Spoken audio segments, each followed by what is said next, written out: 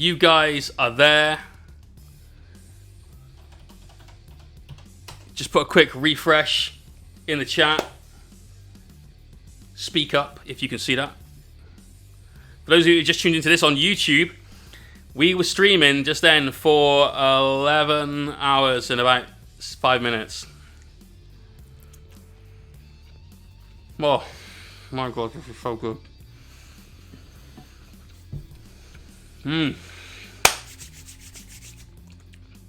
We're going to draw the 5th, the penultimate giveaway for today.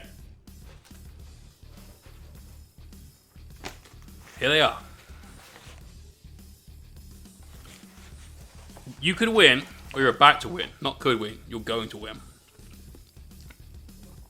1 of 5. Macy won, yeah, right. You could win 1 of 5 of these awesome basing kits from Rival Crafts. Let's find out who the winner is. So, in fact, let's do a quick roll call. If I don't call your name, you're not in. So we got Viking, Zen, Polly Wants a Cracker, Lois, Healthstone Wargames, that's Mikey, Salvirus, Crosspersation, Doodar Day, Stinger, Big Brom, Smithy, The Johnsonator, Pearl Jam, Target Number 4, K-Source, Dez, Rocky, Sayek, MCG Jager, M. Peters, Mega, Omar, Ricardo, Kareem, Crownblade, Snake, Maladeus, Arm, Gamer, Amberden, and Warp Surfer. If I didn't call out your name and you wanted to be in on this, exclamation point BK5 for your entry.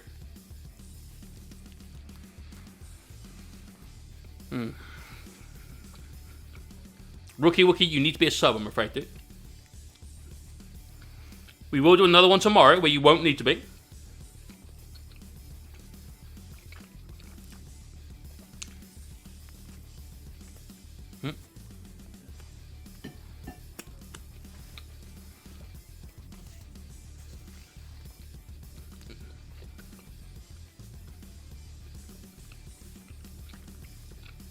Just age it yourself, man.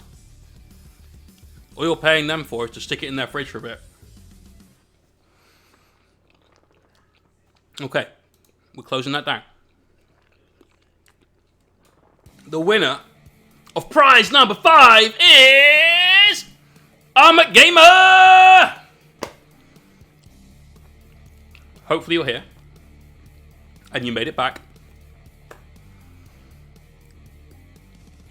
Speaking out, sir.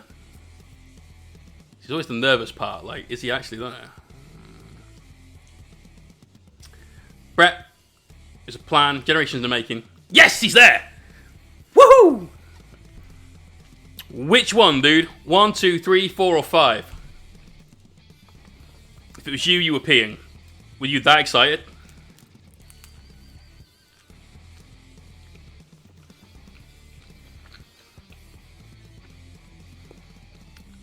Four, of course.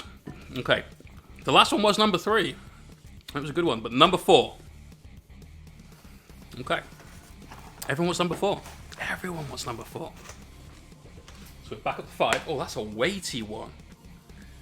Oh, that is a hefty one. Let's see what you want. Sarah's guessing KY Mud. It's a Thistle Tufts. The Thistle Tufts. These. This is awesome. Well, Viking, obviously you only get to pick 1, 2, or 3, don't you? This one I think is one of my favorites.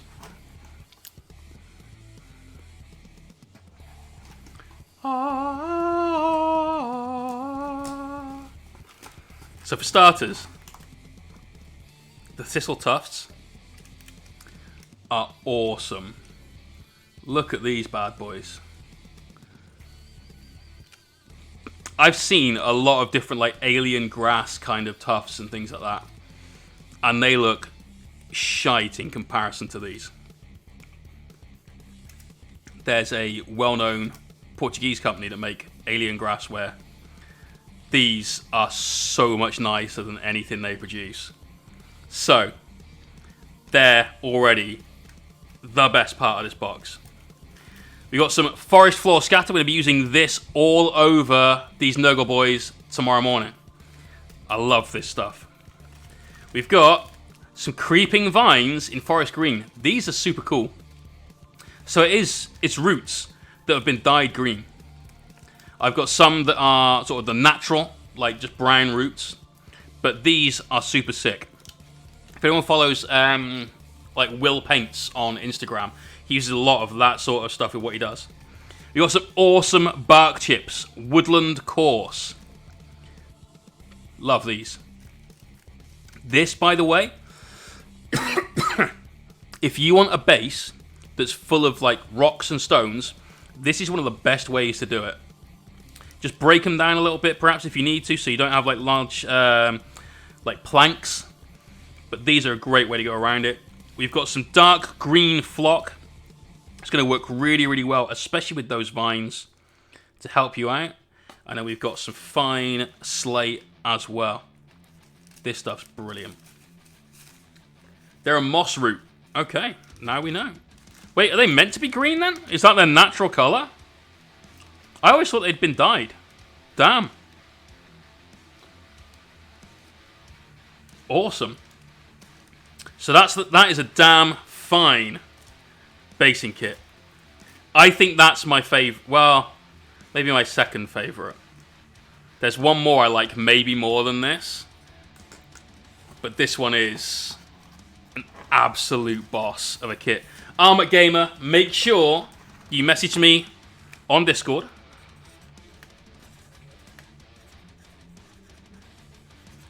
Give me your personal details. They're dyed and preserved. They are dyed. Okay, cool. Because we'll be sending it out to you probably Thursday is a good day for me to get to the post office most times. Is it KY Mud? It wasn't KY Mud. Right, we got one set of Nurgle boys left to do on the bone. And then it's time to black up the swords. Do metallics. We got swords, metallics, things like hair on some of the little shrunken heads they've got going on. We got that to do. What else we got to do? Gloss varnish. I think after that, that's it. So we are making damn fine progress. We're not going to be done by 10:30. We've got an hour and 20 minutes to do all of those things. Which means we're looking like we're not going to be finishing the stream till gone midnight. This is fine. It is what it is. We appreciated when we started the stream that could have been the way it went this weekend.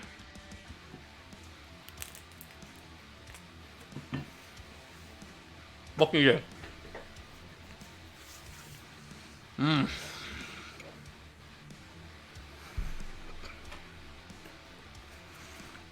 So, back to paint bone. Secret rival glue. It's hand milked.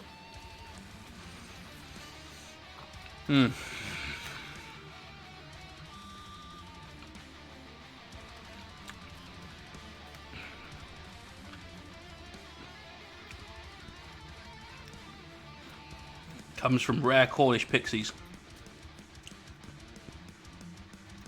Cornish pirate pixies.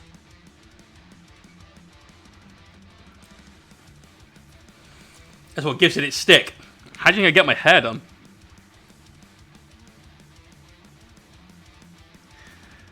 Whee. Right. Next batch of 6.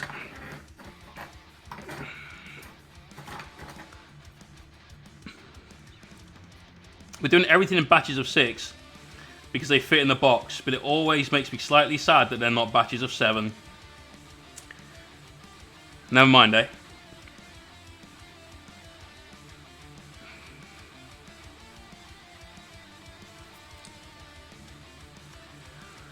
Oh, is that where the KY Mud comes in? Yes.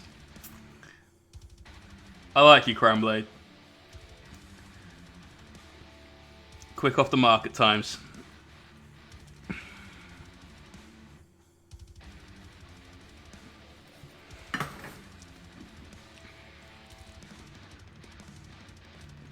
I'm going to try and finish that pizza soon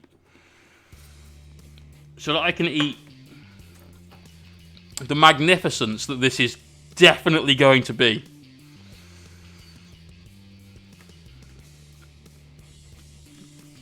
Cookie dough brownie. Oh.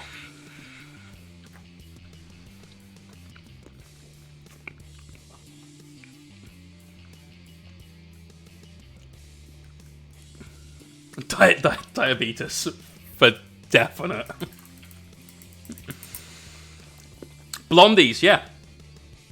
Ben and Jerry did an ice cream, blondie ice cream. That's the first way that I saw it, but not a new thing. So I'm glad you found those. What did you think? Did you try one? Oh, you haven't tried it. I've made like triple chocolate brownies for pub dessert menus and stuff like that, and they're good, but nothing beats. Although I'm hoping this comes close.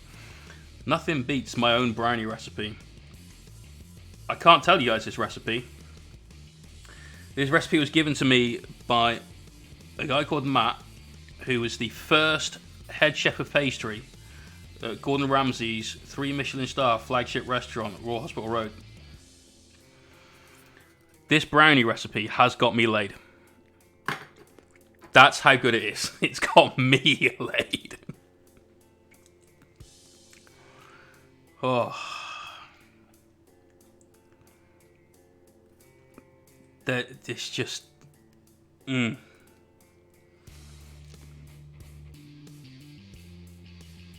when I saw that on Fat Tony's menu, because they make these brownies in their pizza oven, so the outside cooks real fucking quick, as you'd expect, at like 900 degrees Fahrenheit or whatever.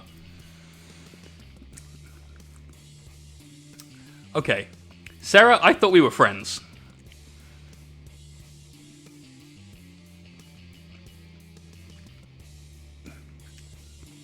This is terrible.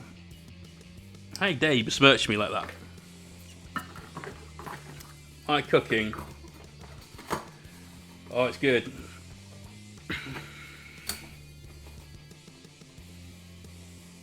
Just accidentally slammed one of the Nurgle dudes, but he made it. It's okay.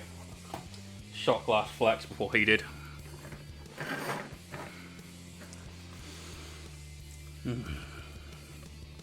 But those brownies are something else entirely.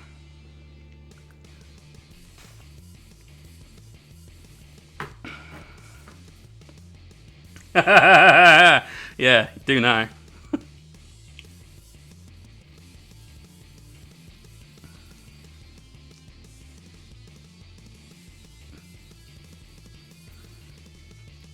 So you don't need to put drugs in a good brownie, because chocolate has this amazing power over women. It just does.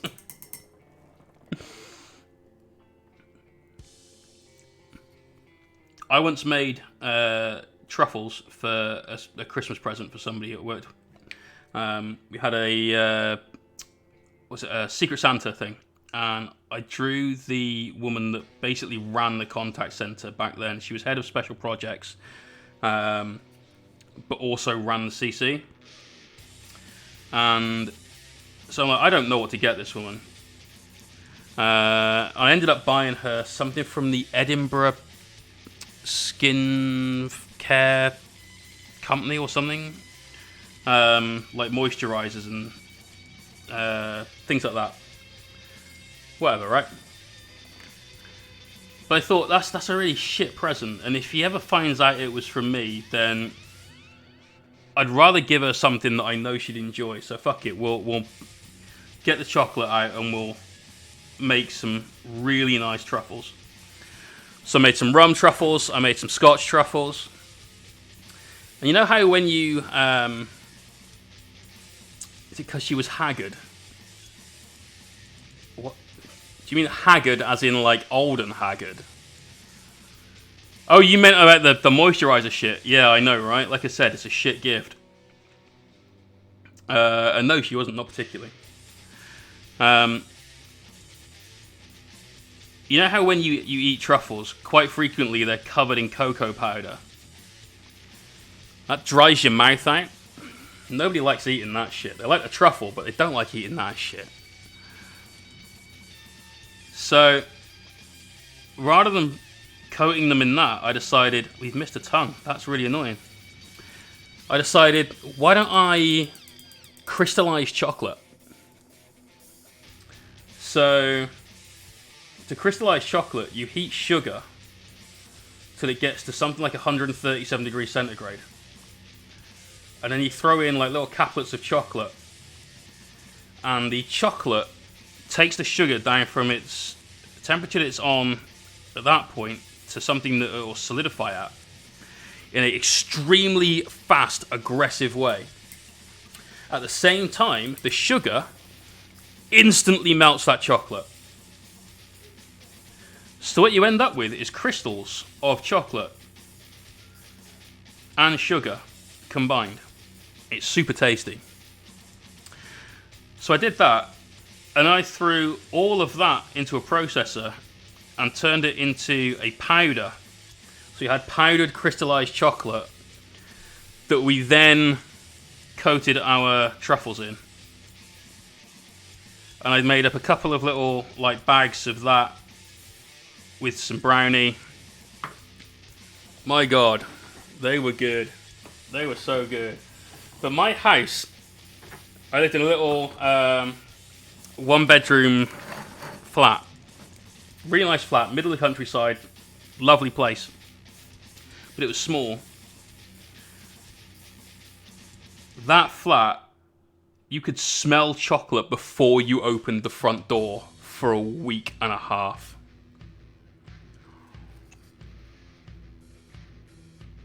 That's just lady attractant right there. Lynx have got it all wrong.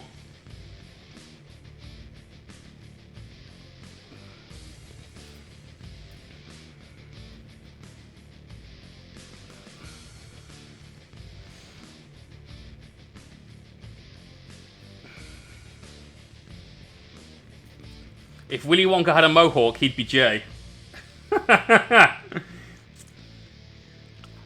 How'd you know he's not?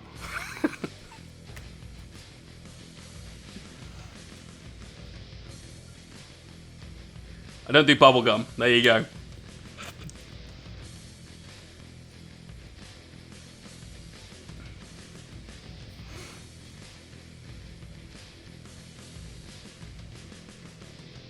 Get these little knots. We're going to probably do a brass, I guess, for all of this stuff. We could use the Necro Gold. That would work. That'll do well.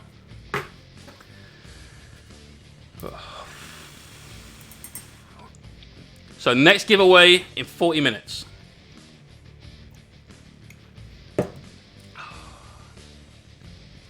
By then, we'll have hopefully powered through the majority of the swords as well.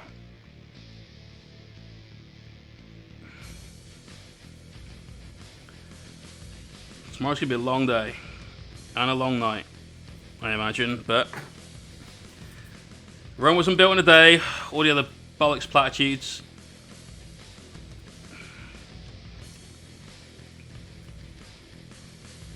God, this guy's got a hell of a teeth. A hell of a teeth. I was going to say a hell of a mouth, and then realised it wasn't really the mouth that was weird, it was all the teeth that were there. A hell of a set of teeth. There we go.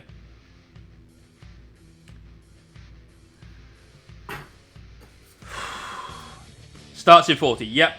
It will start in 40, it'll run for an hour, that takes us to 11. And then that will be the last giveaway of the day. Joey C. Cup, thank you for that follow.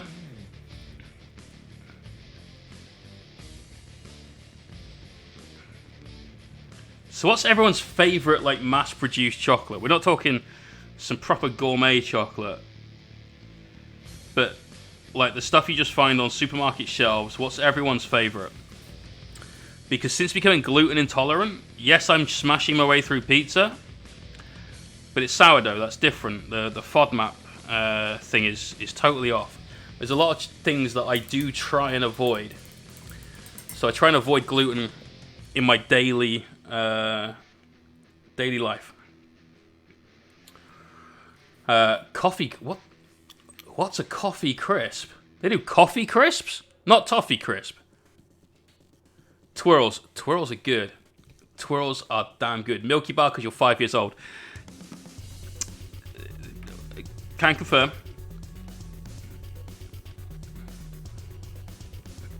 Bounty. Windy. No one likes bounties. God, I bet you clear up around Christmas time with all those box of celebrations going around. I bet you're the guy that gets there. And Ritter Sports. Warp Surfer. Yes. Those little squares, man. They're good. They're good. They've started doing the cookie dough bits. They have put in ice cream in a separate bag. Holy shit. Pearl Jam. Epic quote. Twix. It's all in the mix. Dark chocolate bounty. Wow. That's a bold choice, Cotton.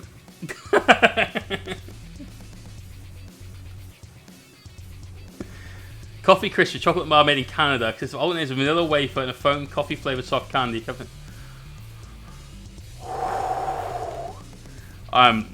Yes, please.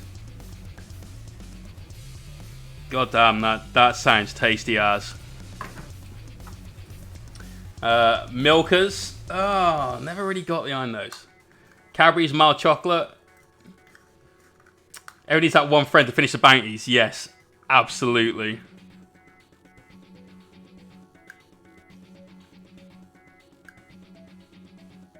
No love for Galaxy? Nobody here? Caramac is not chocolate, surely. Clear in the name, right?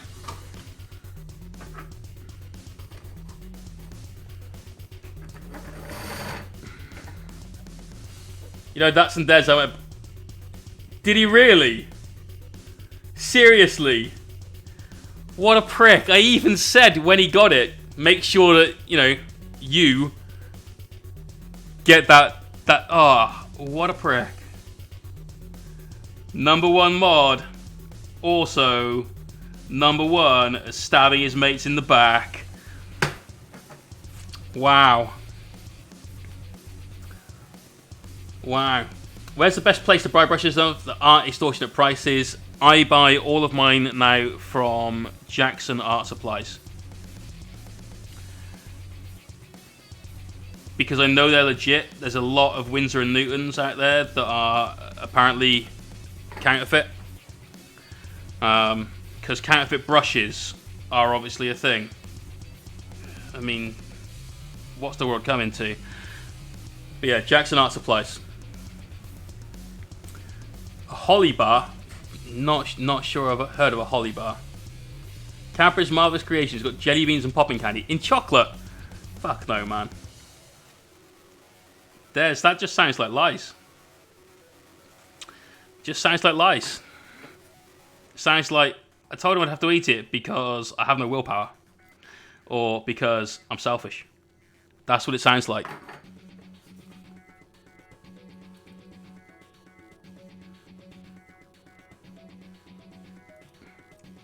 I'm disappointed. What should we be picking up size-wise? I pretty much paint everything that I paint. And I mean like everything that I paint. With a Winsor & Newton Series 7 size 1. If you put exclamation point brushes in, you should get that written down.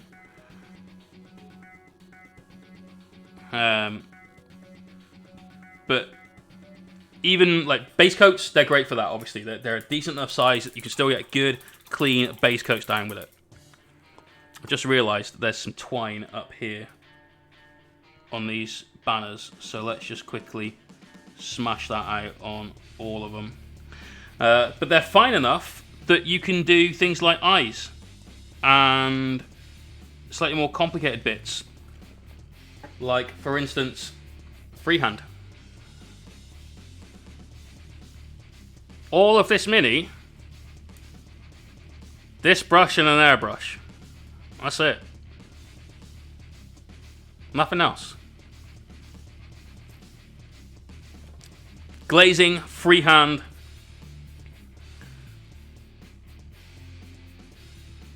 Edge highlights. Paint and gems. You name it, all happened with this brush on that mini. Right, let's just grab the other 2 banners quick. Gallowfire, thank you very much, sir. Anyone have plastic stripping suggestions? Yes. Amazon, 16 quid for half a litre. This stuff is the shit. Absolutely the shit. BioStrip 20. Chuck your minis in that in the morning. Banners, that's what we're doing. Go to work, come home. Plastic is basically bare.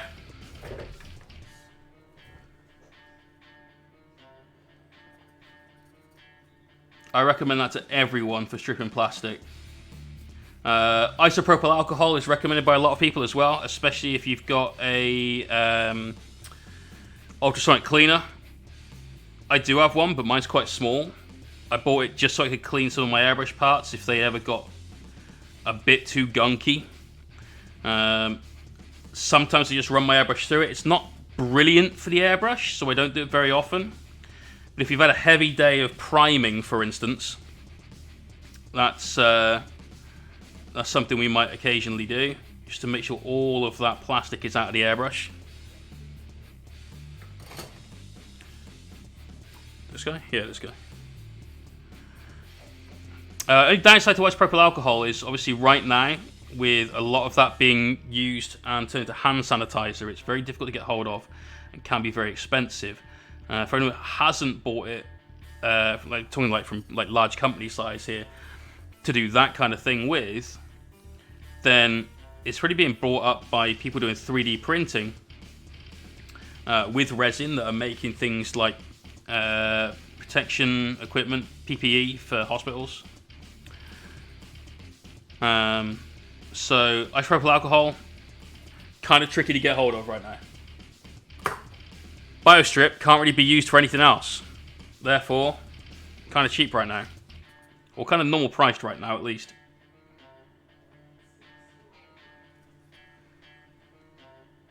Whew. Come on, man. We're getting there. The Mohawk is not interfering so much. This is good. What size are Windows Ninja Series 7? Size 1.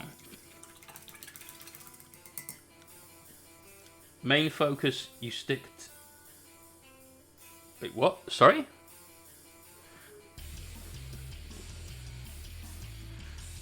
You have to run that one by me again, pal. I didn't quite catch that.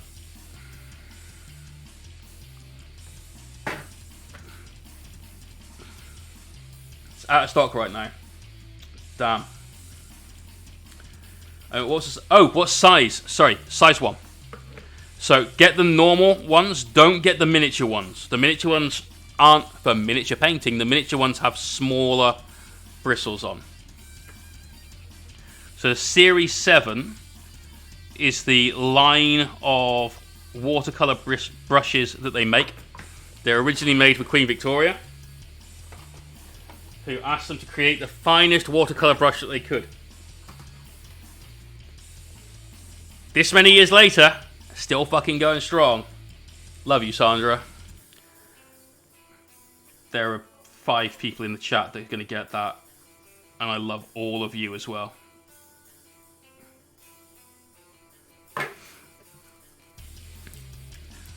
Mate, she played Warhammer IRL, right? £10 a brush is not bad, mate. Look after them. Buy some brush soap. Master's brush soap.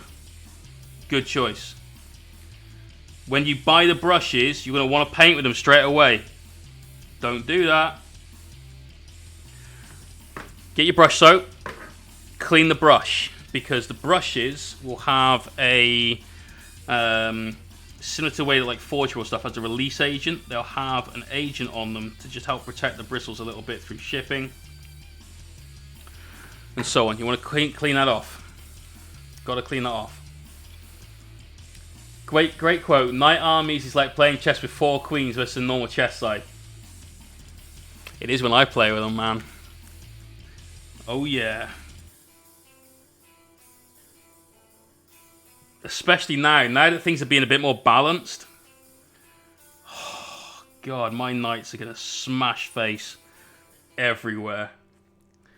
Release it into your bitch, don't clean properly. Yeah, same thing with the brushes, man. That they've got this little sort of chemical coating on. You've got to get rid of them.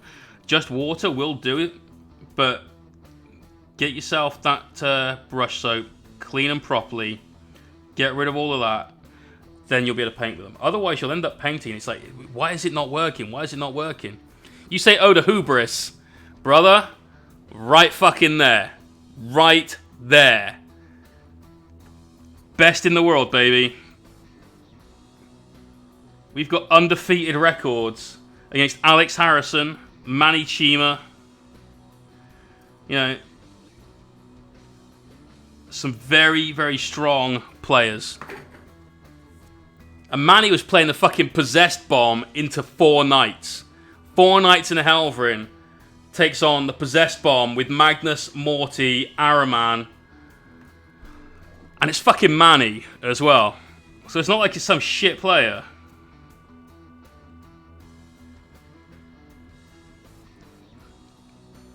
Just getting back in. Joey, you are in for the time of your life now, man. The sculpting, the quality of minis has come such a long way. Such a long way. Corn Knight, Exalted Lord of Change, plus more time for me yesterday in a narrative-ish game. Stupidly good fun. New Model Syndrome didn't happen. Gallant refused to fail Iron Shields. Nice.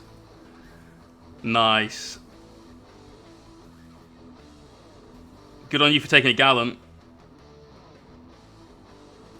All I'm waiting for now in 9th is that Titanic units can walk over enemy infantry in the movement phase again. This is the last one. This is the last one. Oh, we're nearly at the end of the bone. Oh. I just had a tiny amount of sex, Whew.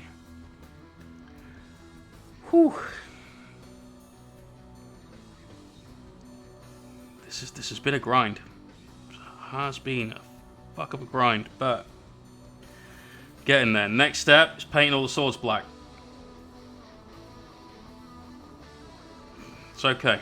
It's okay. That's the bones done.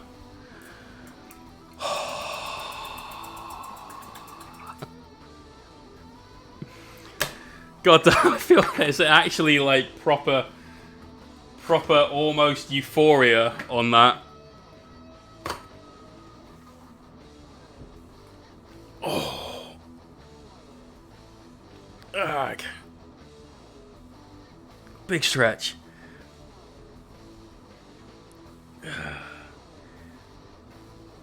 That's odd. Some yellow paint I did at 4 was still tacky. It was only a thin coat. I had to strip it off. That's weird.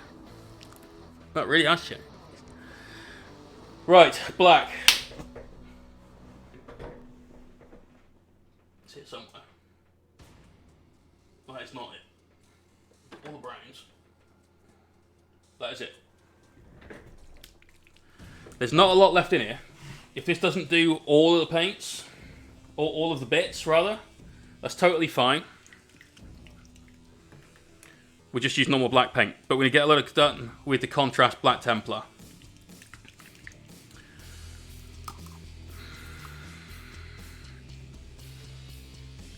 That's ridiculous. Don't need that much blue tack to hold the fucking pot in place, do you? The Fantasy series has changed dramatically, man. It went through that whole Age of Sigmar thing. But apparently that's really good. I've not played it. I played an intro game of it once, and it wasn't what I wanted to do. I wanted to play 40k. But a lot of people play that, and I'm really into it as well, in a very big way. Right, Froggos. Is this the last bit on the Froggos? Apart from the metals, yes.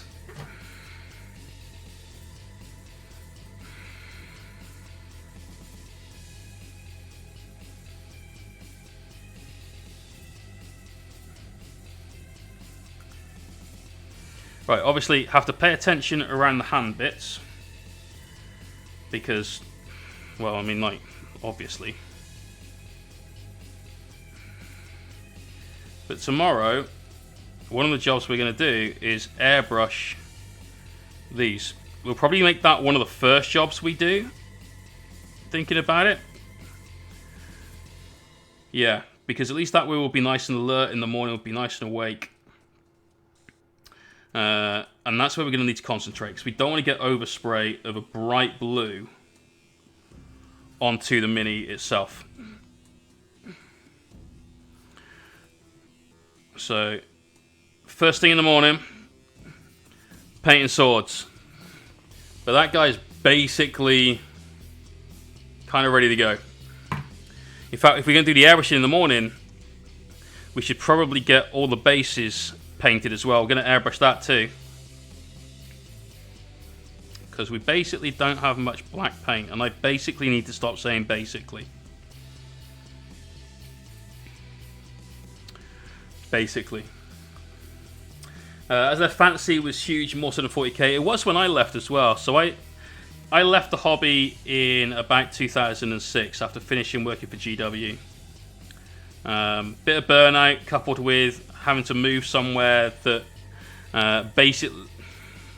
that essentially meant that I couldn't have the hobby. I was living somewhere that was too small for me to even store my hobby stuff, let alone do any actual painting. Wasn't ideal, obviously. Didn't like that very much, but life is what life is.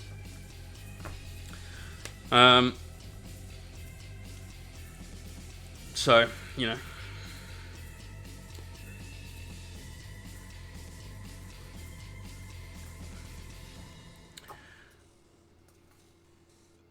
But yeah, when I left, that was 2006, and the 40k game was very much, you played this if you wanted to have an intro into Games Workshop games, and Warhammer Fantasy was for, okay, cool, you want a tactical challenge, this is what you play.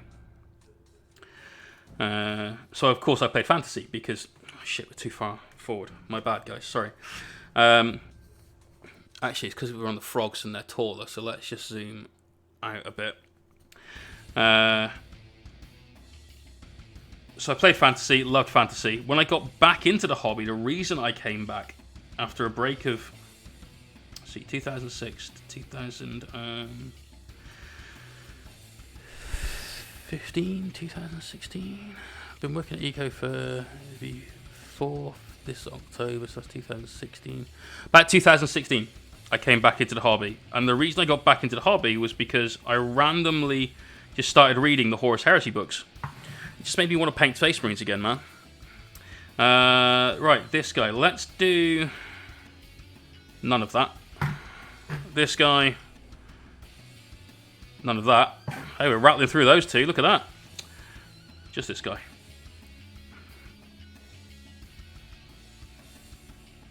This guy shall be known as Edwin. Edwin, the final sword to be painted on the toads. Dramatic Undead, what up, dude? How's it going? I don't know anymore. I don't know. We started streaming very nearly 12 hours ago. We've still got a couple of hours of work to do. Possibly even before we get to the gloss varnish stage.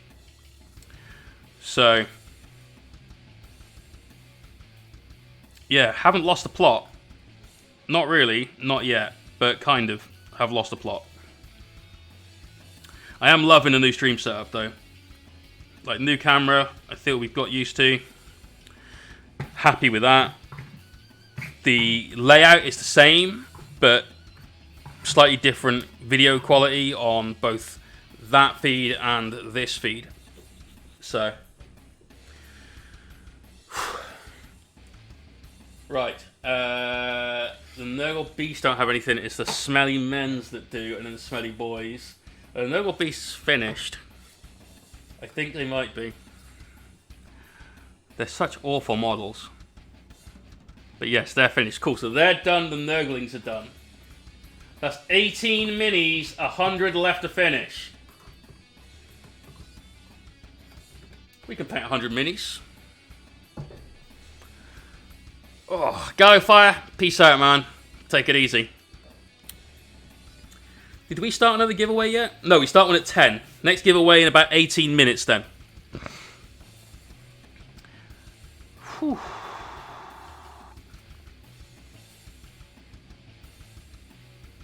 God, this guy's sword is sick. Look at that. It's a plague bearer's face.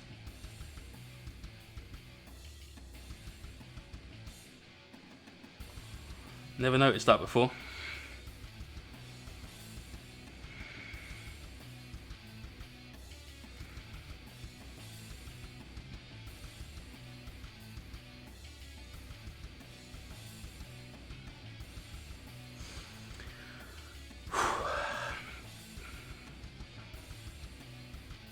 I mean, who needs a spine anyway, right? They're just optional. Jellyfish got by without one for millennia.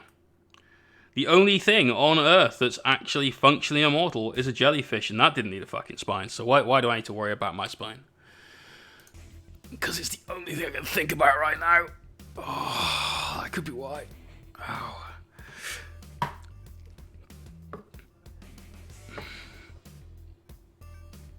No, that's really dangerous to fucking dip my paint in the pot, dip my paintbrush in the pot. That would be bad if that goes wrong. And what by if, I don't mean if.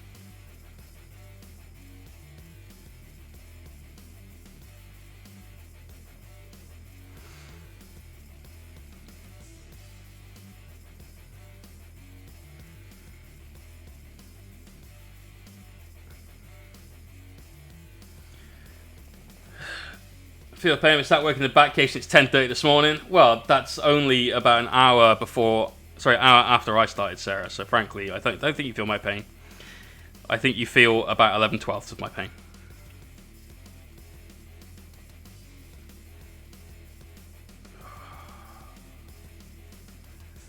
God, it ain't half comfortable though.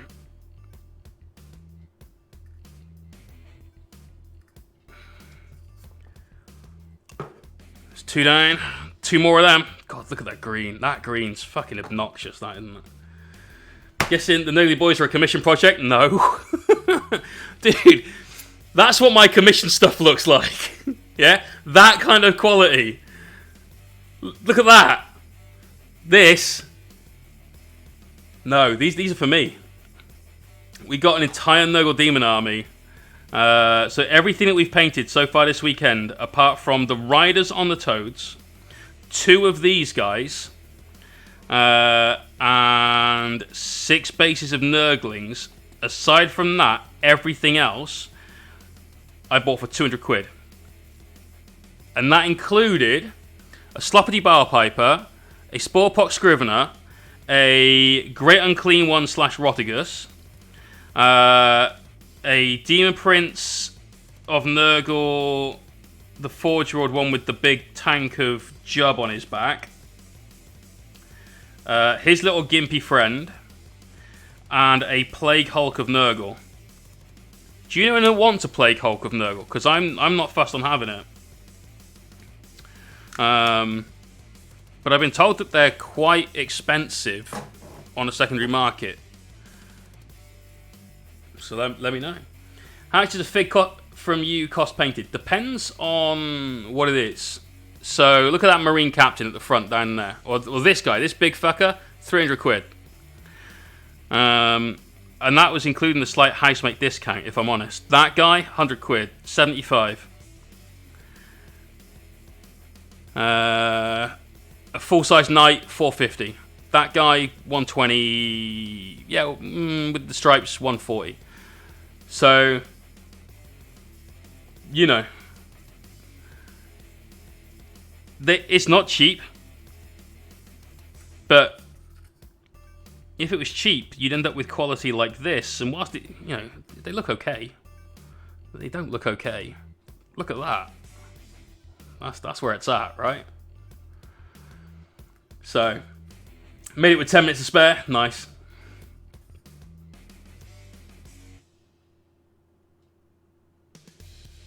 So yeah, the commission stuff I do is there's no cutting corners. Yeah, there's no like, oh, we'll just sort of slap some contrast on and then we'll give it a quick airbrush to tidy it up. None of that shit. But let's just smash out a Nurgle army in a weekend. Fuck it, why not, right?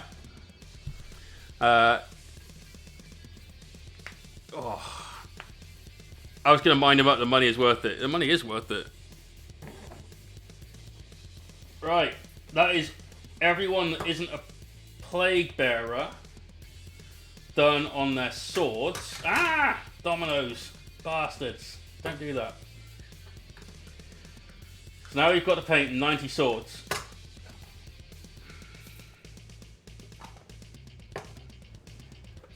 Let's go. Let's wash the brush.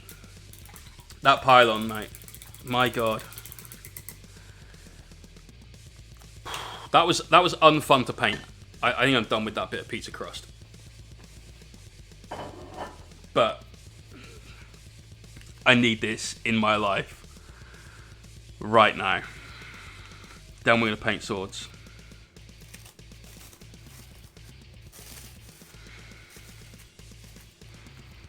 Oh, I can smell just the getting fatter. Oh, that's soft.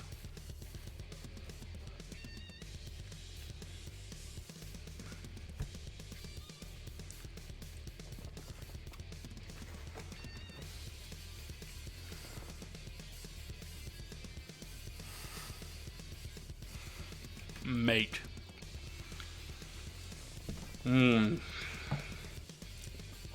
This will keep me going for a bit. Look at that, it's soft and gooey and...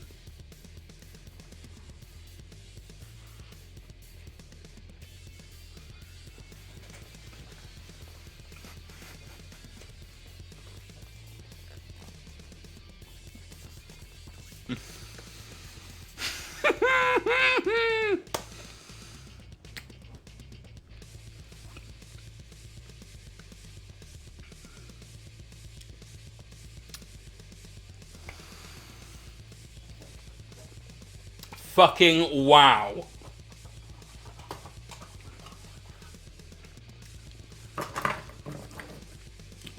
That is some sugar.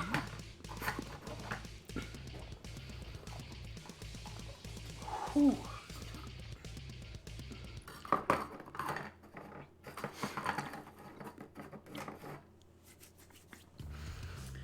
I just drawed any food now, mate.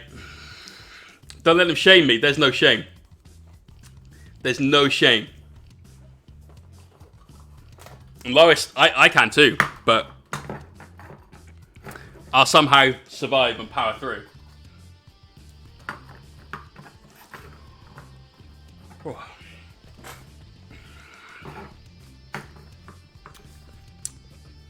Power through this, goddammit.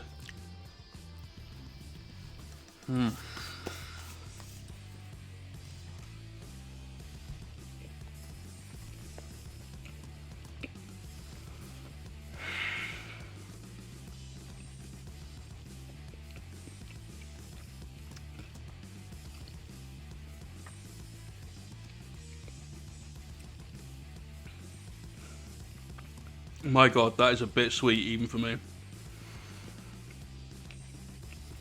Oh my God, the cookie dough. Oh.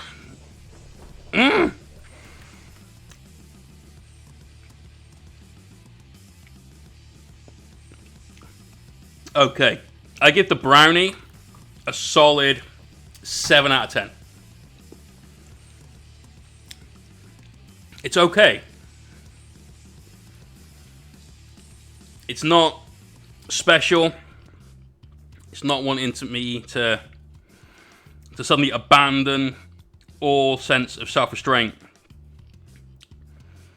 and just immediately consume the entire thing in like one mouthful. But that cookie dough, that's fucking tasty. That's nice. That's real nice. We like that. Let's see if it pairs well with...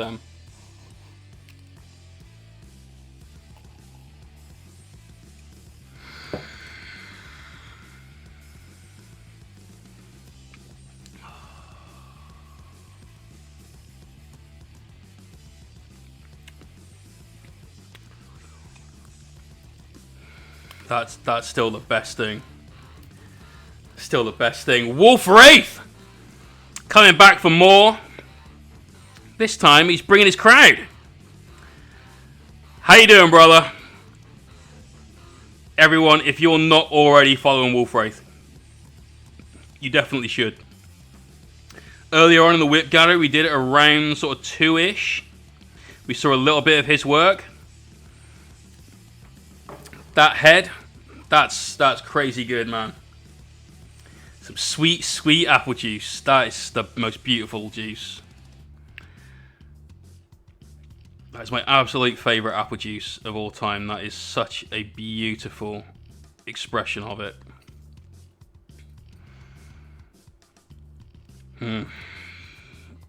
How was your stream, brother? Been lurking all day. I've seen you here and there, man. You've done an okay job of lurking. You've stayed relatively quiet, but every now and again I saw your name in chat.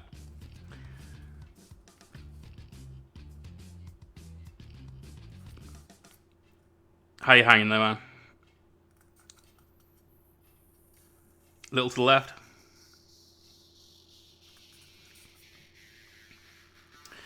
Currently painting 90 Plague Swords.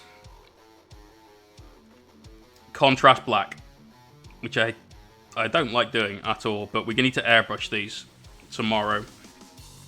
That's one of the first jobs tomorrow morning, is airbrushing all of these swords. Let's zoom in a bit. No, we're not painting the giant toad people.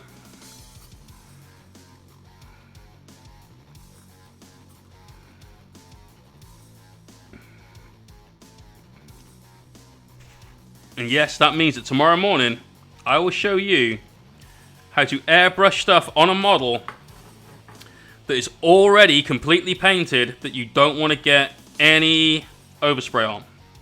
Because blue does not go over yellow in a flattering way at all. And in fact, even on the green boys, it's going to be a bit shit. Ugh, doing well, just sharing some love for the hard work. Oh, cheers, brother. It has been hard work. It is still hard work. We should be in about half an hour, 35 minutes at the varnishing stage. Should be. We ain't close. We're probably 11:30 before we get to there, I think. Goldie, what up, dude? Fish, I do use contrast. I just don't use it the way GW suggests you use it, that's all. Like that contrast red, the Flesh Tearers red's fucking glorious. That's such a good red. I use the black here and there to do things like base coat bolters, to base coat like the soft part of power armor. But everything gets a highlight over the top of it. It's not like one and done. Now on these guys, admittedly, the red that we laid down earlier on, that Flesh Tearers red, that is not going to get a highlight on it for months and months and months, or even if at all. But this black's going to get a highlight on it tomorrow. So, you can't tell me that contrast just be thrown down and cover something quick isn't okay. But just don't paint the entire model using it, because that's going to look shit. Some things lend themselves to it, let's be honest here, alright? Let's say you're painting like dire wolves, some sort of doggo. You'll be fine. Because it's fur, that's really good for it. No dry brush ever. At all. Still trying to get rid of the contrasted look. There you are, Goldie. That's the problem with it, right? You get great coverage. Cool. And then it looks crap. Because you see so much coming through. It's almost a hobby crime to use it. But we're going to airbrush over the top of this. It's going to smooth out everything that we've got on here. Take away a lot of those streaks. And it's going to just change it to a much better finish. So used as a step, as part of your process, yeah, it's cool. Crack on, man. Used as the process, that ain't cool. It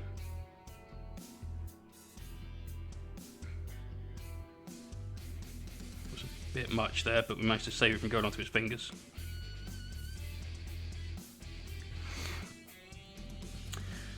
Oh, painful to see contrast tanks. Yep. And power armor. Not a fan of that. Can't deal with that at all, in fact. That's just not good. Being a player that goes to a lot of events, watching a lot of people try and chase the meta, stay on top of the hot new thing, because frankly it's an easy win for them. You know, I'm not saying that about some of the best players, that the people that innovate those lists that then get net listed to fuck by somebody else. I'm talking about the guy that does that net listing, that just rocks up and goes, oh, so I've been told that Raven Guard with Dreadnoughts are really good, so that's what my Marines are today. Here's my 3 Chaplain Dreadnoughts. Like, those players that chase the meta to try and get those easy wins at events, the ones that don't necessarily understand the game but know how to play, so they sort of pilot lists to maybe coming in 5th at best at larger events. Those guys with their contrast everything, it's just bad. It's just bad. Like it for leathers. Yeah, I like Snakebite leather, actually. So, Crazy Yank, yes, but that's still not using contrast paint the way GW advises you to use contrast paint. So that guy, shit, we even went through his name. Begins with a J. Is it Jacob Nielsen?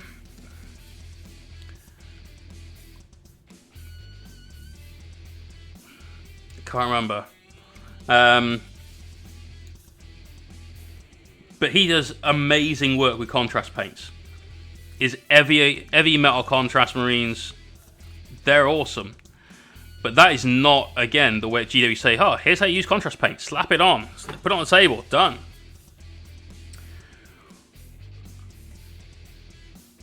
Giveaway. There will be a giveaway. Don't you worry.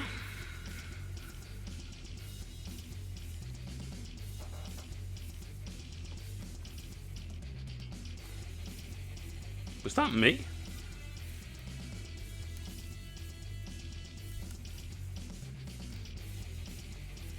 Must have been. Losing the plot. I swear I just saw a little drop of black paint literally just land on my desk. In all actuality, I probably only just noticed it and it's been there for a few minutes, but it looked like it honestly had just landed. Weird. JH Minis. Could be. Could have been Josh Hill then. Yeah.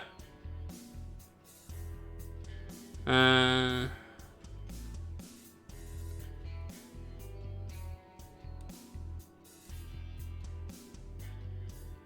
don't remember. I don't think it was War Hipster. Juan Hidalgo. That's fucking hell. Thank you so much. Thank you. I can never remember that dude's name. Which is a hobby crime in itself, because that guy can paint like a fucking beast. So good.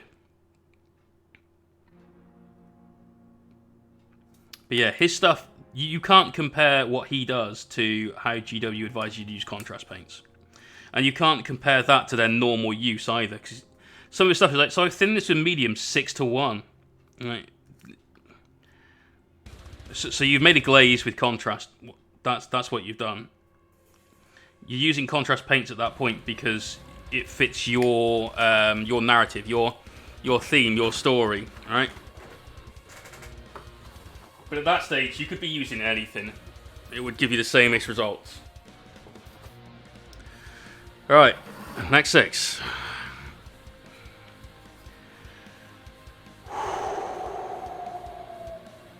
So we're going to do a giveaway soon.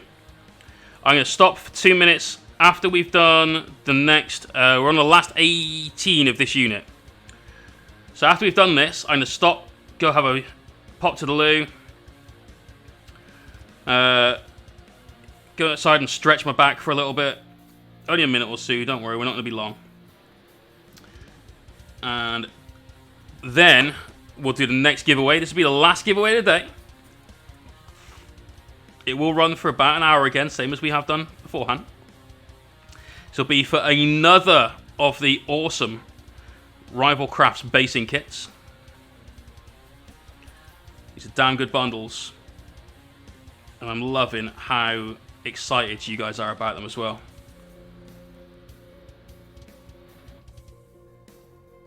My ideas aren't always the best ideas, but when they pop off, damn. And executed brilliantly by the Penguin Whisperer, Sarah at Rival Crafts. How do you snake by that? Paint over a white... so I paint over a bone with it, so I will just throw down like some Menoth white and then paint that over it. I think it works really, really well. This guy. All these pouches with snakebite leather painted on over the yellow tint of this, and then given a quick highlight. That's it. And they look great. For the edge highlight, that was Bogren Brown from P3, which is a really nice ochre. As she goes around whispering, penguin. Yeah.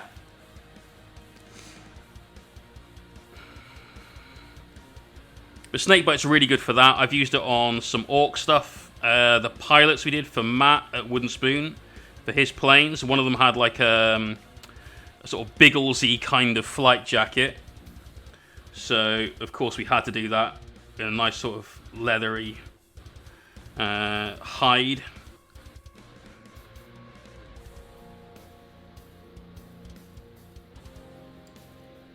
And stuff like that is great for.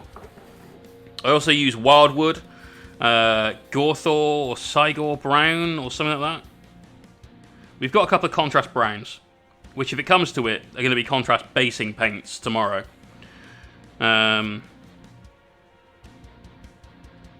they're good for that sort of thing.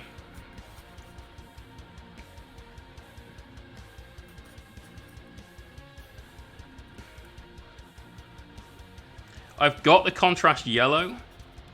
And I think that was because if I spent a little extra, I got free delivery. So I was just looking through paints and thought, yeah, why not? We'll just grab this one. I don't think I've ever used it.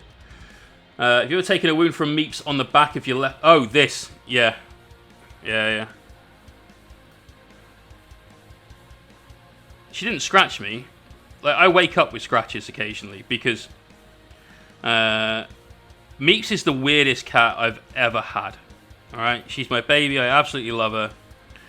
She means the world to me.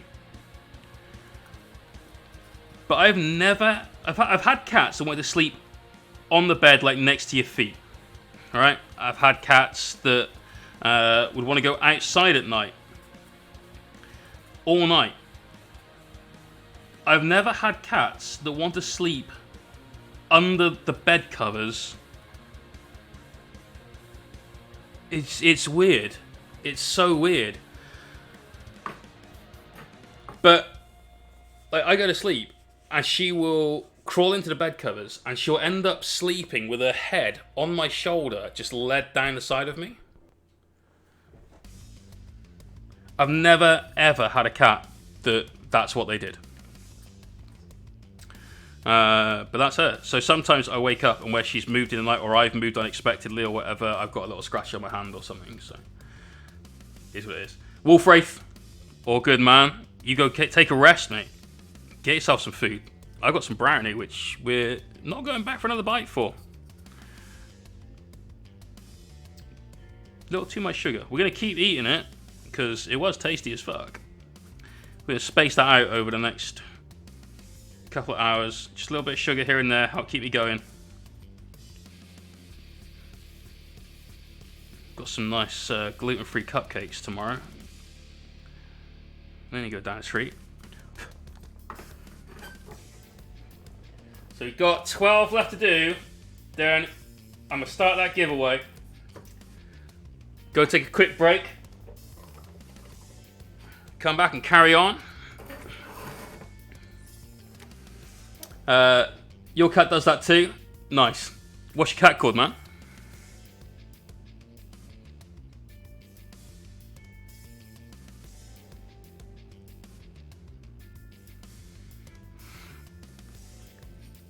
I actually had a cat called Morticia whose party tricks to get on top of the wardrobes and yeah. Freddy. Nice. So, Meep's sister, who passed away last April, unfortunately.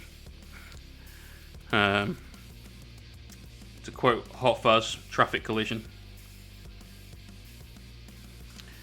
It was very sad. That happened literally a day before I was due to go out to Gibraltar for the SNGT last year. I left my cat Phoenix with the ex-husband. She's a beautiful 5-kilogram Norwegian forest cat. Holy shit. That's one big kitty. But Kira's trick was very similar to yours, Fish. Back when Flick and I, that's my ex-wife, lived in our old house. The house was 3 stories. The bedroom was in the attic, essentially, like in the eaves of the house. And it exposed beams in the ceiling. It was a fantastic bedroom. Beautiful place to live. Really, really was nice. And so Kira would jump onto the wardrobe, which was a wardrobe I made myself. It was a long one. It was quite a low wardrobe. It was just below the window. And the windows, because it was in the top of the house, were kind of chest level, pec level, I guess. So the wardrobe was tall enough to hang like shirts and trousers and whatnot. But she'd jump onto that, then she'd jump up onto the beams. And when she wanted to get down, rather than jump onto the wardrobe, because that's the way she got up there, it's like, oh, there are soft humans in bed. Jay would make one soft landing.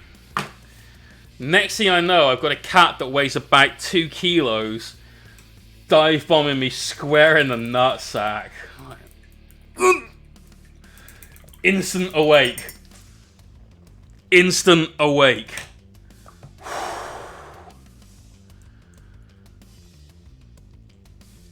Jesus. That's not a good way to be woken up. Ever. Pop pick in Discord, awesome. Sorry it's not with you anymore though. That sucks. Oh.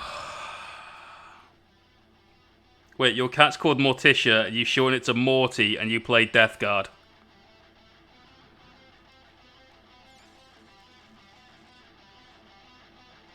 Wow.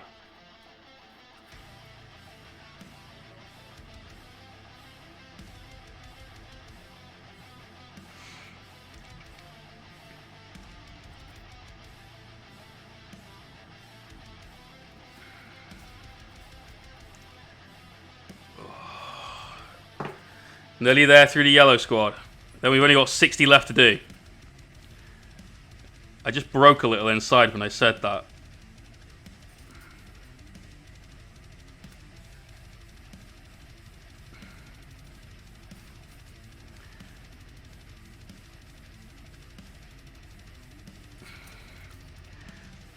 I say a little. I mean, I broke a lot. Didn't even name the cat. She's Demon Rex. Fair. F3, affectionately named as the Council of Mew. Nice. That's cool.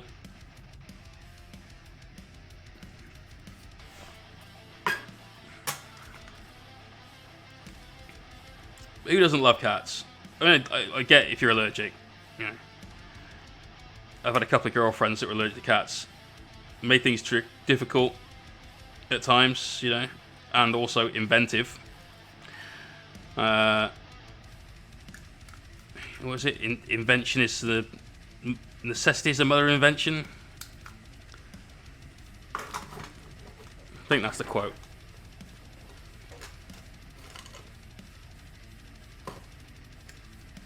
Do the lights in the background flicker occasionally, or is that me imagining it? Last 6.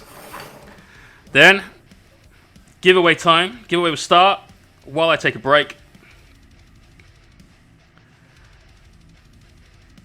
And then...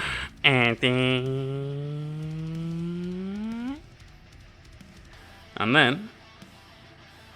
we power on through. We might take a break at midnight quick if we're still working at that point. We've got to get that gloss varnish down before we go to bed. Can't stop till that's done. At all.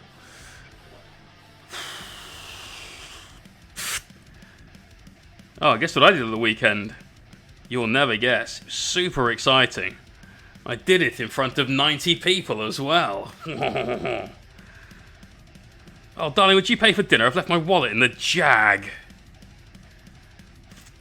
You'd have to be that kind of guy. I don't own a Jag. Always wanted a Jag, though. Always wanted a Jag. I think you'll find it's 1,838, thank you, Fish. And that's in 8th money. Wait for 9th money, where that's just over 2k. Hopefully just over 2k to the point where I don't need those poxy... Get the pun. Demon beasts.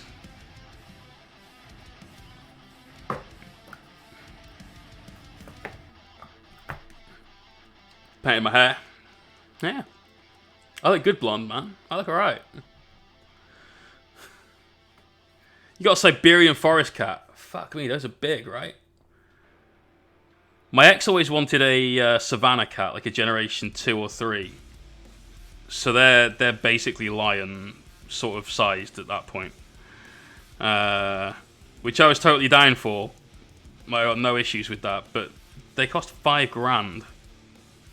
And then, let's be honest, that cat's never going to be happy unless you live in exactly the right place. And then your neighbours are not going to be happy because it's carried their fucking dog away. So. Ugh.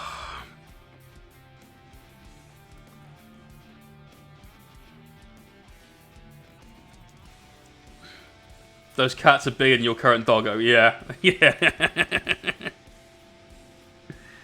They're pretty hefty. Can you imagine deciding that, like, no, kitty, this is not your dinner, this is my dinner, fuck off? Could be an argument you might get the worst out of. You're allergic to cats, Cakefish, sorry to hear that. But, sounds like you got a good deal out of it anyway.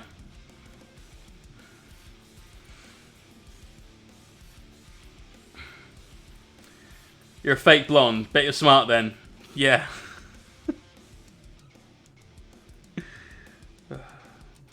I once went out with a girl who I thought dyed her hair blonde. I found out quite obviously that it wasn't dyed blonde. But she used to dye the roots of her hair darker so that people would think she wasn't a natural blonde.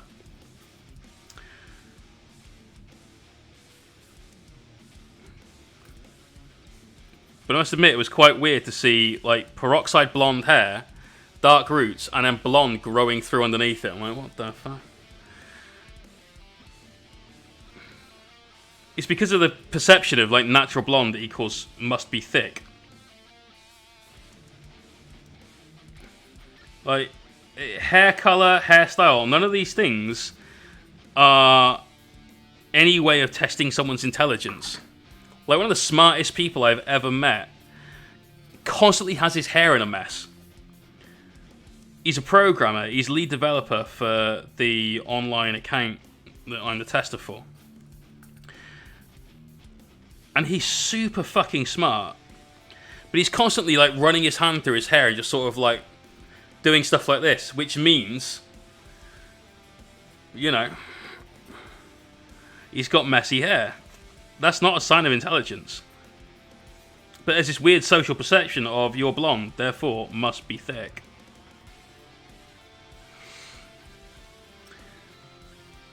Oh. Phoenix was temperamental, and when she kicked off and grabbed your arm, you were screwed. So strong. Yeah. Yeah. Fake blonde equals artificial intelligence. That's very clever. Well done. Well done. Good lad. Right, we're done on that unit. Your hair is fairly messy. Your hair is fairly messy from what I remember, man. Used to bring 2 to 3 bunnies home a day. Fuck me, Si. That's crazy. Oh.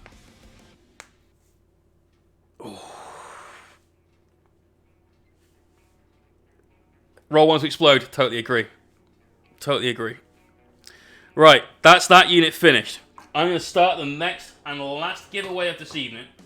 Going to leave that running for an hour. As before, this is a sub-only giveaway. We will do another one that is open to everybody to participate in tomorrow at around 6 p.m. So don't worry, you'll all get a chance to grab another one if you're not a subscriber. Let's just lay these guys out. And then we'll start the giveaway, kick it off, go take a break. Eat a little bit more brownie, drink a bit more apple juice. Contemplate what the fuck I've done with my life to get to this point here. 12 hours and 20 minutes worth of streaming.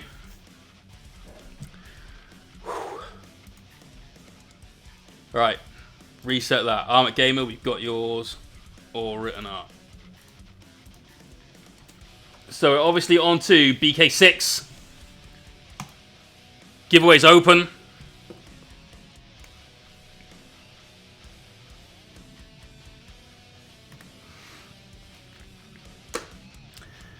See you guys in 2 to 3 minutes.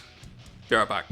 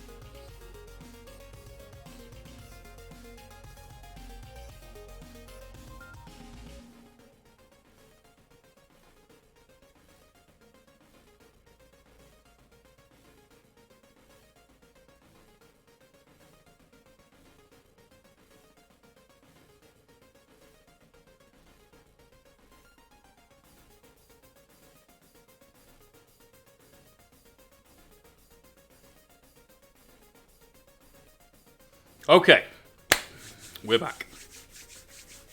Next break, maybe midnight. But right now, we're into like emergency overtime. We should be starting our gloss varnish now. Instead, still working. We still got metals to do, wood to do. Fortunately, those things, small jobs. What we are going to do, though, is stop fucking around with this shitty pot. We're not going to pipette paint onto the minis directly. That would just be crazy talk. But this thing's driving me fucking mental. I'm to keep shaking it every 2 minutes. That's being inefficient. So, that's just solved most of that problem. Extra time and penalties coming up. Absolutely, man. How do you even enter this giveaway? Exclamation point BK6. AGS Wargaming. How you doing, brother? How you doing? Whew.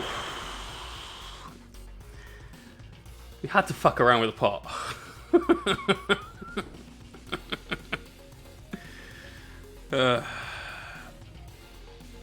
Had to be done. But thank you very much for that cheer, brother. Really appreciate it. How you doing, man? What's in the pot?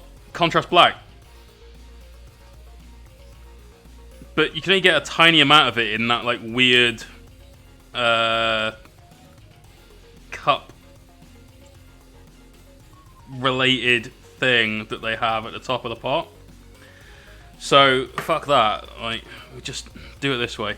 And if it comes to it, we'll pipette it back out of this into the pot when we're done. But if I have to shake that fucking pot up one more time, I'm going to lose my goddamn mind.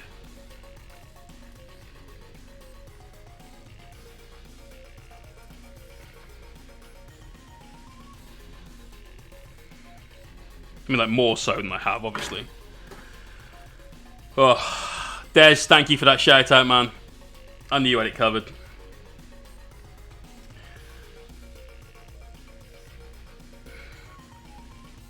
Can we just get some hype in the stream for Des, please? Who's been here all fucking day, right? All day long. Modding this channel up like an absolute fucking hero. Des, I think we need to talk about some wages for this weekend. So all you need to do is tell Viking you'll airbrush your hair. We can sort you out. Fish, you're absolutely right, man. You guys as a community are rock solid. There's almost no intervention a mod needs to have. At all. But it's all the little bits, like when somebody comes in, getting those shout-outs put down. I really appreciate having people like Des about for that.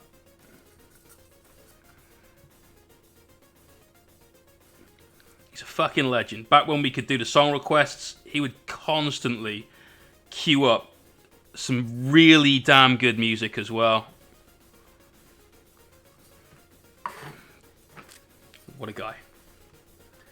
I got so much more work done if I hadn't been tuned in all day. Me too, sir. Hitman Hill 89. Thank you very much for that follow. Ugh. Don't call him a suck up, Fish. I can make you a mod if you want. Normally I make people mods and they go away. Des stuck around. Macy stuck around for a long time, actually. No, thank you. There you go, see?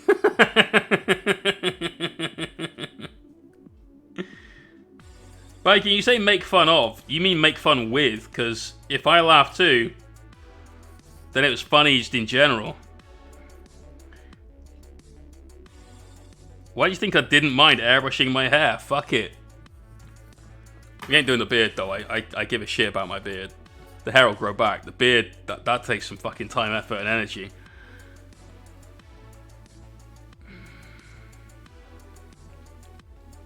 That and I just dropped like 90 quid on fucking beard oils and lotions and potions to help out Liam a little bit.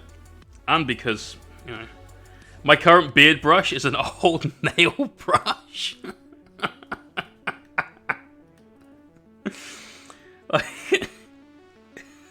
Just, oh god, it's ghetto. Properly ghetto.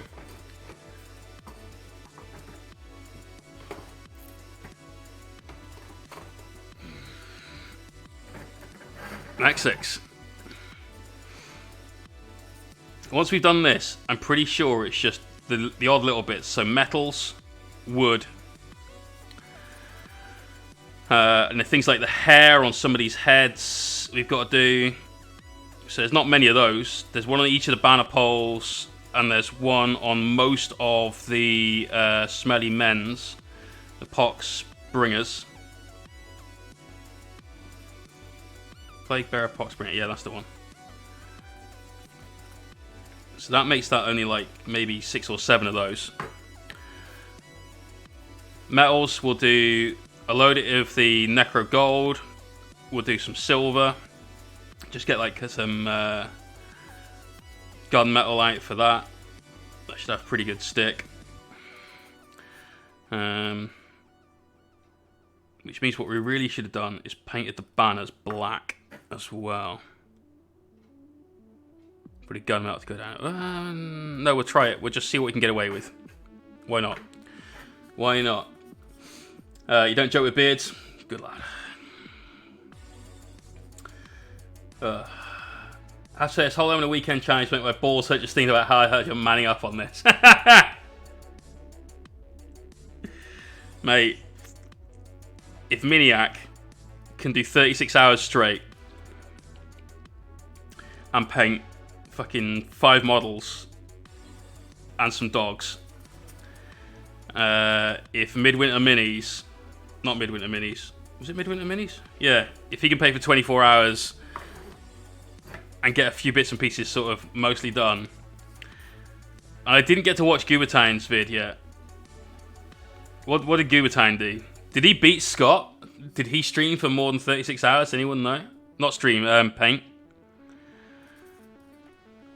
Because that's a fucking challenge. That's right up there. But if they can do all of that length of time and get an accomplishment out that's pretty okay,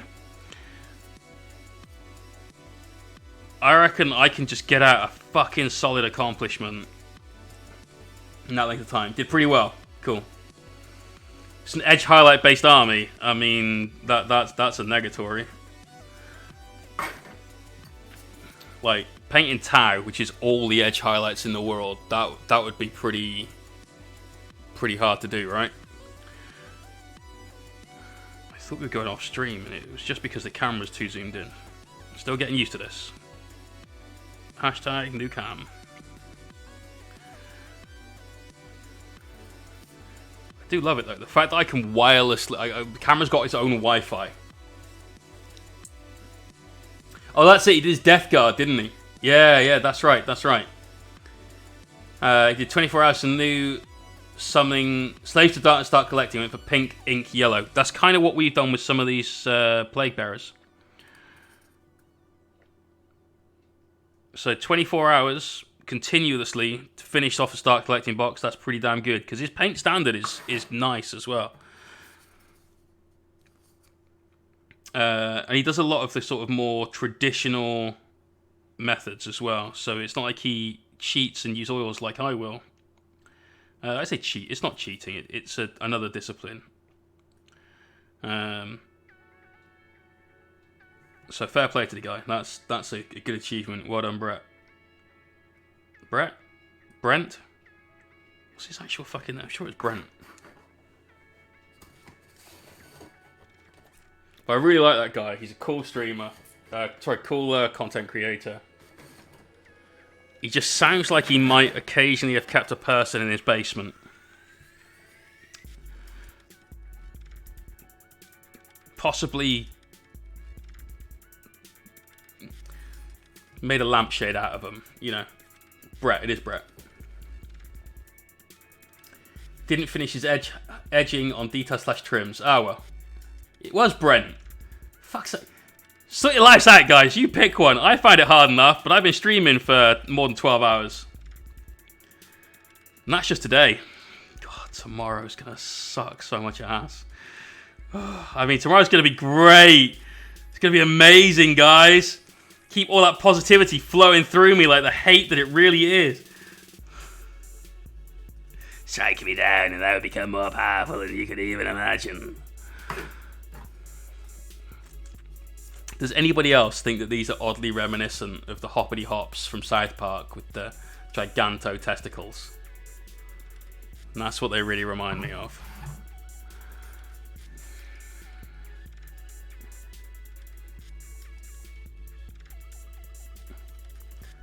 Give it time, hobbies, Brent. It is Brent. For fuck's sake. I'm glad we got there. Thank you. So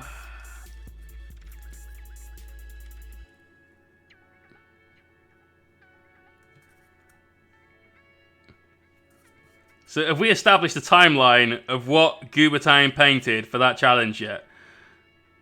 Because a minute ago it was a second Slaves to Darkness box. Well, we've kind of seen that before. He did Blood Angels. Alright, sweet. Haven't had a chance to watch that one yet. I do like watching his vids, especially like the deep dives he does, the really scientific shit. That's really interesting.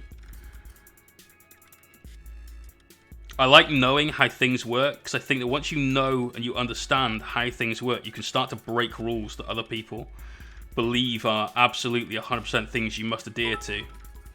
Smithy! Just saw the thumbnail as Red Primaris, so I'm assuming Space Marines. That will probably do it, man.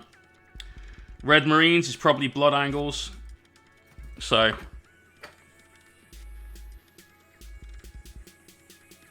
Oh, we did it for a charity giveaway as well. Damn, son.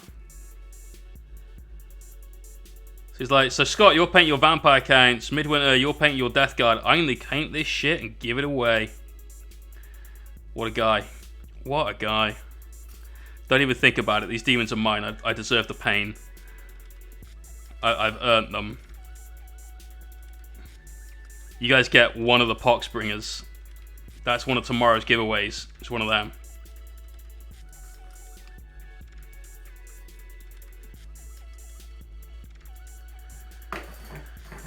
Oh. So that was just the halfway point for this unit. These guys are nearly done. There's one more unit of 30 to paint swords on. Then we'll get the metals out. Just right, it's a really annoying bit of flash on this guy. So this is what we wouldn't do if this was a commission mini. Oh, that flash. Ah. He saved every one of us. He's no more. Flash Gordon is not alive. Gordon's alive.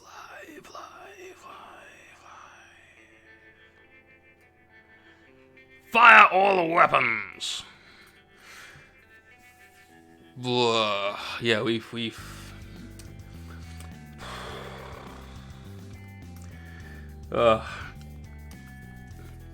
He definitely did, man. He got that army sort of tabletop ready. He did well. He did really, really well.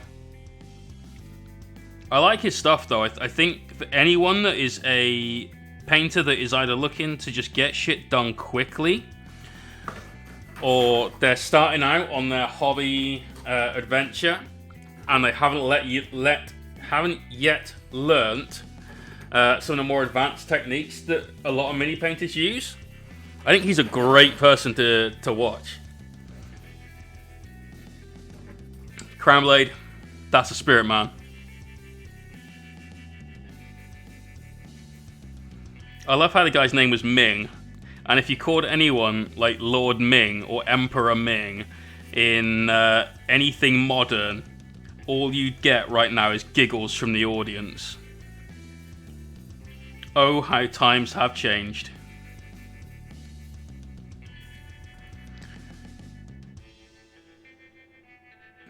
Right, that giveaway has got... When did we start it? Not long after 10? We'll give it another 20 minutes. So there's plenty of time to enter still. exclamation point BK6. That's actually what that says. Got to be a sub. Other than that, get yourself involved. This is number 6 of 10 of the Rival Crafts basing bundles. There's some cool ones left. One of my favorites is still left. So, there's still some good shit to play for.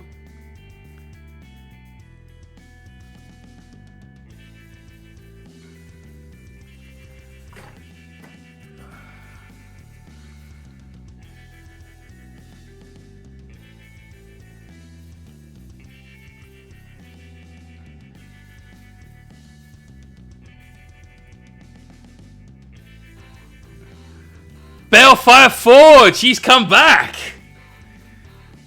How you doing, brother? How are you doing? Let's get some hype in the stream for the returning Balefire Forge. He was hurt earlier on. Now he's brought his community over to say hi. How you doing, champ? How you doing? Camel Tribe, we were talking about Goobertown Hobbies, who's one of the guys on YouTube.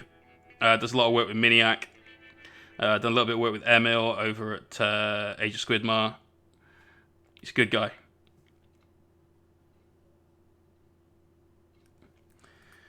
How's your stream, Chief? Oh. We are nearly done with the second unit of Plague Bearer's swords. We've got 8 and this guy left to do. Then we have one more unit, and then it's just paint wood, paint metal, and then gloss varnish the entire fucking lot. And we're done for the evening. We're not done, but we're done for the evening. Gonna need that sleep. Gonna need that sleep. I feel like I've entered the Space Marine, sleeping on your feet, still a bit awake, still alert. So I'm doing great. A great team with some awesome people that I brought over because Nurgle army. So how could we not? There we go. There we go. So for those of you coming over from Balefire stream, how you guys doing? My name is Jay. I run a commission paint studio called Mohawk Miniatures, and today is Blonde Mohawk Miniatures because we didn't lose a bet. I basically told somebody I'd do it if they donated some money, not expecting them to ever do it, and then they did. So we airbrushed my Mohawk with lemon yellow acrylic ink, which I can't wait to wash out and see if it actually comes out. I hope so. It's had a lot of time drying in there now. We even hair dried that shit. We used to hair dry the hobby hair dryer for an actual hair related purpose today. Sleeping you dead? I kind of do anyway. I don't really get much sleep. I basically live off of 6 hours sleep a night. I can do a week off of 4 hours sleep a night, and then I get a bit of a crash moment at the end of that. But I don't sleep much. I was just hoping for more time to chill before going to sleep, which is why I wanted to have the gloss varnishing started at 10:30. But it is what it is. Currently, we're only 13 minutes late, but we've still got 3 more steps to do. So we're going to be a lot later than that. Alright, last lot of 6 for that unit. Here we go. Finest Fisher Sorcerer. You did! Awesome, dude. Yeah, we weren't particularly accurate not being able to look at what we were doing whilst also airbrushing our Mohawk. And then when we had to switch hands, airbrushing as a lefty, like, what the fuck? Unnatural. It was very sinister.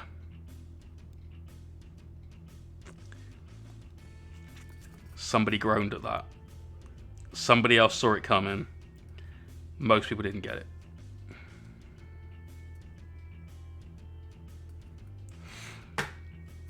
Ugh. I am right-handed, yeah. Yeah. Who knew that was going to be a thing, right? Right? Right?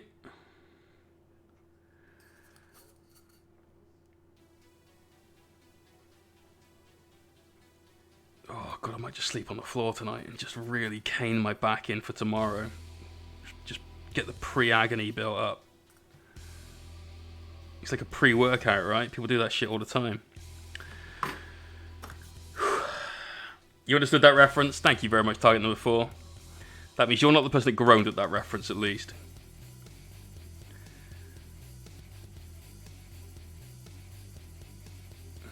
Unless you also groaned at that reference.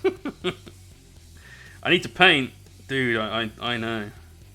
Oh, question. Did you ever manage to get the other Chaos Knight kit sent out? The one that was going out to the Netherlands?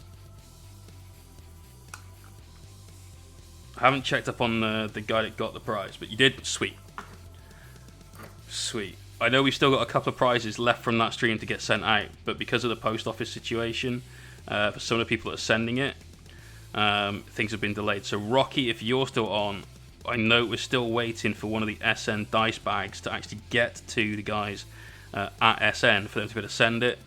Her Salcero, who is waiting for some bits from Nick, and Archon Castles, you guys will both get yours. When Nick gets to the post office, he's still kind of essential people. So roll one to explode, absolutely, man. We will. I'll make sure the chat just spams that. So bonus chainsaw, axe, and extra leg. Oh, dude, you got the extra leg bits as well. Even I didn't get those. Motherfucker. Nice. Very nice.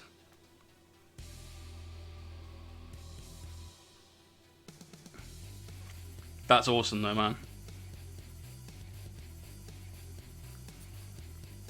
Please tell me I've sent you those fucking photos by now as well. Europe and the anti-sody like, oh, you legend, mate. You absolute legend. So for those of you that are unsure of what I'm talking about, every now and again in here you'll see a Chaos Knight. Not this guy, that's a Kaitan. But a Chaos Knight. You did download them, sweet. He is in this guy here. So that was a conversion kit that was made and sculpted by Balefire Forge. So a lot of it is converted from the normal Imperial Knight frame. So you'll see quite a lot of bits there that look very familiar if you've seen an Imperial Knight, that have been modified in some way to convert it over to its heretical cause. And because they're my favourite of all Chaos Legions, had to paint it classic World Eaters, man. I love them. As soon as they release Angron for 40k, doesn't matter what personal projects I've got going on, that's me done. Straight away. If it is Khorne Demonkin, many Bloodthirsters plus Angron. That'll do me fine. If it's Khorne Marines, alright, sweet. They've been painted blue and white though. None of that red and gold shit.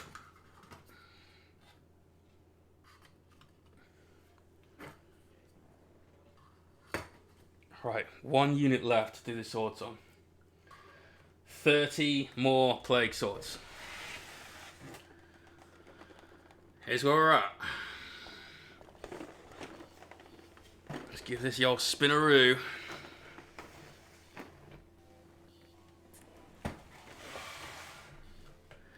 Nightmares? Nah, man. Nah, definitely not nightmares. Papa Nurgle sneaks into your dreams and gives you the jollies. That's why they're all so happy, right?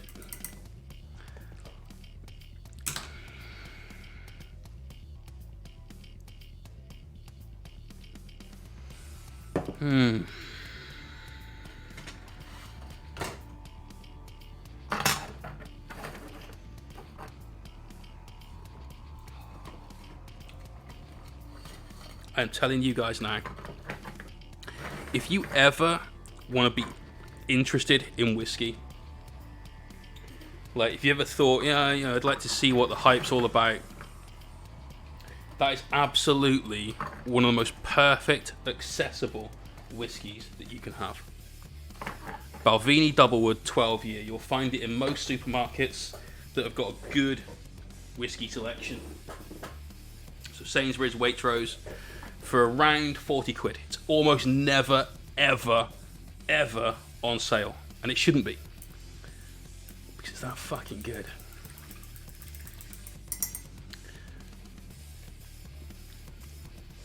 If you ever feel like, sure, let's get a scotch, let's see what whiskey's all about. I cannot recommend that enough.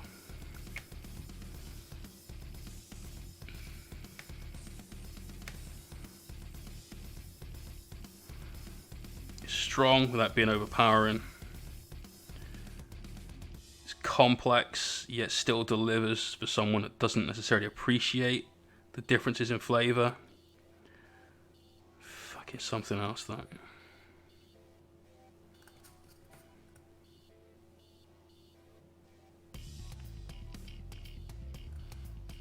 And that company happens to make what's widely regarded as the best whiskey in the world, which is the Balvenie 30 year.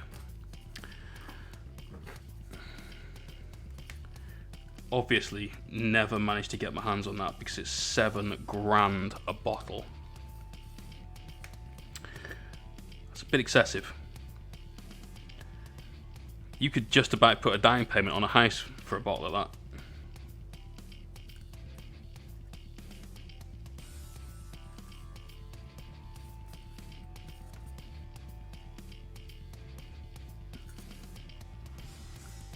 But I bet that stuff is fucking spectrally good.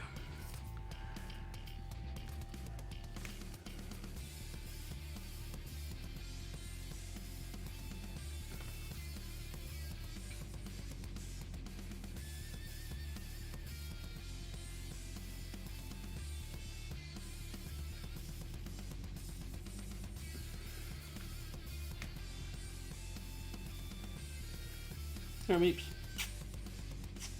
Hey, you.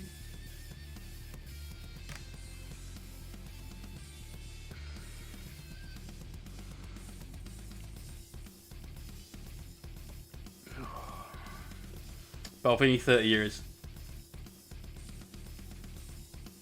Damn, well that's cheaper than I've ever seen it. Fuck.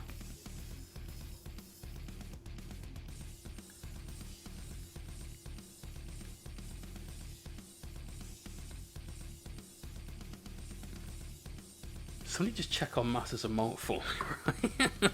Because maybe I've got that wrong. Maybe it was 700, not 7,000. 30-year single barrel, yeah.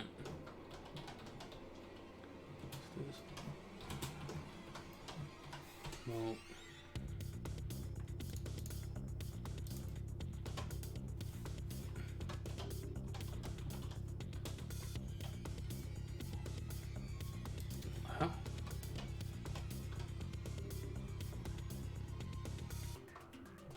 Balvenie 30. Yeah, sorry, 700, not 7,000. Damn. Yeah, £775 a bottle.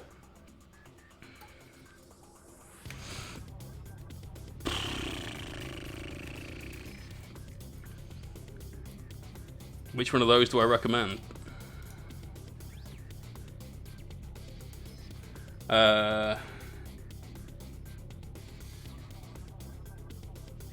So the 12-year Doublewood is what I'm drinking right now. Cheers, brother. You don't need to do that though, man. But that 12-year Doublewood is pretty fucking epic. The Caribbean cask I didn't love, but it's still good. It's just the 12 is better. I've not had the single barrel, but I can see that being tasty. But I like the Doublewood because it's both oak and sherry cask. And so I like the slightly sweeter, honeyed tastes of whiskey rather than the sort of smokier side of things. And that sherry cask just helps it along beautifully.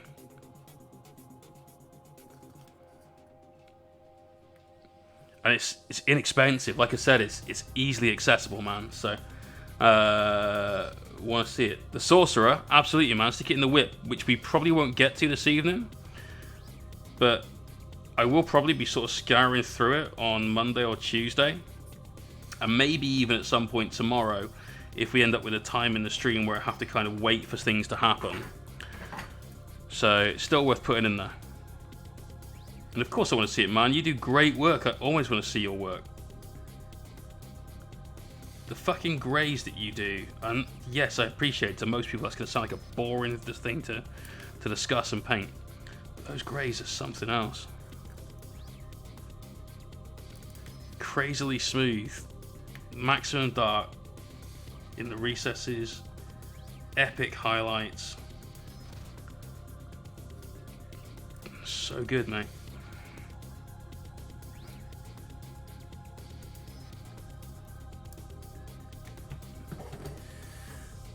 First lot of 6. Last one.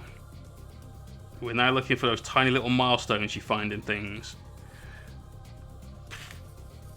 Like, oh, if I just do this bit and then this bit, that's basically a quarter. And then, or it's a bit of a bigger quarter because that's a larger part of the room. And if I do that one, then well, that's basically half there. I haven't even started yet, but you're already breaking it down into sort of little victories here and there. That's kind of where we are now. But we've actually started, so we're ahead of that guy. Fuck that guy. Super optimistic with his, oh, it's basically a half. How dare he? Oh. Any double would have a 17-year? No. But Vinny double with 12-year-old single malt. It's there. It's on your list. Item number 1956, 3 from the bottom.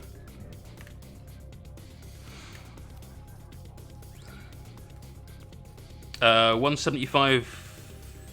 Oh, sorry, 150 would be about 125. Yeah, something like that. We're at what, 1.2 ish to the pound. Maybe somewhere between 115 and 1.2, I guess, to the pound.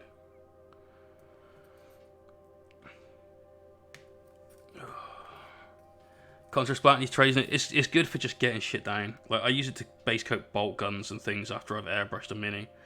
But then they get several highlight passes for stuff, so it evens out a lot of the sort of patchiness that you get from contrast. Remember, it is a heavy body wash, so where it comes away from the high points and this green shows through and the yellow shows through on the other ones, that's not so bad as long as you go back over those areas.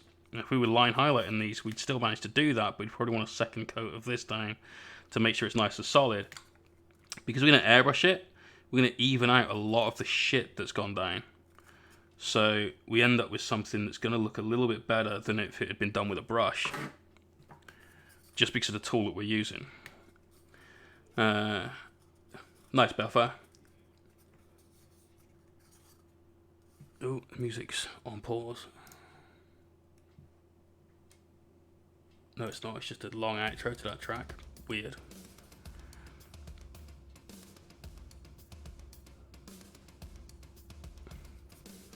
Oh. 2 thin coats of contrast somewhere. Duncan popped a stiffy. Dwayne. Showing.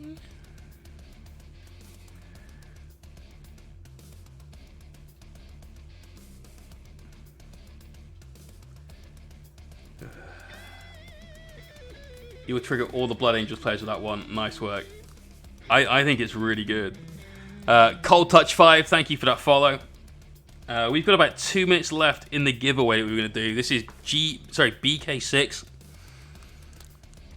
Not BGK or GVK or anything like that. So if I don't call your name out, you're currently not entered. This is the last giveaway of the day as well. So I kind of expect our viewership to drop the fuck off after this. Rev, we're doing great, man. Most of these guys are finished with the base coats. It's only things like the guys with the standard bearers and music instruments that need some extra work now. And then we're on to getting that gloss varnish down. But we've got to do that before we finish tonight. So in the giveaway, it is sub only, I'm afraid, Rev. We did do one earlier on that was not sub only, and we will do one tomorrow that is not sub only as well. But this one still is.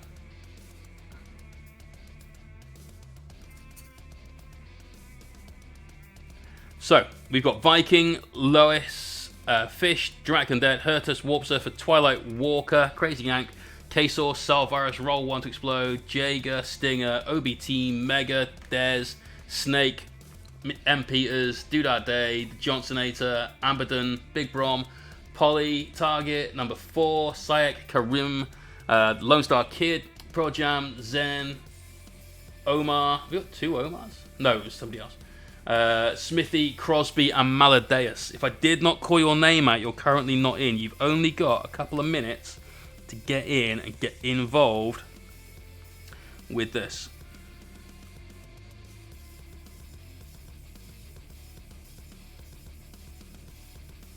This is the last basing kit of the day. We will still have 4 to give away tomorrow. If this is number 6,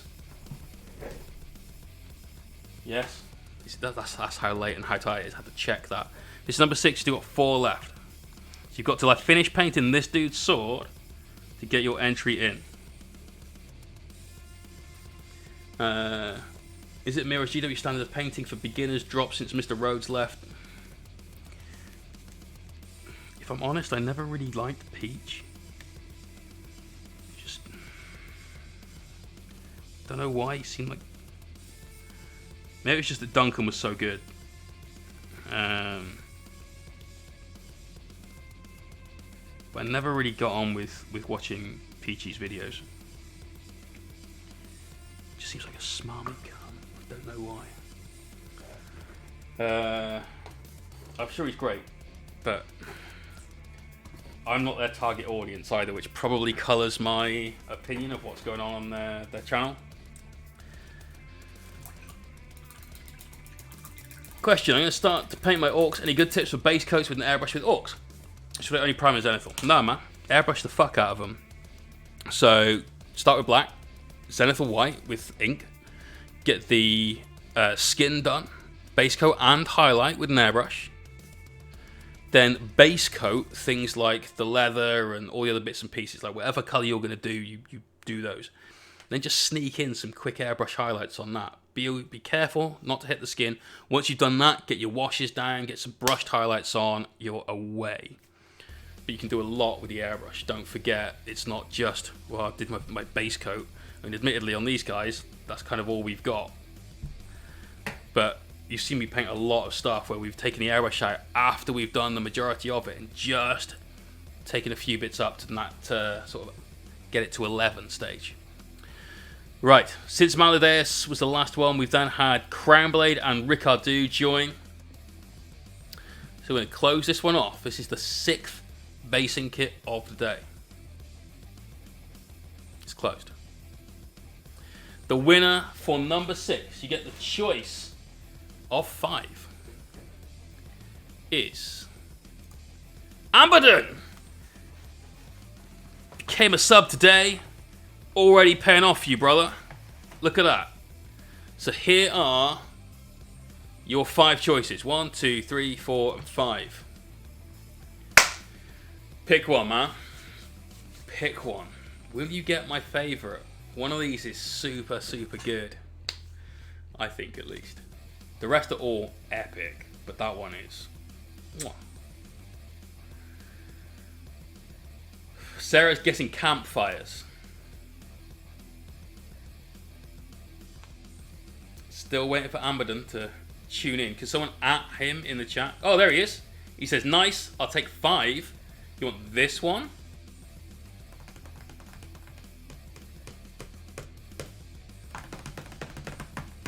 You reckon? Number 5. Waiting on you for the confirmation, brother.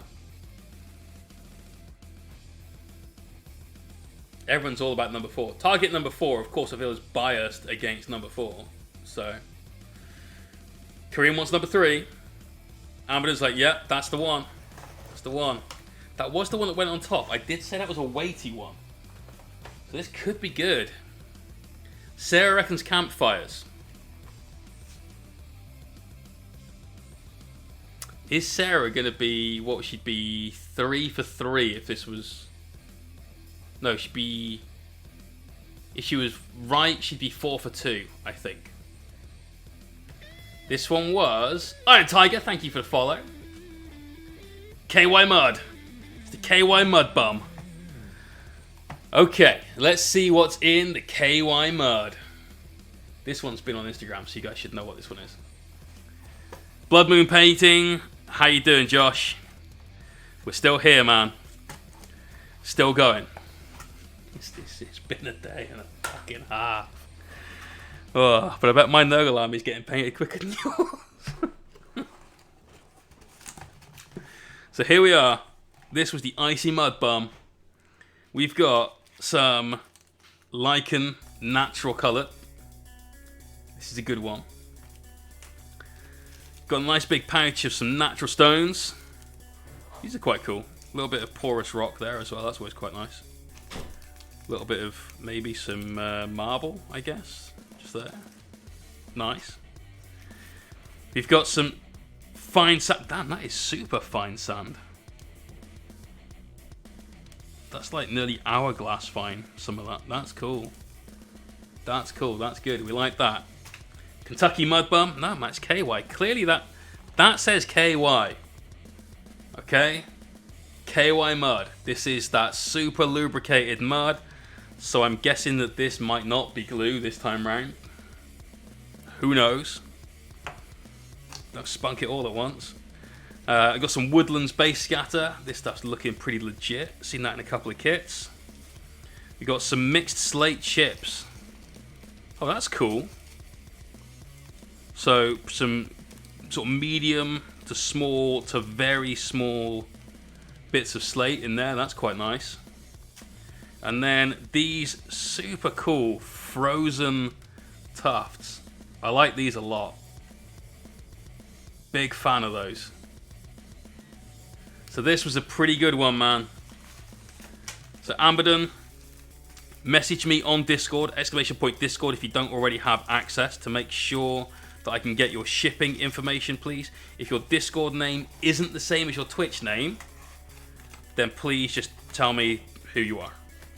That seems obvious. But, you know. This can't write well. It clearly does not say that. That is a K. See? That. KY mud. Even with my... Oh, we've left the glue out. Even with my dyslexia, that's KY mud bum. Looks like a good box. Dude, this is a solid box. Wasn't my favourite one. Wasn't my favourite.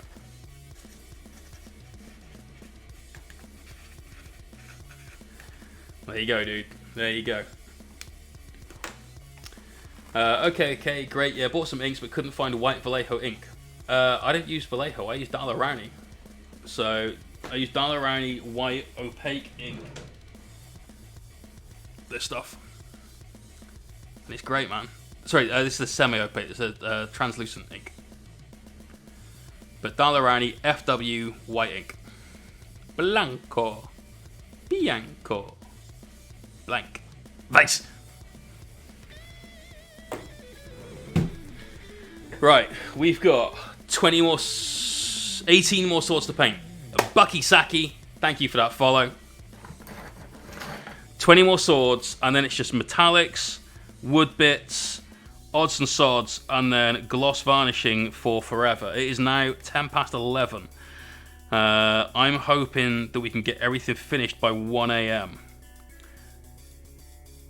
That may be a little bit of an out there thought, but I'd like to get done by 1 AM. That gives me plenty of time to get some sleep this evening. Come in, rested and recharged, ready for tomorrow, where we're going to be getting the airbrush out again. I'm going to be doing some basing. There's some cool magic Nurgle swords. We've got some oil paints to do. Loads of crazy shit. Loads of crazy shit. It's going to be amazing. It's going to be a great day. We're going to airbrush all of these swords. Getting some killer blues on them.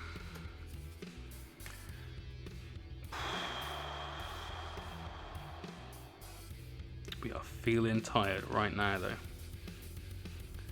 So tomorrow morning is going to be coffee. Tomorrow afternoon is going to be monster. Tomorrow evening is going to be straight onto some speedballs.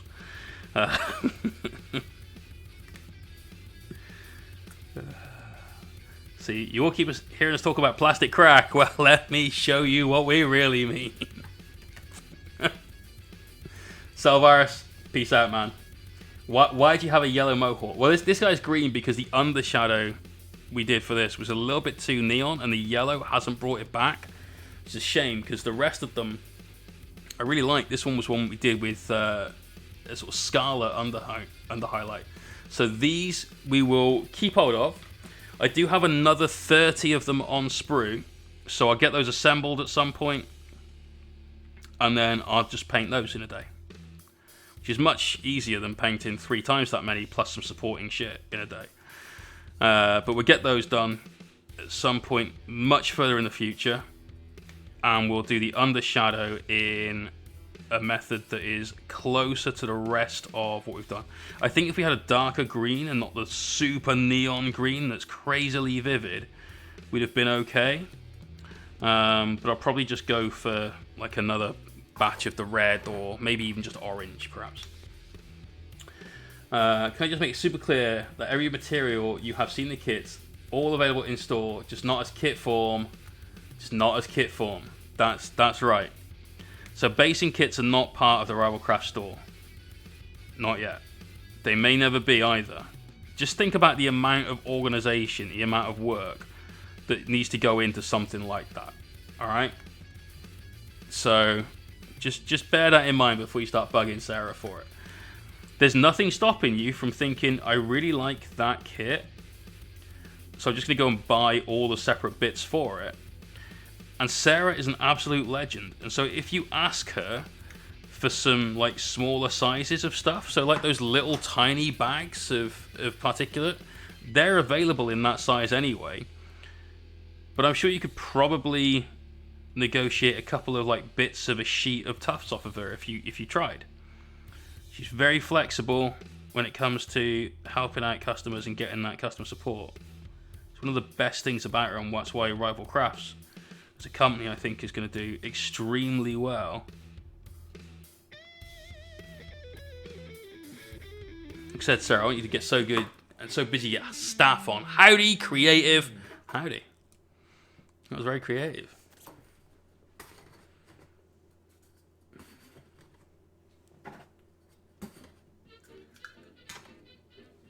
Oh. 12 more.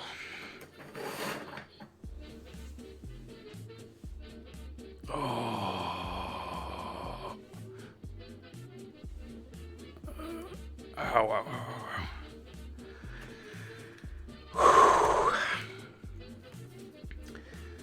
Ow. Haggis, how's it going, man? Sarah, there you go. See, she's made everything available in smaller sizes. Brilliant. See, that's the kind of service you get. Isn't that amazing? This is shit. What the fuck are we listening to? I think we've gone off piste again after finishing the stream soundtrack music. Let's go back on.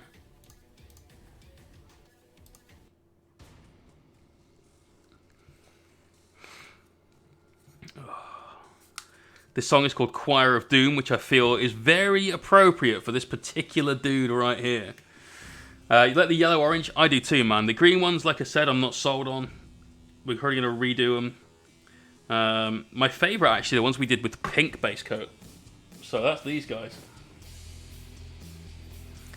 So these were done with a bright pink under highlight, as you can see. Sorry, under shadow, rather.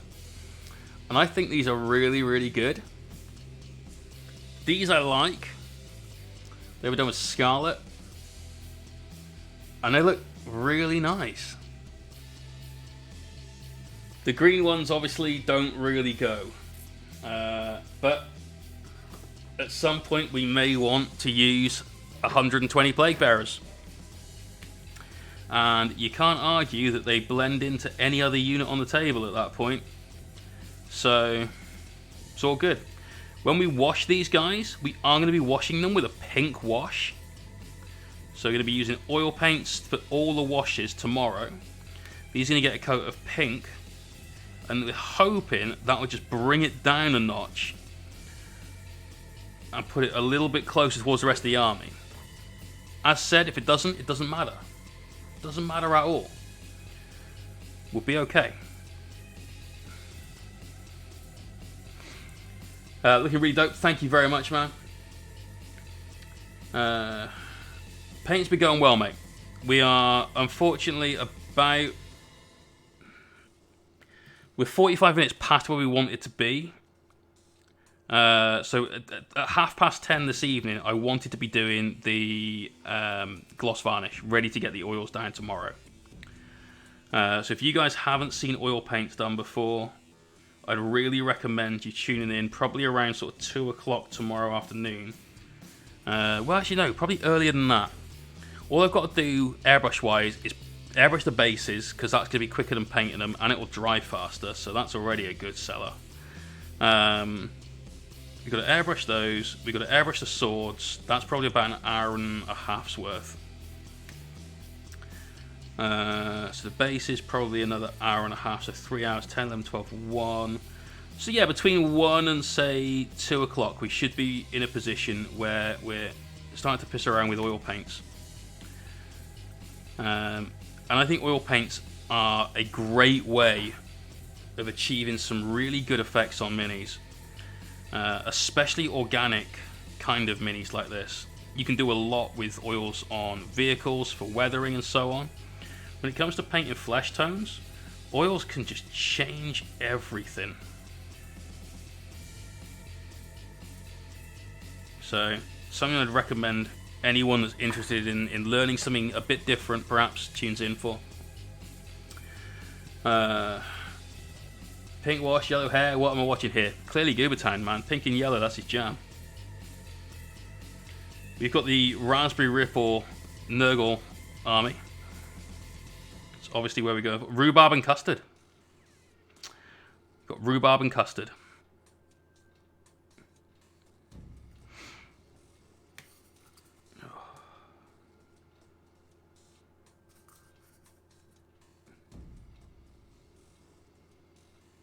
So, Demon Prince Rahu Barb.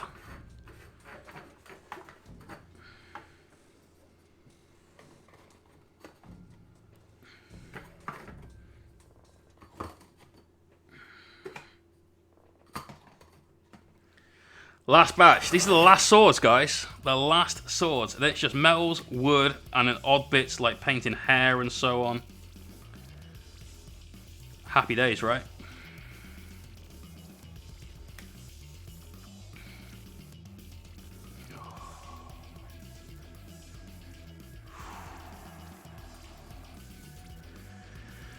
Having problems now. Pre-done trees would be awesome. Yes, it fucking would. Yes, it would. Very difficult to get good trees. And potentially, with 9th, trees could be even useful. Who knows? Who knows? I mean, you could just give forests the obscuring keyword if you wanted to. So get some nice tall trees in there. That's that 5-inch rule for obscures. Does what it needs to do, right?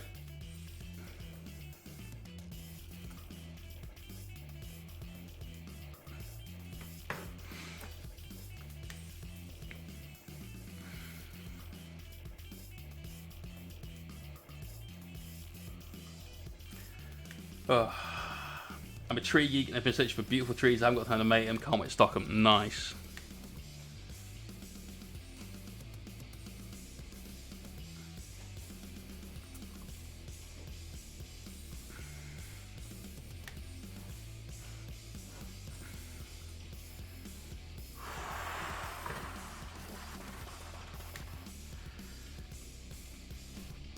God damn. We're closing in though, mate. This is, technically speaking, battle ready. Now, the guy that I bought this from had started painting the army. I stripped things like the Great Unclean One because I really care about making sure that model looks good. That's going to be Rotigus / Bell Dude, because the Bell with units of Plague Toads is fucking broken. Just on a 4+, get a Plague Toad back. Don't mind if I do. Considering they're like, what, 70 points each? Nearly 60 something points each? Just getting that back for free every turn? Damn.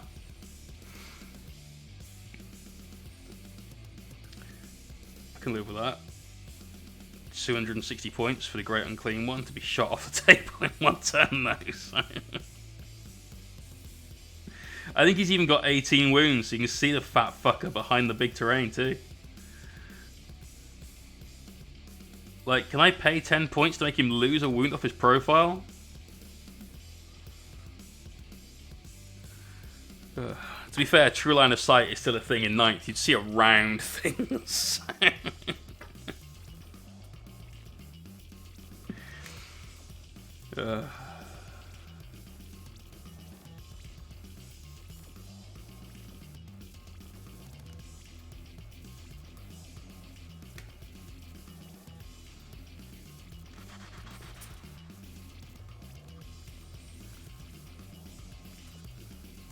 Alright, last sword.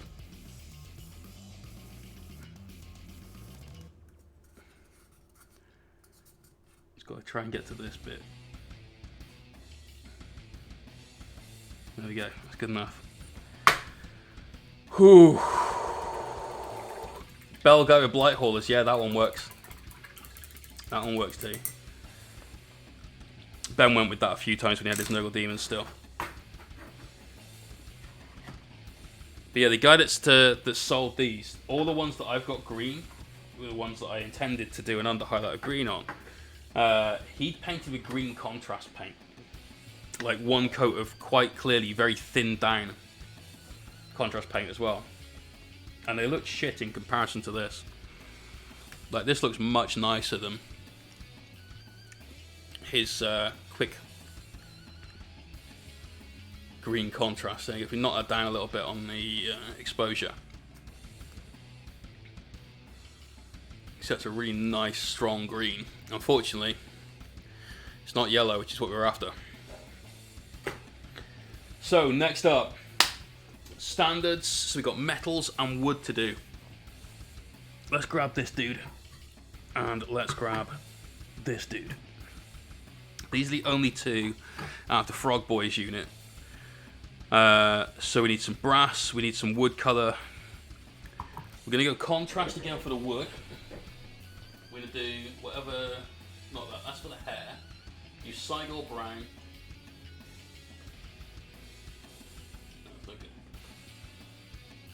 What's the fucking difference between these two? Snakebite leather for the hair, because that's a nice sort of brightish brown.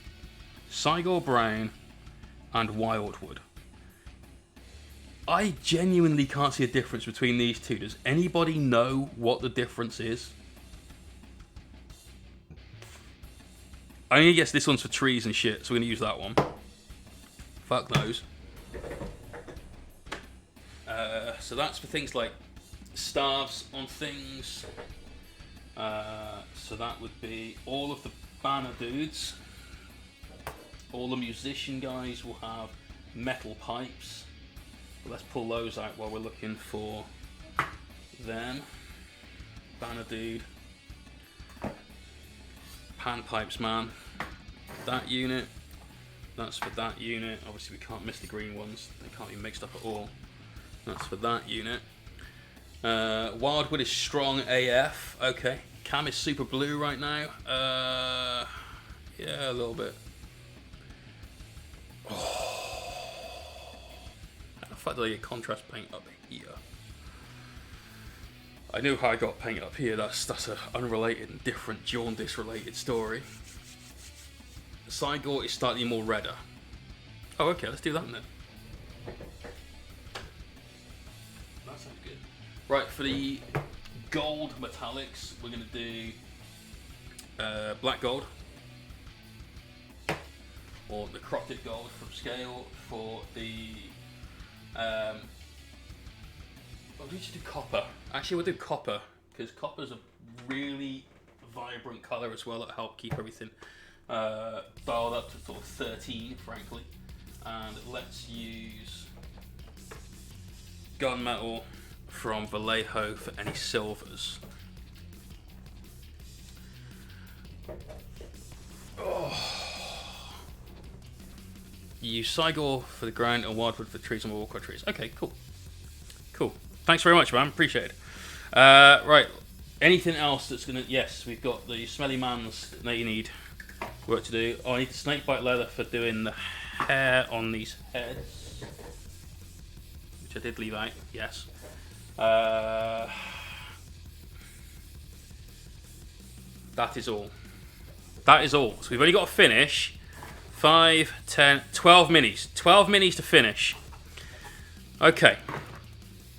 Let's do them in order of kind of dude, and that way we can't miss anything. So we'll finish off with the smelly men's. We'll do the smelly boys on frogs first. You'll need a wet palette. Gonna want to put all of this black paint back in this pot because we don't want to waste any. As you can see, we kind of went overboard on this.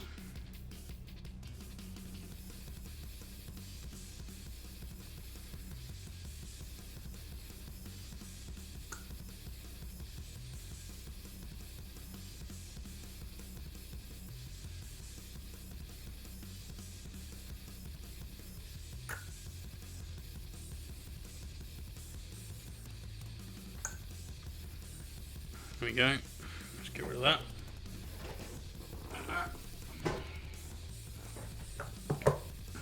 Boom.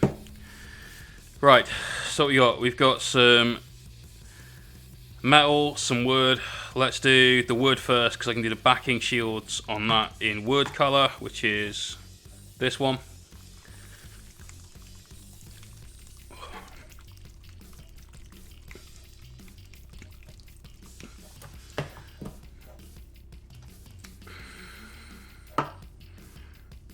Grab that blue tack.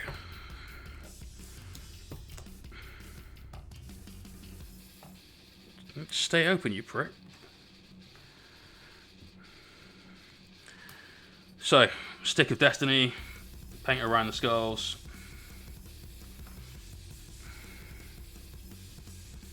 Are we on camera? We're pretty much on camera.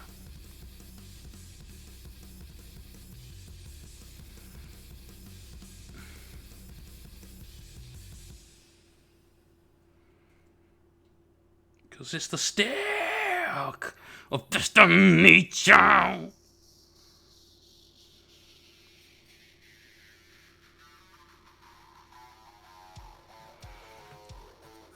Lads, I'm heading off. Good to at the last thing tonight. Thank you very much, Lois. Hellstorm, Mikey, we use contrast a fair bit. We just don't do it the way that GW kind of prescribe it. Because I think that it just doesn't work. But those custodes, like all those custodes, every single custode has got contrast on. Twice. Once for the red, because I fucking love Fleshed Arrows red. This is a brilliant red. This is super, super good red. Why do you put some GW paint on dropper bottles and other GW paints not on dropper bottles? It's because I don't put the contrast ones on dropper bottles, because they're almost never going to go on the wet palette. Because you tend to use them neat, or at least I do, for the things that I use them for. I just open them, do a bit of painting, close them. That's the only reason. Actually, that's not the only reason. The other reason was that these are much larger pots than the normal stuff. These are 25 mil. Oh, these are 18 mil as well. Okay. I was wrong about that. But I've now bought some bigger pots. I've got an entire bag.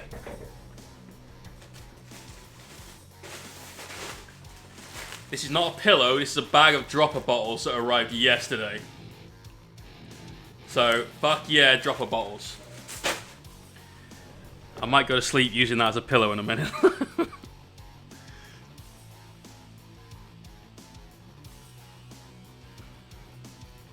But we've done all the swords in black contrast. We've done all of the saws in red contrast. All the custos had that red contrast on the bits of cloth around the hilts of their swords and axes and misericordias and all that sort of guff. So that's right, they are, because the old ones are 12, right? That's right, those are 12 and these are 18s. So that's why. My old dropper bottles were 15mm. The ones I bought now are 20mm. So they'll easily fit a pot of contrast in. So we might still do that. Just, I ain't fussed about it this weekend. Do-do-do, do-do-do.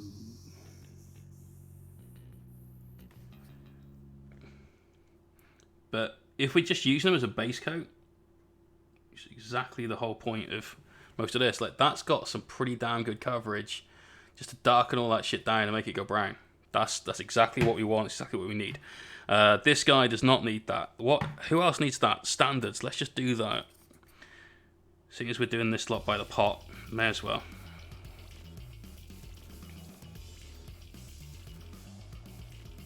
But this guy, I mean, it's brown and sticky. It's probably a stick. Slap some dark brown on it. All be good.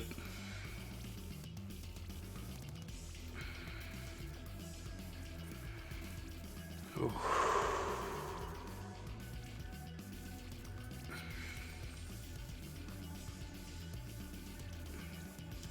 Still got all that glossing to do before we finish.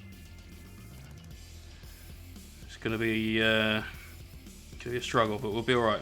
We'll make it. We will make it.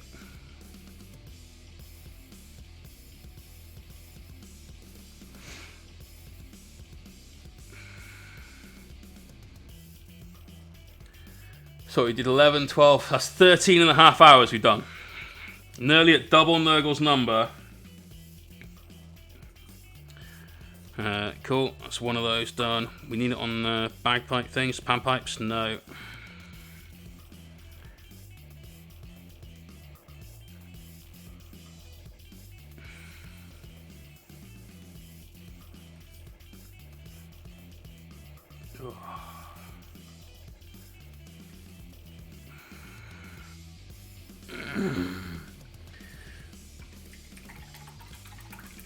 It's in his 13th hour, it doesn't mean it. Started at 13 and a half, yeah.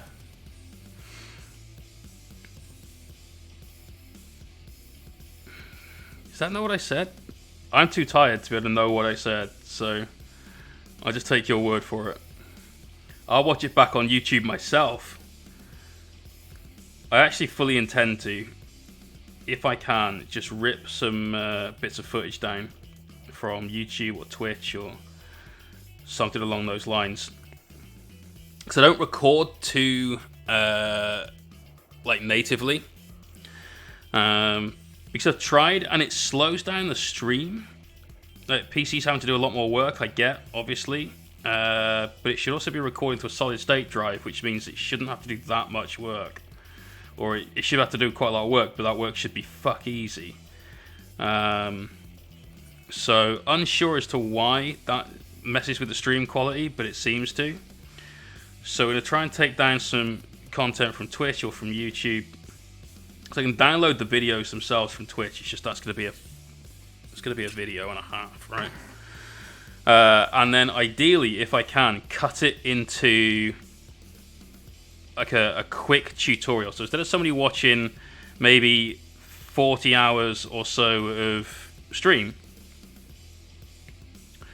they can just get through quite easily how to paint some Nurgle dudes nice and quick. Bish bash bosh, Robert's your father's brother, and just voice over it.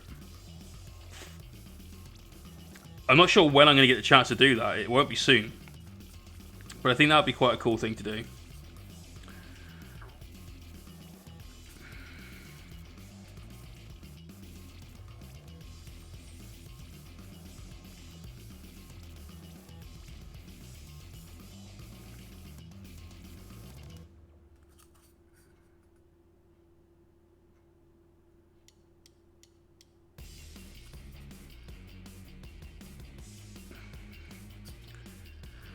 Oh. See, he's lost it. He needs some tranquilizer. Do I fuck? The last thing I need is a tranquilizer right now. I'm nearly doing that myself.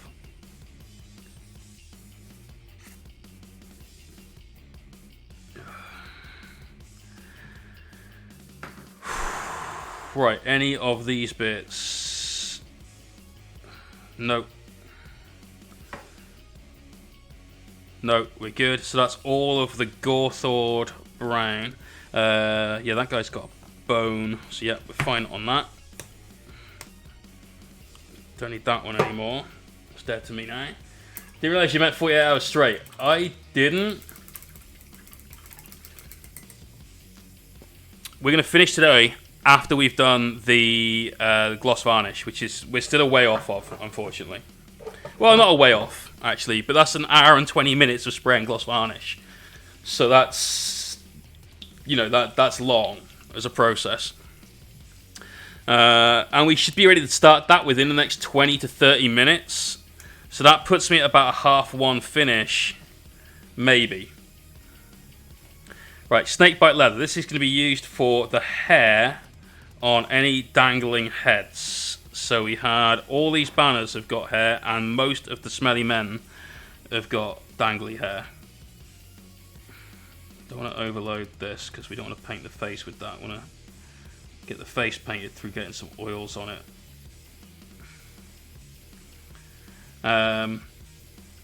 So, you know, we'll get some sleep tonight. We might only get sort of 6 hours after having a shower and trying to wash the ink out of my hair. That should come out easy enough, though. And then tomorrow, start at 10 AM, same as we did today. 10 AM start. And tomorrow we finish the army. We paint until it's done, or until we hit 10 AM on Monday morning. Nice, man. Well, I think I will finish before you do, hopefully. But you've got a sleeping pattern that's a sort of a custom to that, haven't you? In your coffee time tomorrow, are you going to discuss all of the changes to 40k that has happened on whatever they've talked about today? Because I haven't heard anything, and it sounded like it was kind of juicy. These guys, there's 3 of these to do. This guy's just got metals to do, and a Nurgling that's kind of done already, so that's fine. This guy's holding this man's head up as basically a ball sack. Total accident. Well, your sleeping pattern? I'd say it was like a natural evolution of the work you've been doing, though, man. You know, you've been busy putting that midnight oil. Is going to just gradually drag your sleep that way, isn't it?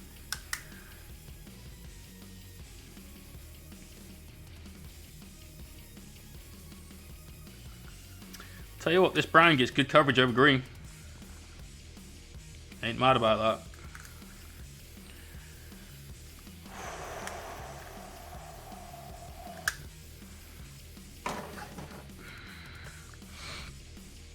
Can you set your video to premiere at 9:30 so you can watch it before the stream? Yeah, man. They only show that instead of my charge, it's then my first non-charge. You change it so your opponent has the first non-charge. Oh, okay. That clears a few things up. That stops a lot of bullshit aura effects and interactions.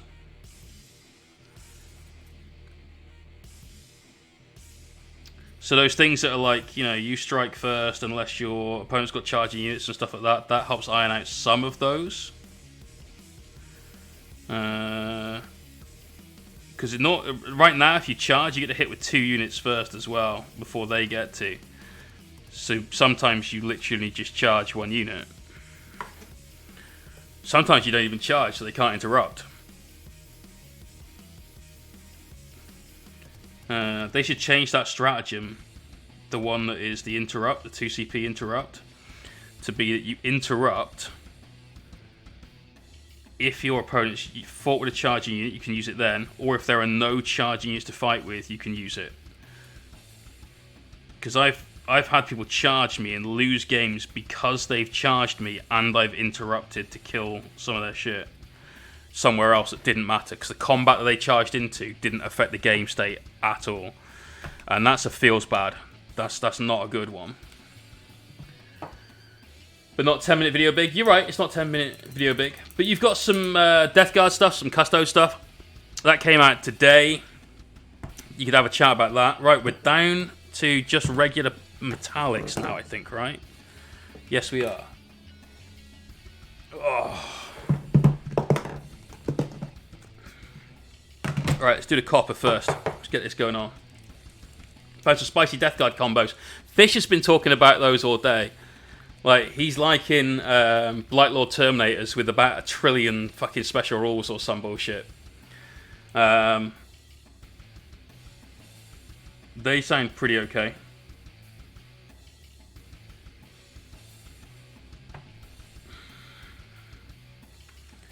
And what was the other thing he was on about? I still say, buy a fucking Spartan, 25-man troop capacity, 20-man Plague Bearer unit, Chaos Lord, the Smelly Grenade Man, and 3 Smelly Flamer Men, and then drive forward.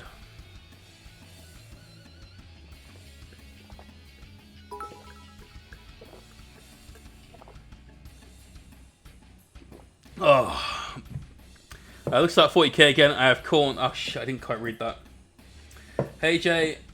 Dear Jay in his chat, looks like 40k again. I have Corn, or do I go for another army? Except how. Also Jay, what army do you think I should do? Do you have all the stuff to play a game of 40k right now anyway? Just in general. So if you got a rule book, do you have all of the other bits and pieces that come with it? No. Okay, then either Space Marines or Necrons, because they're going to be in the new box. And I'd really suggest that if you're looking to get into 40k, whilst they're saying that the launch box isn't a starter set and shouldn't be viewed as one because it doesn't contain dice and tape measures, it's 120 quid, comes out on the 25th, pre-orders up on the 11th, and it's a fucking good deal. And you're looking at about half an army of Marines and about half an army of Necrons in that box. They're both cool.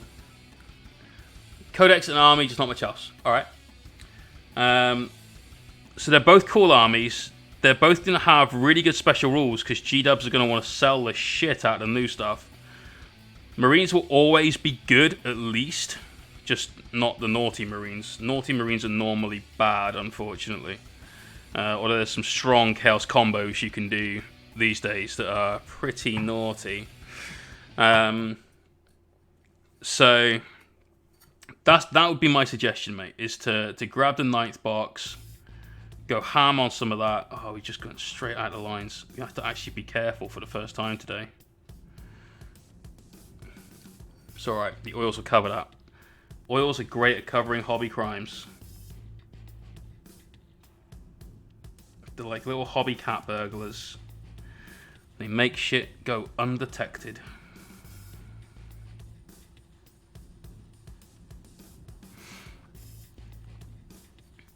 How much is Necron Marines new box? £120. This is for the Indomitus box.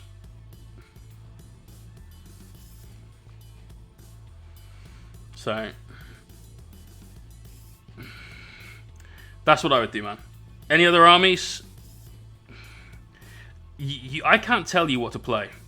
I can't. I know I've just said buy the box because the box gives you 2 solid choices. But I'm painting a fucking Nurgle Demon army in 2 days of what is turning out to be some pretty hard graft and some backache. A lot of backache. And the only reason I'm doing this is because I just love the army. I thought it'd be a good idea. I thought it'd be fun. I thought it'd be good content. And I got them cheap. And that's the only reason I'm doing this army, is sort of a combination of those factors, right? You're not going to have that experience. Your experience is going to be different to this. because you probably won't stream painting your army, and you probably won't do it in 2 days either. So you need to find an army that you like, that makes you tick a little bit. If you're looking for, I want to play the strongest army in 40k, I can't tell you what that is right now, because 9th edition is going to change everything. But likelihood is that Marines will still be good, and that Necrons will be strong as fuck. Because again, GW want to sell those kits. They know that rules sell kits. They know that's not the way it should be, but it is the way it is. So they're going to be really, really good. People are going to buy them because they want to win some games. People at their local gaming clubs are going to be seeing a lot of Necron armies on the table. They're going to be seeing a lot of Space Marine armies on the table. And they're going to be tough to deal with. If you're just looking for army strength, things that will always do well is armies that can fuck with your opponent's plan. That guy's done. Nice. Go you. Well done, Crazy Frog Man. Brass. Bells. On all of these guys. Pipes on all of those guys. No, pipes will be... copper? Yeah, pipes will be copper. I said the bells, not the thing. Armies that can either fuck with your opponent's game plan, or armies that can move quickly will always be at least decent. But you may need to be a good player, so a slightly more advanced player, to get the most out of that kind of army. So Eldar can get around the board at a great rate of knots. Those new Marine bikes can get around the board super fast. They don't have fly, but I mean, fucking hell, with a movement like that and play them as White Scars, they may as well do, right? The movement phase is the most important part of the game. I saw my Mohawk in frame there. So making sure you're absolutely slaying it in that phase is going to make your army a strong army. Because you'll get to the places you need to be, either to hide or to do maximum damage to your opponent. You'll also be capturing objectives, which is going to score you points. The game's an objective-based game. So those things are always going to make an army decent and playable. Past that, man, it's got to be on you. You've got to feel an emotional connection with that army. I play Knights. Knights are a shit army, competitively. Like, really bad. Competitively. I do really well with them because I've spent hundreds of games playing them. And the reason I spent hundreds of games playing Knights is because I love giant stampy robots. They're fucking amazeballs. So I play Knights. Were they a pain in the ass to transport overseas for tournaments? Yes, they were. Were they ever going to win me a major? I didn't think so, but turns out I was somewhat lucky and somewhat good at the right time, and they did.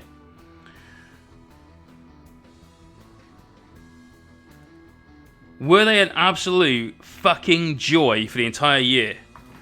No. But were they for most of it? Fuck yes. So much so. So much so. And that's why I play Knights, man. You've got to find that army that makes you tick. It's got to reach down and give you the fuzz, you know.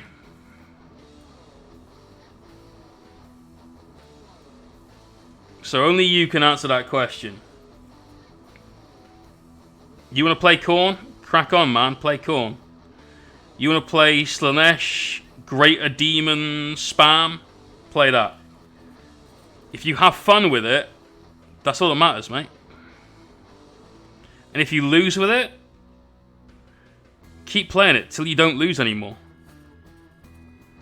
When I started playing, so as a kid, I think most people tend to get out of the hobby around 16 when they discover things like boobs. And I was no different. I just found out that girls are this thing that existed and that I wanted to spend time with them and so on.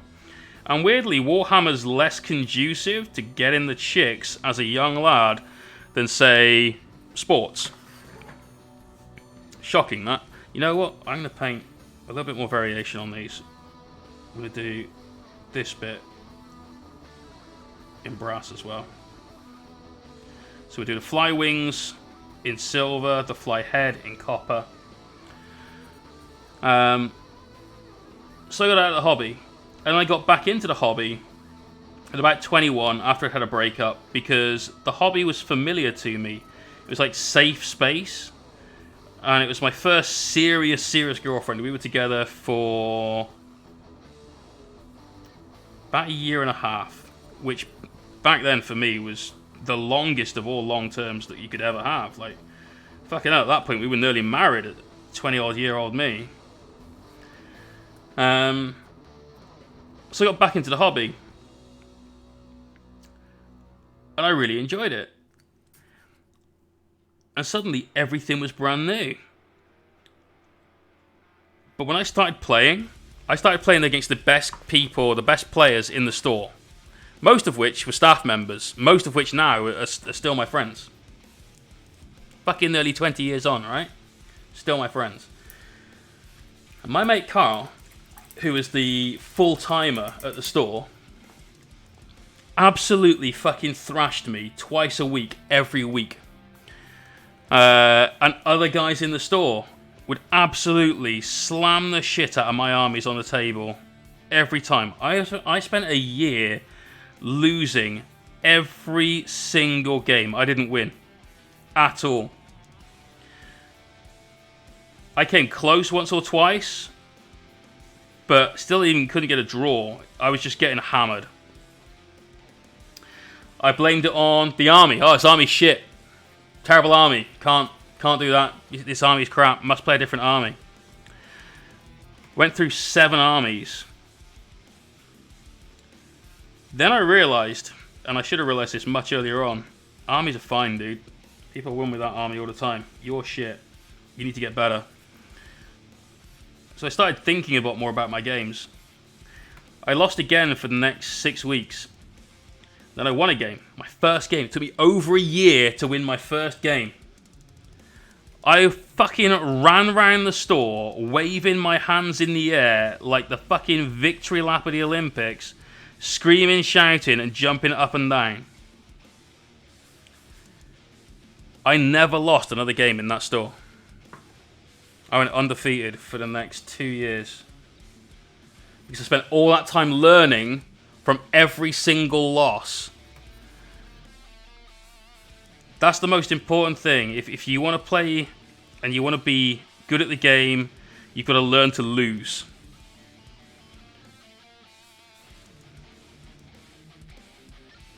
That will teach you a lot more. It's like that fucking saying, you either win or you learn, right? It's so true. If you win, you've got very little opportunity to improve and learn because you won. So you must have done everything and not had to make any difficult decisions that you have to be looking back on going, well, I didn't make the right decision. I should have done this instead at this point. But by losing all those games, I slayed it. It was well worth all that time spent. It gave me a much more analytical view on things. It also meant that I don't go on tilt. Something doesn't go my way in a game because of a bad dice roll or whatever. Yeah, alright, cool. That happens. It's alright. People would constantly say to me, even now, like, dude, you rolled 1 for the number of shots on your thermal cannon on all 3 nights. How are you not tilted? Because it doesn't matter. It's a dice roll. You know, some will go my way, some won't. That's just life. We move on.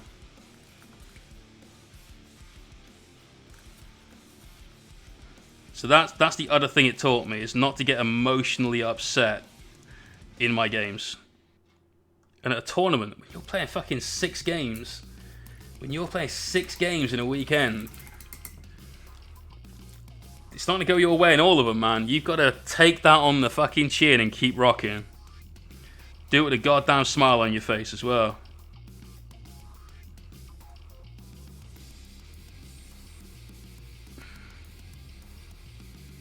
Because I'll tell you what, when shit goes wrong and you're still there smiling, your opponent goes on tilt. Like, they're like, what is wrong with this guy? Why is he not flustered about this? Shit, what's he thinking I don't know about? Nothing. Just playing your game. Having fun with toy soldiers. So Smithy, I can't help you. I can't tell you what army to play. But I do hope you choose one that you're happy with. And you stick with it, man. I'm also surprised I can still speak. Was there a... With this bell... One on the back, that was it. I knew there were two. And then the big one. Played a single game. Didn't play a game for over 3 months. I have a real itch to play. Mate, I played a game. I used my Custodes against Ben's Death Guard. We played the Games Workshop mission where you make a hand of 18 cards and then off you go. Turn 1, we put down priority orders received for secure objective, whatever it was that you were stood on. That got me 4 points. I got Error Denial in turn 1 for 2 as well. So that was 6 points. And we got Supremacy as well for 2. So we got 8 points turn 1 plus first strike. That was game over turn 1.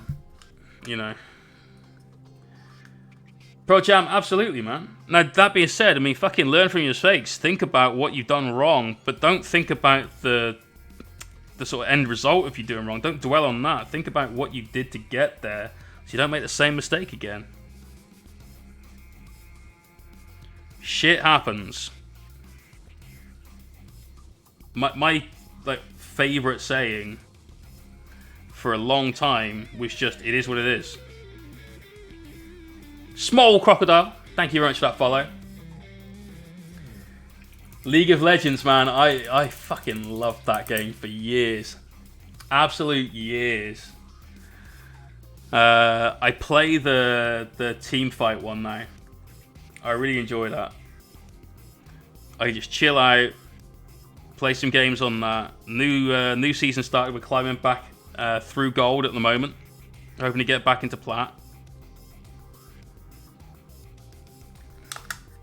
I've been playing that for probably 2 months. I like it, it's fun. It's a nice diversion. That's 2 down, 2 more to go on these, and then that's all of the copper done. And we're on to silver after that, and there's not much to do, and then it is not give up and go to bed time. It is gloss varnish time, and fucking hell, it's midnight.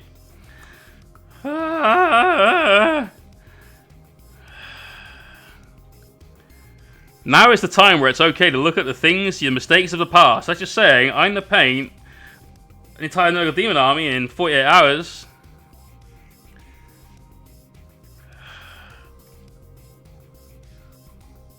God almighty. I might have to risk the fucking DCMA ban and put some real fucking music on.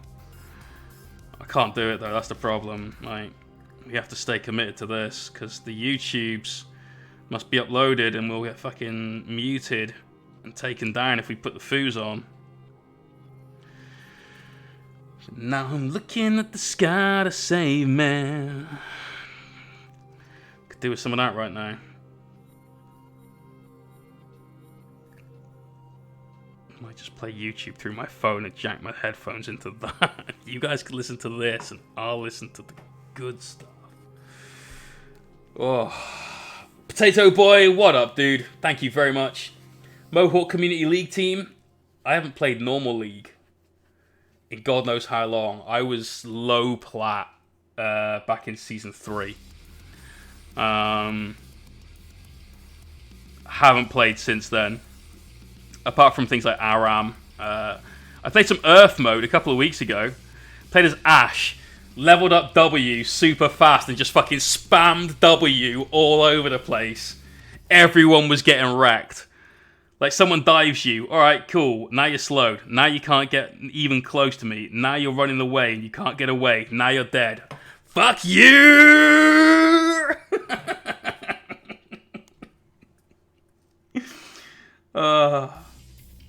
Everyone in the lobby was like, don't pick Ash, pick like Katarina or whatever instead. I'm like, no, I can't play Katarina. It's too fucking quick.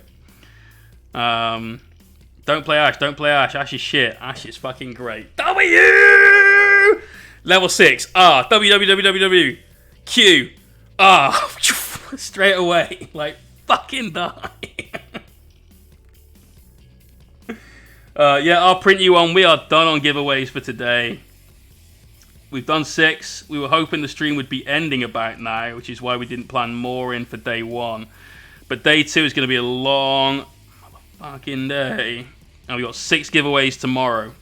We're giving away this guy when he's finished. We're giving away this guy and an absolutely epic basing bundle.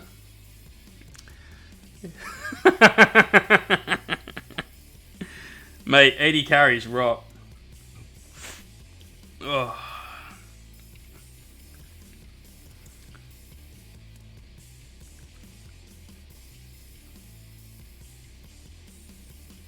Right, is that all of the brass? That's all the copper. We're coppered out.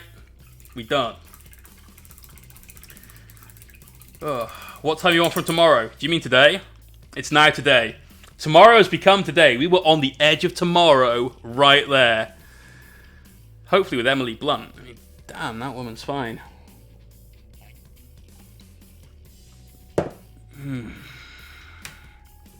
10 a.m., son. We're just starting into hour 14.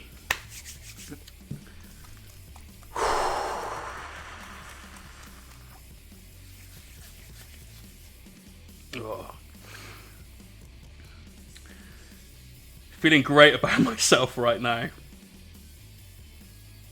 I'm dead inside. Tell you what, before we go much further, let's do a quick Insta video. We're trying to keep these going throughout the day. We've been sleeping on it for a little while now. So you get to hear the cringy recording of an Instagram video. It's always shit.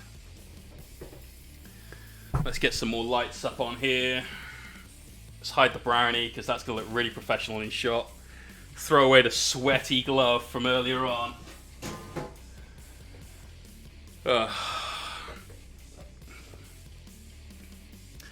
Here we are, guys. We are just into hour 14.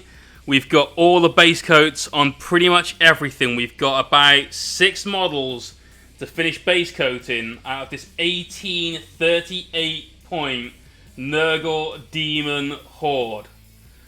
We've still got gloss varnishing to do before we go to bed, so you've got plenty of time to tune in and come hang out on stream. Twitch.tv/Mohawkminiatures. Maybe we'll see you there.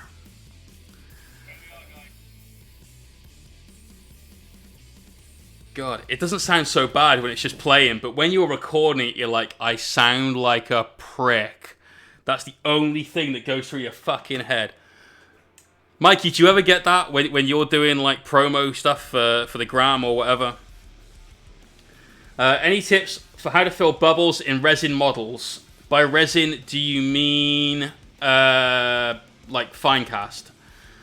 Because it's kind of beyond hope at that point, man. There's not a lot I've got on that one. When it comes to maybe doing some Forge Rod stuff, then probably for filling bubbles, you can either try turning it into battle damage, which is something you'll get mixed results out of. Like that's not always a good solution, but it sometimes is the best one. It's very case specific. Milliput might be your best bet rather than green stuff because it's a little bit more malleable. And you can just thin it right down with a little bit of thinner and some water. And then you've got something that can like be used as a paste as well. Liquid green stuff is absolutely one of the worst things that I've ever seen. I wouldn't advise anyone ever use that. I've got a pot somewhere. I've opened it once. It's a solid lump of green stuff now. It's absolute garbage. Garbage! Alright, let's paint these silver so we break up the copper on the bell a little bit.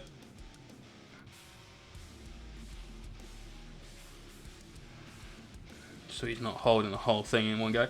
Leviathan with Stomp on the shoulders. So that could be... Wait, from Forge World? Like a legit one like that. In that case, mate, I'd just fucking complain and send a new part out. If it's not from Forge World, but it's a Leviathan, then you're kind of on your own with that. And that's where that mini put might come in. Right, we finished the frogs. Frogs are down. Let's do bagpipe men's. Not bagpipe. Panpipe. Panpipe men's. I know these things are probably meant to be bone. In fact, they are actually bone. Oh, God, are we going to paint them bone?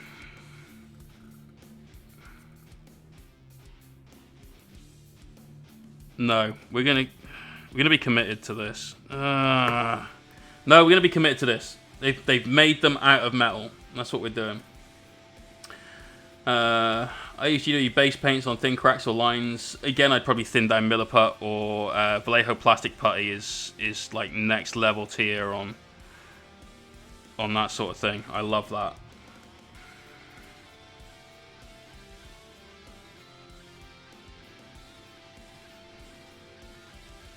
Island Direct seems small enough to just deal with. Alright, man, cool. Don't ever be afraid. Like, if you bought Leviathan, that's 85 quid you've paid. You expect a quality product for that amount of money. Alright? So don't ever be afraid of just saying, hey, sorry guys, I appreciate you guys do a bang up job 99% of the time. Obviously, I got one of the 1% ones. Can you please just resend this part? I know a few people who have had issues with just molds in general from Forge World. I've always found Leviathan to be a really trustworthy kit, especially some of the new super gangster versions. Any tips for Vallejo putty on the little Mortek guard? What's a Mortek guard? Oh, God, that's what my ear feels like.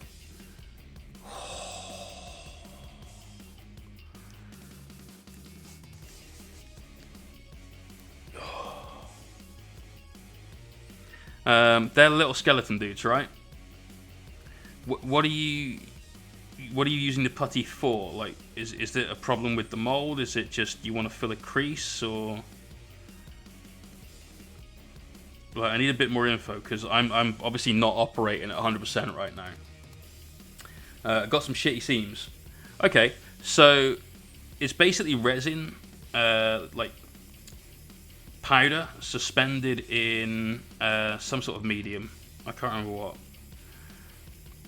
So you can thin it and just paint it in there. One of the things I've always liked about plastic putty though is that because it kind of clumps together on the outside, once you've got it in the seam, as long as you go like against the grain, you'll leave whatever's in there and just scrape off the rest. So you can just do it with a hobby knife.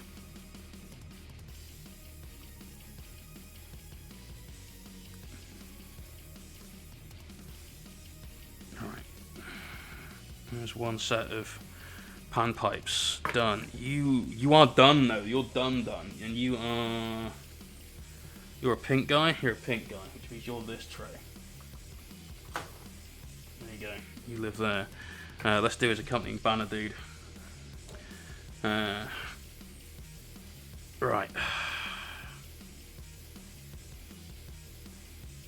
Paint over all this. And it's just these two bits we need to do. Yes. Yes, it is, Jay.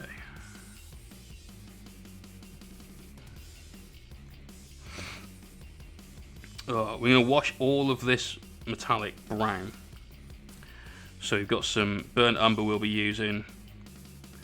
Going to make this look real dirty, which means that we don't have to worry too much about what's coming through from the other side. So we've got a little bit of the copper showing through where we started off painting one copper for no reason whatsoever. That won't matter because that's just going to add to the variation that we get with the oils going down. Remember, we've said it a few times, oils are really good at covering up hobby crimes. So when you're doing some quick work like this, they're really good for it.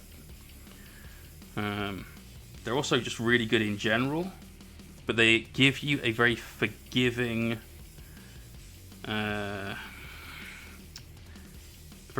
tool in your arsenal to solve any previous rustic elements to your painting.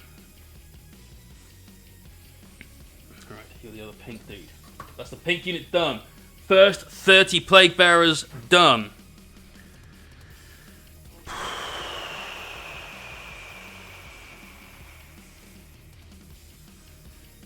God, I can't wait to gloss varnish all these now.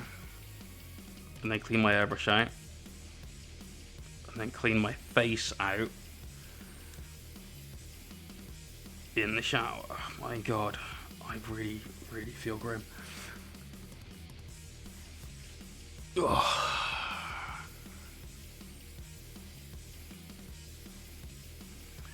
So we've got all this to look forward to again tomorrow, where we will be streaming until either 10 AM Monday morning or until the army is done, one of the two. I'm really hoping we finish well before then, though. Tomorrow is mostly a bit of airbrush work. So that's the base, that's the weaponry, a lot of oil work. That's going to be several hours worth of just pissing about with oils. We won't be worrying about the cleanup. We'll be using very thin oils, so we don't have to worry about that. And then it's all about that base. We're going to get our nail salon accessories out tomorrow. The little UV lamp doodad for frying and dyeing your nails. Also good for curing UV resin. Are you painting the beard tomorrow? Not painting the beard at all. Told you, you guys want to see the beard painted? That's £2,000. Not 2,000 bits, as Crosby found out. £2,000 to paint the fucking beard. We'll lowball the mohawk, but this I care about.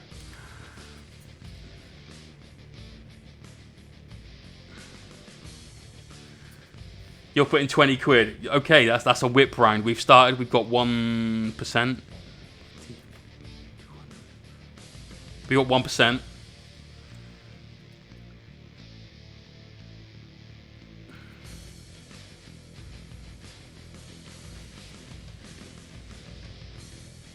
But yeah, Kareem, you would have to do a lot of convincing to get everybody else sorted on that one.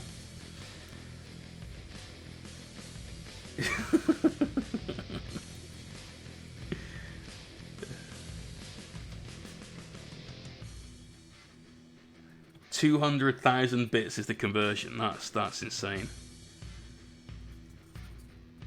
You're probably paying more to Twitch than you are to me at that point as well. So I really, really wouldn't do that. But no, if you guys want to see it done, then that's what it's going to cost. I'm not suggesting that you even attempt it.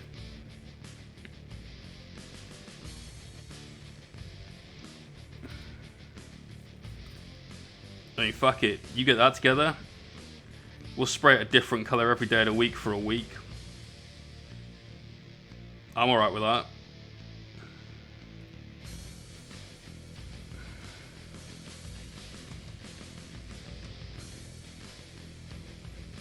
Isn't it Pride Week? Is that... I'm not really up on any of that sort of stuff. But we could do like the colours of the rainbow is support. There we go. That's what we could do.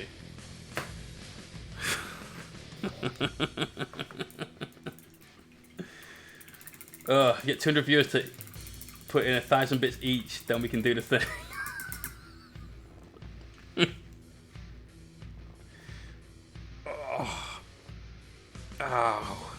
This dude kind of walking frame. He's got a Zimmer frame, yeah, man. He needs a rest. He's got a bad back. One fucking sympathizes right now.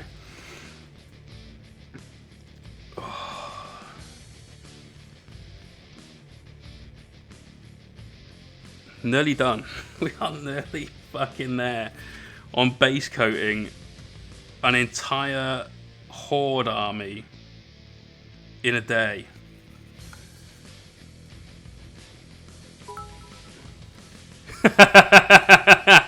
Small crocodile, people with bad backs unite.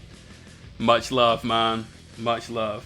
Pride Month, there we go. I knew it's that kind of thing. Thanks, man. I appreciate that. My bad back is just caused by this stream. And getting used to a new stream setup. So because we've got a new camera. We bought a proper camera. So we got a mirrorless Panasonic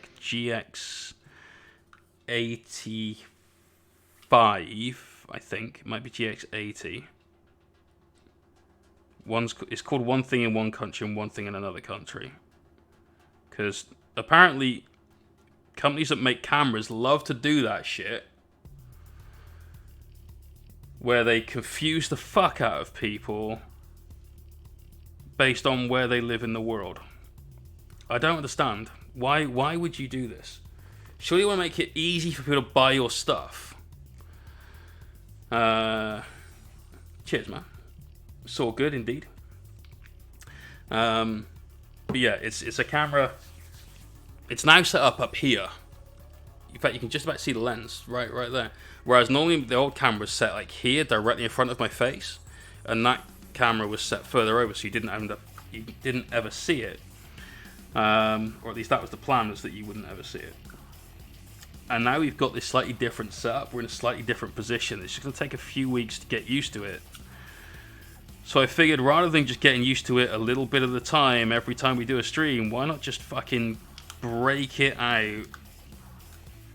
Break it out, break it in. Wow. Fucking nearly Breaking Bad over here, but...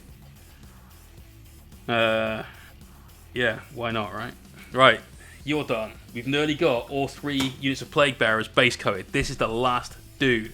The last dude. Vertebrae upper back are a little bit wedge-shaped. Hard time standing up straight for long periods because after use... Oh, damn, man, that sucks. That sucks. I know Mikey suffers from a pretty chronic bad back. My bad back is actually a bad neck, which doesn't manifest as neck pain. It manifests as a headache. A constant, unending, unceasing headache that is, in less than 3 months, going to be 17 years old. A lot of guys have had a headache for 17 years. That's called their wife. Mine is actually just a headache.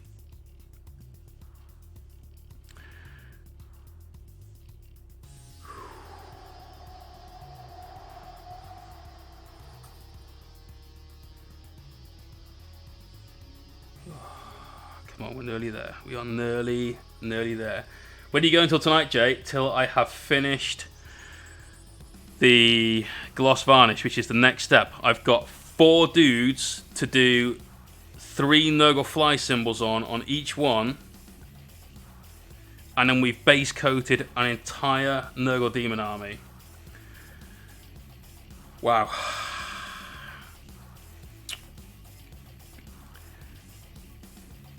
That's already quite a feat. I'm impressed with myself just for getting to that stage in a day.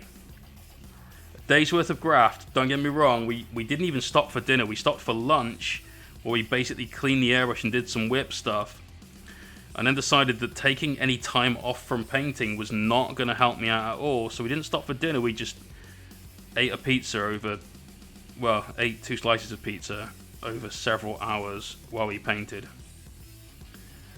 By the way, cookie dough brownie would not buy again. I haven't finished it. I've got no desire to. That might change tomorrow when I need sugar. 90 plague bearers, 15 Nurgling bases, 3 beasts and 6 toads done. 4 of these fuckers, and we're back to the airbrush for that gloss varnish stage. You've just walked 7 kilometers. When I left, you just started your swords. Oh, Brett. Oh. I just let back on my fist. That feels so good. Oh, how?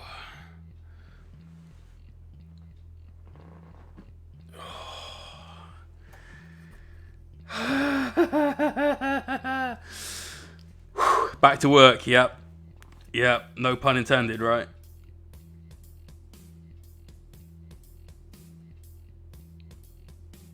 One down.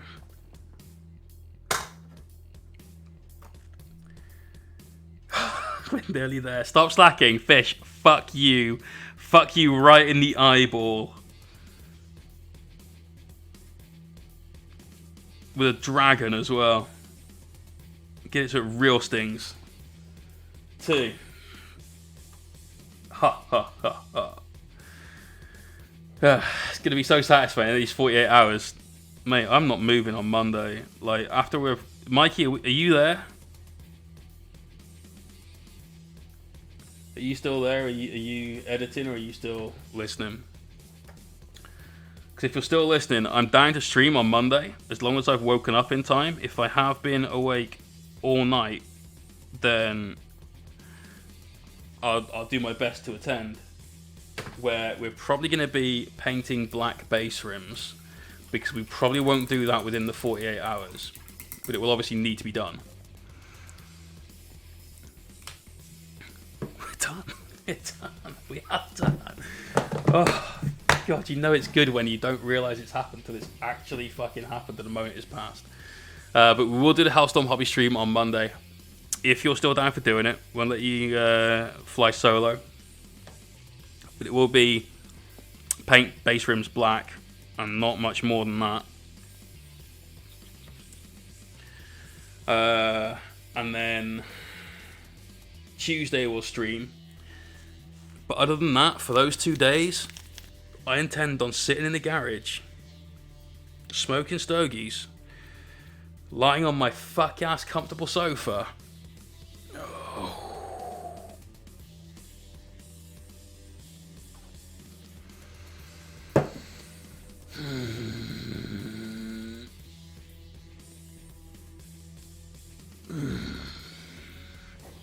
Kareem, all of this is going on YouTube. Every minute of it. I will then hopefully do a breakdown of how, why, etc. We've done everything.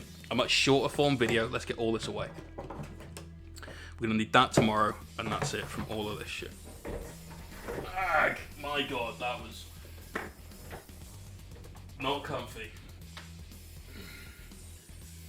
Gunmetal lives where that's fallen. Copper, hooker pink, that's what highlight, more contrast shizzle.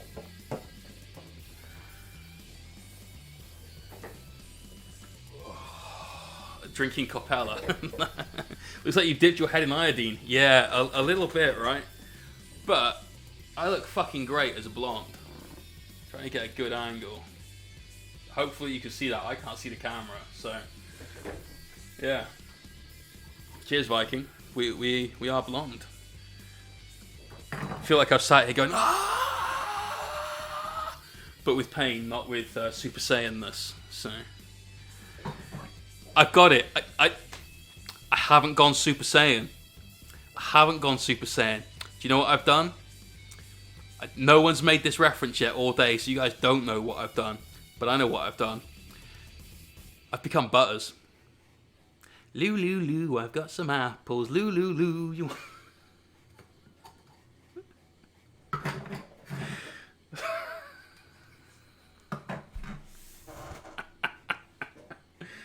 Oh, God. Right. Gloss varnish, which means it's time to put on the Bane mask, because we're about to spray plastic paint, plastic varnish, fucking everywhere, and that is very, very bad for you. So we're going to put the whiskey somewhere we can cover it.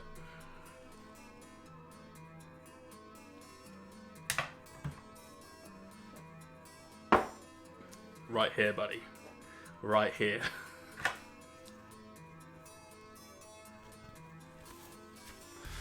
Ugh. I hate wearing these things.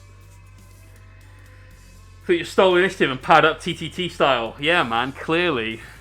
You can't steal initiative in 8th anymore, though, can you? Reckon they've left that in for 9th? I did do this to myself, Brett. I totally did. I'm not asking for sympathy at all. But give me a break, man. This has been so much work today. So much work. I'm smiling under this.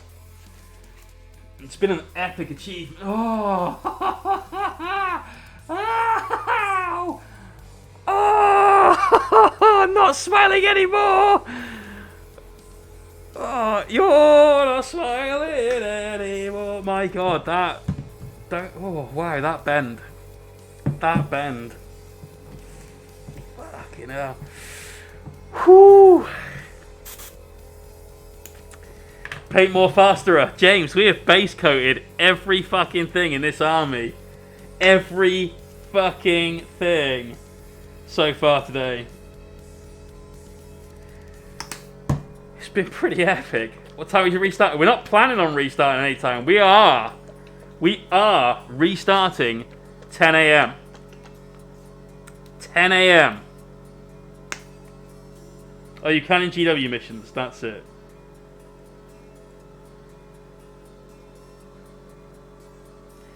Can't remember the last time I played a basic rulebook GW mission. Right. Hoping we can get this down to an hour and 20. Puts us at nearly a 2 o'clock finish. Fuck's sake. Fuck's sake. Oh, fuck's sake.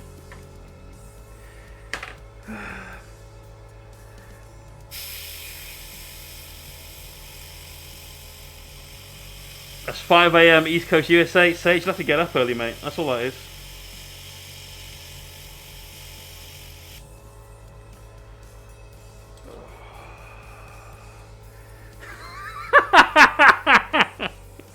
James, I love you, brother, but I will shit on your bed or something next time we end up fucking boarding together.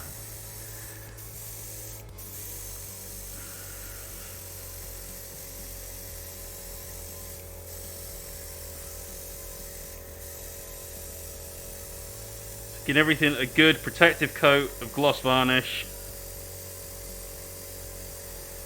Give it super shiny.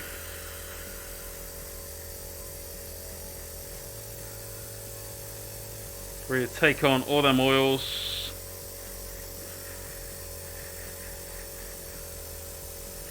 For this bit, you're basically going to see me doing nothing to the minis for a while. So I understand that this is a boring part. Proportional response to the trolling. I think that's fairly proportional, to be fair.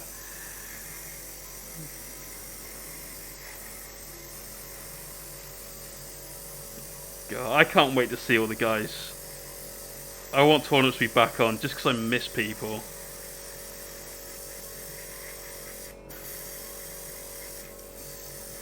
Like that, and I want to play a game of 40k against someone that isn't my housemate.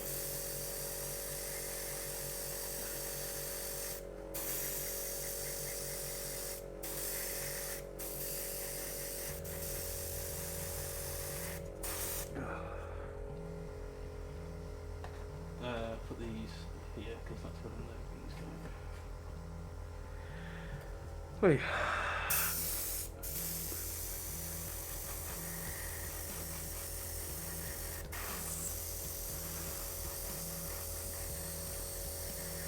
No dip. No dip. Only oils. Which is kind of the same thing that you paint them on, I appreciate, but it isn't the same thing, because it's not containing varnish. Oh.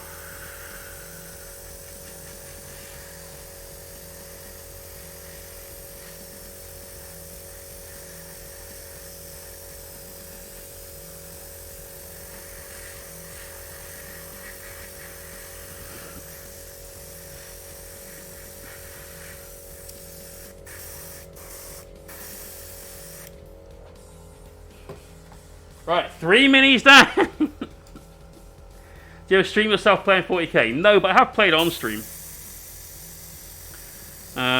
In Gibraltar, played on stream. The problem with streaming playing 40k is really you need a really good setup. And now I've got the new camera, then obviously that's going to be super good for your top down and even for doing like a handheld table cam if I bought a gyro for it. But let's look around at the people that do battle reports for, say, YouTube or other paywall content. You've got Tabletop Tactics. You've got Hellstrom, because Hellstrom guy is good. He does content. You got Teen Titans, or sorry, Tabletop Titans, not Teen Titans. That's the comic book thing on Netflix or whatever. You've got loads. You've got mini wargaming. All right. Apologies if Mikey's listening, but when you think of video battle reports, your brain immediately thinks of Tabletop Tactics. And the reason behind that is they have the highest production value of all of the battle report YouTube channels, right? Which means if you're going to compete, if you want to throw your hat in the ring and be one of the big boys, and there's no point in doing anything without going full balls to the wall into it. Like, if you're not going at something as hard as you possibly can, like the shit we're doing this weekend, for instance, you don't care enough. So if I was going to do 40k battle reports that weren't live battle reports, then I'd need to position myself with a good enough production value to compete with that. Art of War, I've never watched one of their battle reports, actually. I want to, because there are some great ones, but during all of lockdown, I haven't watched a single battle report. I watched some of Mikey when he played Danny live the other week using the 9th-ish rules. But I miss playing 40k, man. Watching a battle report, I find it a bit painful. Like, I can't play, and these guys are playing. I want to play. I want my games. I want the tournaments that I had tickets for all of... Well, I had 6 events in June. I had 6 events in April. They're gone. And I may not get money back from those. Ever. Despite the fact I was fucking sponsoring 2 of them. So, I'm a bit of a salty bitch when it comes to the fact that I can't go to the events I want to go to. I can't play the games of 40k, which I absolutely love. That competitive 40k gets my fucking juices going, man. Not in a weird way, but it makes me think about things. I love the puzzle behind it. So, I don't watch battle reports right now because I can't play. And because of that, I haven't seen any of the Art of War stuff. I love Nick. He's a fucking boss. I know Siegler has been on there a couple of times. That guy is a machine. But that leads me to the other end of the scale, right? That's where we're looking at live battle reports. And if I was ever going to do it, that's where I'd go. Go into the live territory.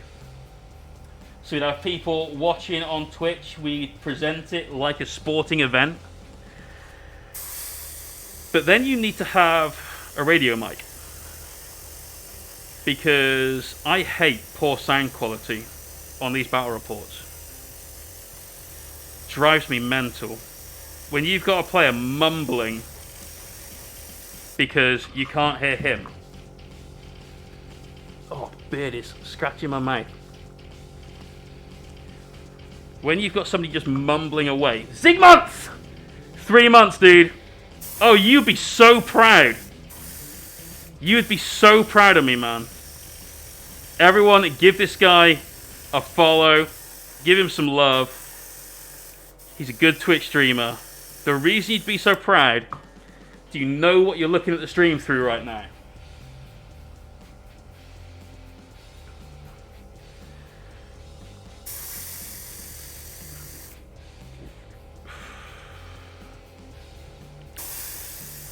The glass hammer ones, unless they've changed, are not that good. They're not that good. The Art of War ones, like I said, I've not seen their bat reps. They could be, but the glass hammer ones are hit and miss. And then you've got like the odd sort of interaction with people that are not playing in the game, shall we say.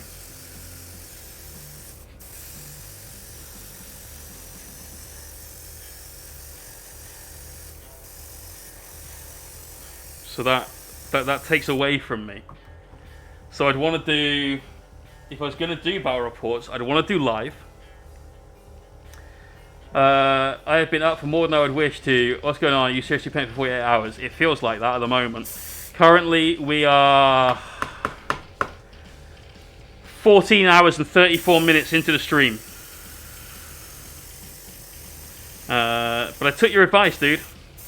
We bought a mirrorless camera. I've got a Panasonic Lumix GX. It's either 80 or 85. I can't remember right now. Got the Elgato capture card, the one that's the hardwired, built into the fucking PC, 4K 60 FPS card. Bought that. Got all that installed yesterday. So we've got much crisper picture, I've been told. Although I'm going to have to watch some YouTube vids and compare the side by side myself to be sure.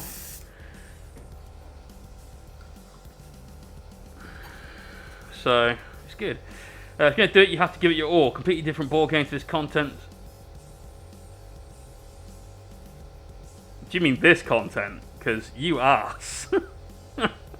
Fuck you.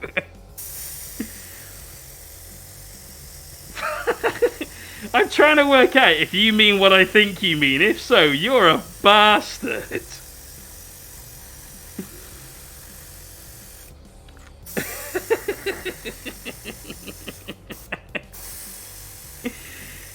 Motherfucker. Look, a clearer image of Jay and his frosted blonde tips is all you've ever wanted, Crownblade. But yeah, not only do you then need to have, to compete properly, great video, great sound, good backing music, good stream graphics, then you're down to the play itself. You need good gameplay. We haven't even got to the part where you need to have some fucking beautifully painted armies that happen to be both in vogue and in meta right now. Because those are the battle reports people want to see.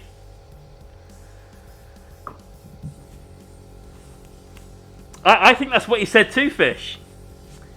I'm about to shove that Wraith Knight through a fucking wall. You carry on this bullshit. How dare you? How dare you, sir?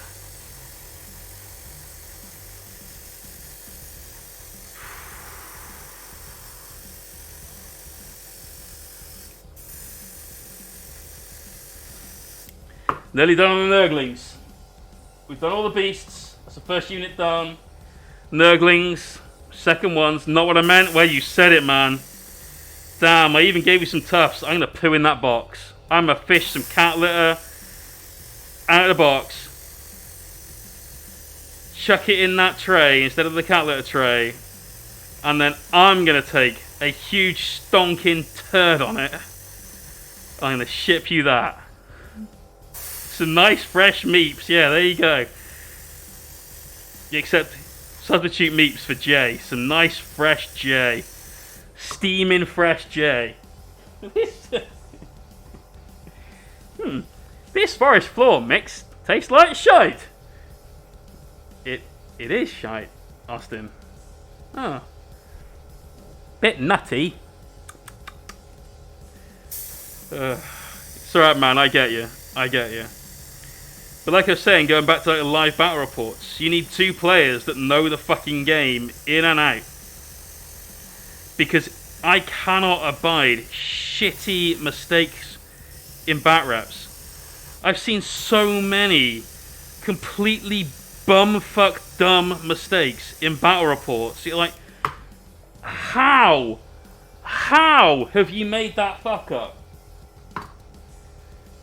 Right, that's all the Nurglings done. this is so difficult. We trimmed this recently. It's now just all riding up inside the mask. It ain't great. We're going to do these, then we're going to do the frogs, then we've got 90 plague bearers. Then we're done. So you need 2 players that have got their shit together and know everything. At minimum. Really, you need at least 4, if not 6, to make sure you've always got a good mix-up of people playing so you can keep the content fresh. Then you need some beautiful fucking armies. There's a lot to get into to just get live battle reports of 40k out in a way that's meaningful. So almost every production company, everyone that creates content hits most of those boxes. But I can't think of anyone that does live battle reports that hits every one of those boxes. At all. And I'm not even saying that I could.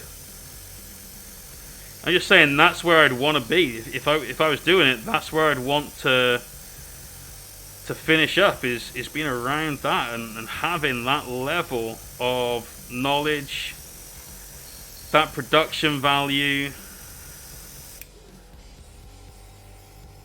It's rough, man. It's hard. Oh. Give him a base coat and chuck him on a table. No. No. Zigmonth, I've been in battle reports, man. I fully appreciate that. Done a couple. One for Battle Bunker, Imperial Bunker rather. Done one for Hellstrom. Hellstrom guy.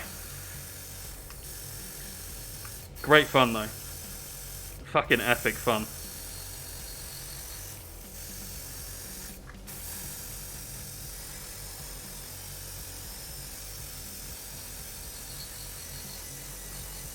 Takes a long time though. Time passes differently in battle reports than it does to real life. It's like dog years. You get battle report dog years.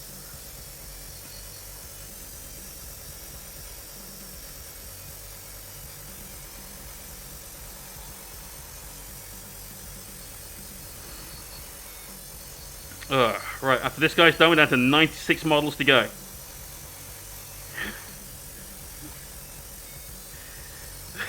I can't believe we're fucking nearly here. It's only 20 to 1 in the morning.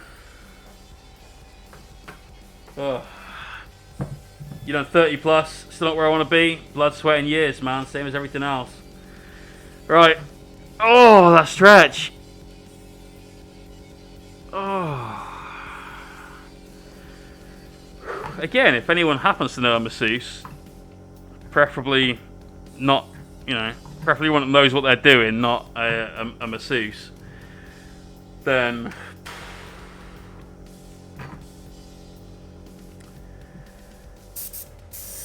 beer and 40k, man. That's a dangerous mix if you're trying to play to a timescale.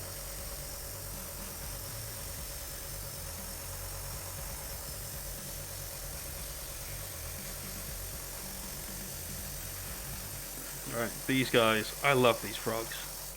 They look super, super sick.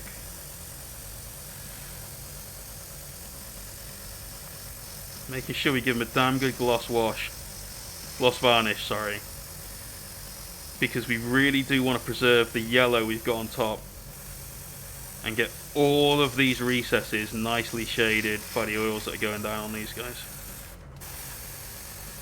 They are amazing though. I want more. I've not even played a game with this army yet, and I want more frog boys. Because frog boys are life.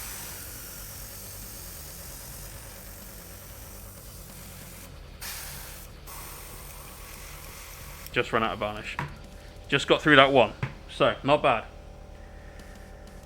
Whew.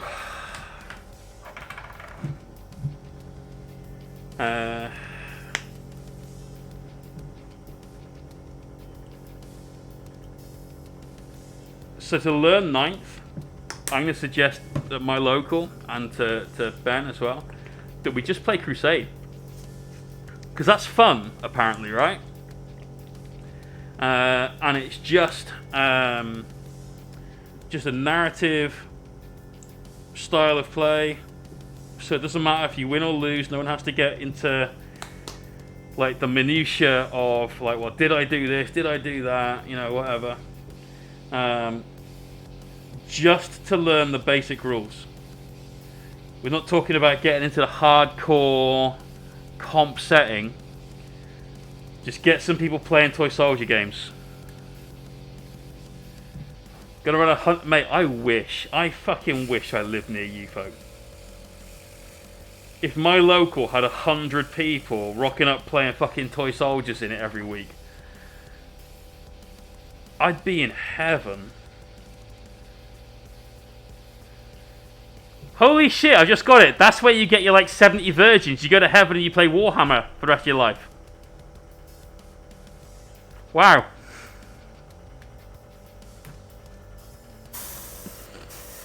I've just understood why they do it.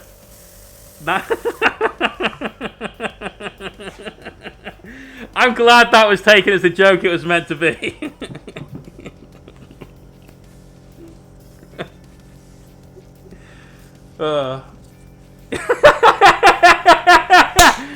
Kareem, mate, I love you. Beers are on me next time I see you, brother. Pates come pre-thinned in heaven. That's it.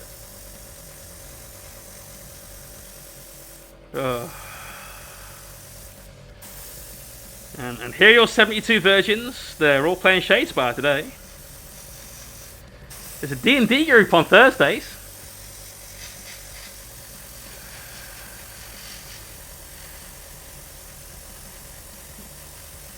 Brilliant. Brilliant. Oh, man.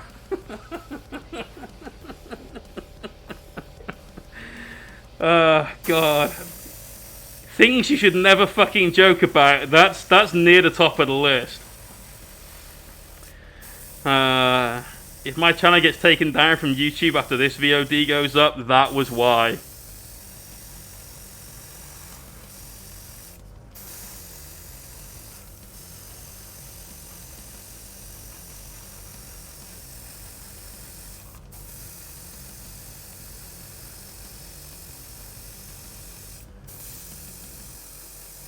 This guy looks so fucking angry.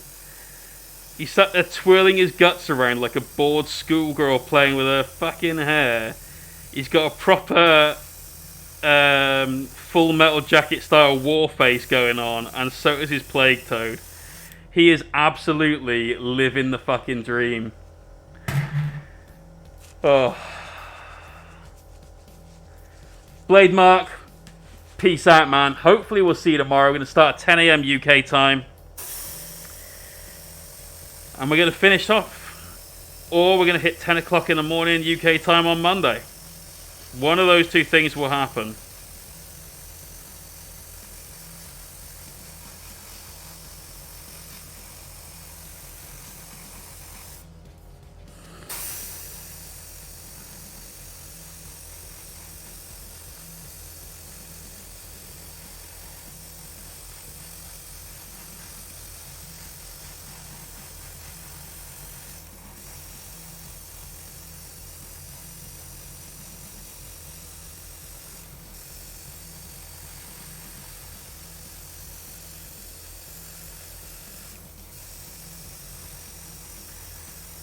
Whew. Your local game club doesn't exist. Mine basically doesn't. We got a very, very small local store. I did start running events pre-COVID.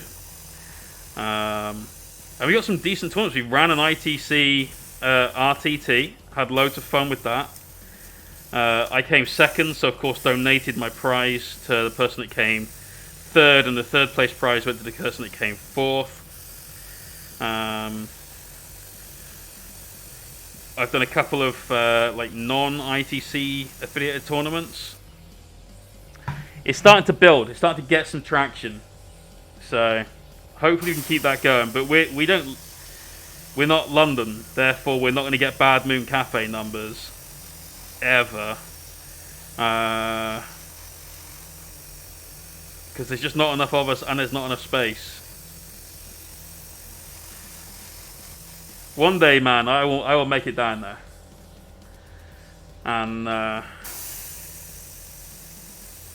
let's fucking hook up and play some games, man. It ain't gonna be soon though. If I end up flying to Jib for... So I might not be going to the SNGT, because the SNGT is 2 weekends before the Amsterdam Dutch GT Super Major, which I am absolutely busting a nut over going to. But when the SNGT was going to be in April, obviously things were nice and easy. But in September, EasyJet don't... No, sorry, in November, EasyJet don't fly to Jib. So you end up taking a fucking week out there unless you fly from London, and then you've got the headache of getting to and from the London airports, which is a headache I could really fucking do without. So we might miss that one because we are going to No Retreat out there in September, which I am super fucking looking forward to. Like, my god, I've wanted to go to that tournament for 3.5 fucking years, and it finally happened. We're taking the nights. So on.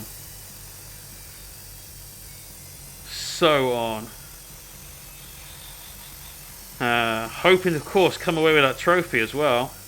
You know, we ain't gonna win the painting awards. My nights look good, but the shit that people are taking is beyond good. It's... You could put some of their stuff on tables at Golden Demon legitimately and win. Roy and his fucking gas goal is... Oh god, this is so fucking annoying.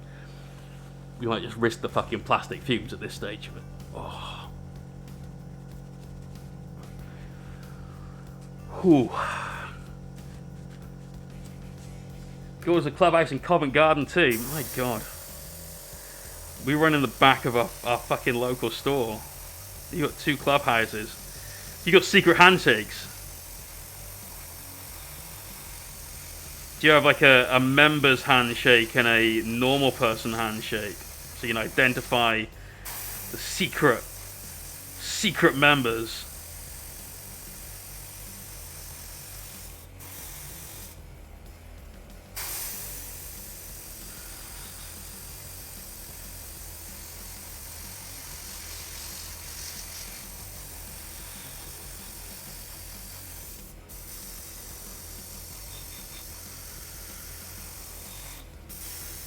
Yeah, mate, gang signs, brilliant. Brilliant.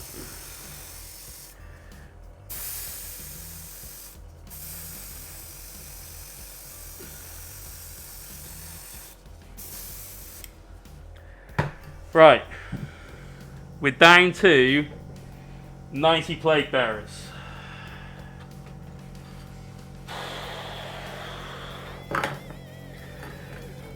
Osprey! Thank you for that follow and welcome.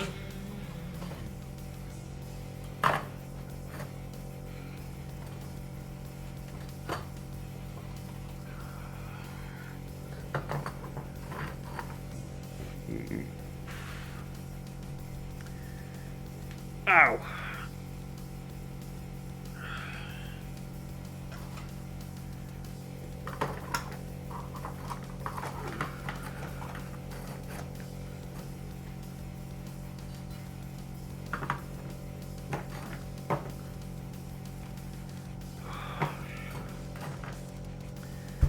Right, have I died yet? Only on the inside. I tried getting your attention earlier on.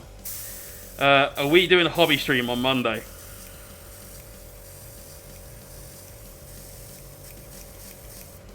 Clog nozzle. Smell like he's about to die. I've been doing that since about midday though, to be fair. That's not new.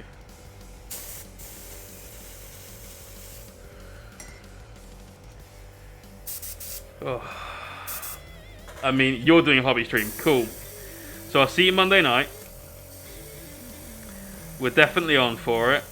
Unless we're still going at 10 AM, in which case I may not be awake for it. So, count me in. I'll be painting black base rims for a solid many hours. That's going to be all I'm fucking capable of by that time. It's alright, dude. I totally understand that.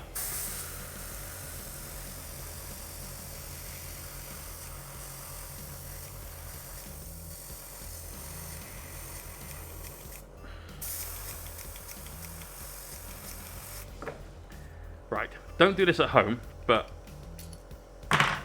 I'm doing this. What I've just done is something you really shouldn't do, and I've just backed the fucking needle out a little bit. Because, there we go, had a blockage. Now it goes back in. We're all good. So you basically just shot the blockage out of the airbrush. Oh, Hellstone Wargaming is Mikey. That's Kareem from Dice Down, is it? Were you part of that?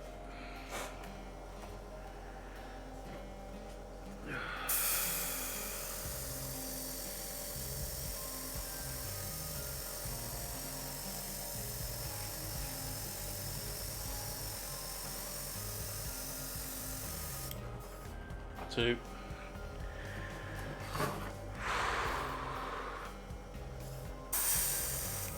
Oh, nice, dude.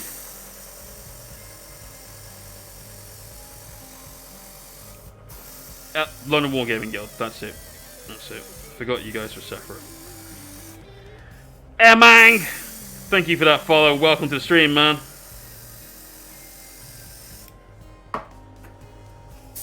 Oh.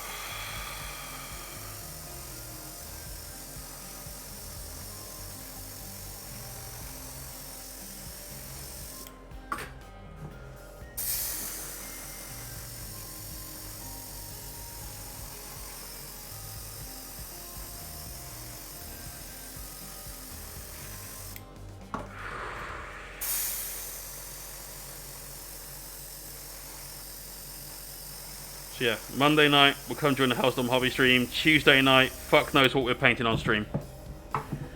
Not a clue, but it'll be something very chilled. So, oops. Might still be black base rims.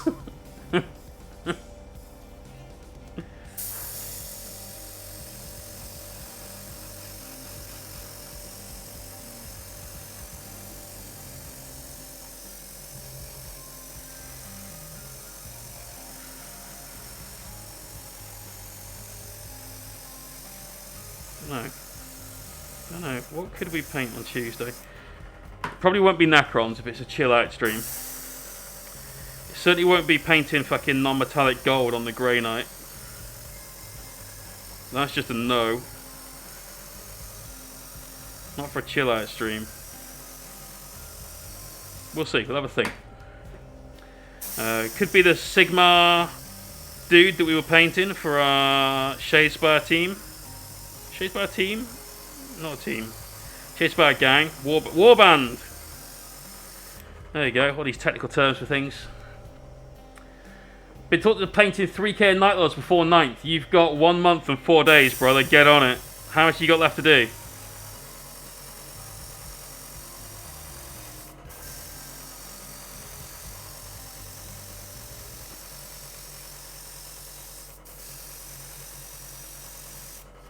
Started last week. Alright, man. I started this morning. You've got this.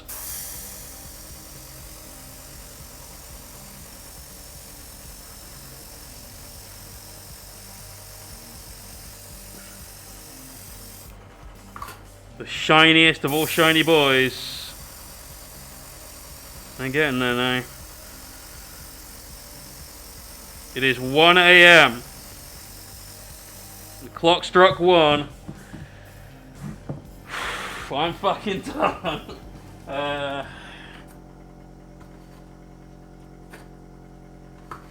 Down to 80-ish guys left. 78. 78 guys left. To me, chill me spending 6 hours half-heartedly painting a rhino. I fucking hate painting a rhino. Mate, I will try and be there, man. Like, I will never leave you hanging without damn good reason. Apparently, I've been told this content's very half-assed and I'm not working hard enough, so I can't use this as an excuse or a reason. I'll have to just come up with some sort of, like, chat show-based Warhammer content to satisfy people, I guess. We could do morning beverage timeout. Be inclusive of people. And not start any arguments with different societies and different parts of the Warhammer community by not using sweeping statements such as cut your fucking mats. Alternatively, you should just do that, because so FLG's podcast, they publicly announced that they have got the 44x60s for sale now.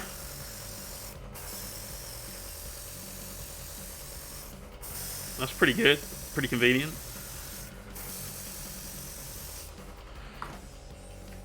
Ugh.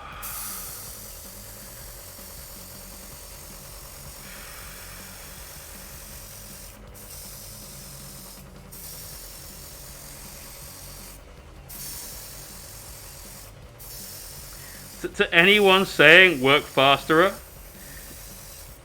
have you seen Wanted? It's a great film. I might watch that one of my days off next week. James McAvoy, Angelina Jolie, Common, Morgan Freeman. I fucking love that film. I absolutely love that film. Fun fact, they're offering a FLG are offering a mat cutting service. Oh.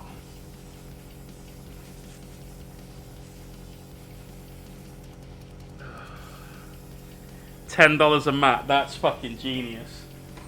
You should do that, mate. In fact, you have positioned yourself quite well to be the UK mat cutting expert and offer that service. But the reason I bring up the film Wanted, I also get James McAvoy played Leto 2 in that Children of... I've not ever seen that. The reason I bring up that series of Wanted is because of the bit right at the end of the film. Like, I said no to piece of shit best friends, shit girlfriends. I took back my life.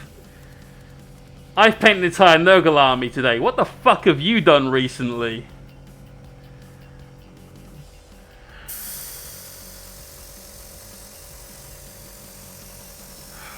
I love that film.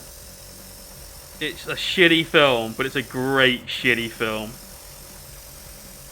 Gonna watch that. Gonna watch Top Gun. Because that's fucking class. That's such a class film. It'd take you a bit longer than them. No, it wouldn't, man. Once you've done like 300 or 400, you'll get your technique down. Roll mat out. Apply template. MDF template. Trim mat. Roll mat up. Send back. Never watch Top Gun! Kareem, I need your man card now, please. Never watch Top Gun. Okay. Don't go into it thinking it's the greatest film ever, because it really isn't. It's not Die Hard. Go into it thinking it's a standard cruise film, and you'll be pleasantly surprised at how good it is. And the soundtrack is so good. Captain One Ball, I don't expect you to understand, man. You've got half the testosterone the rest of us have got. So, you know, I get it, man. It's okay. Don't worry. I love Top Gun. That's a great film. And it's something you can watch with your girl, because it's definitely a chick flick.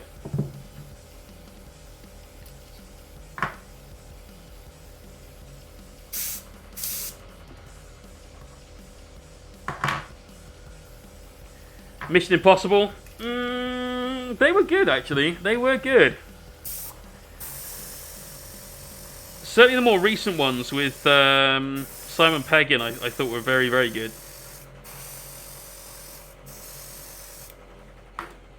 Right, nearly done one unit. We got 6 more dudes after this. One more batch. And then this unit, dunsies.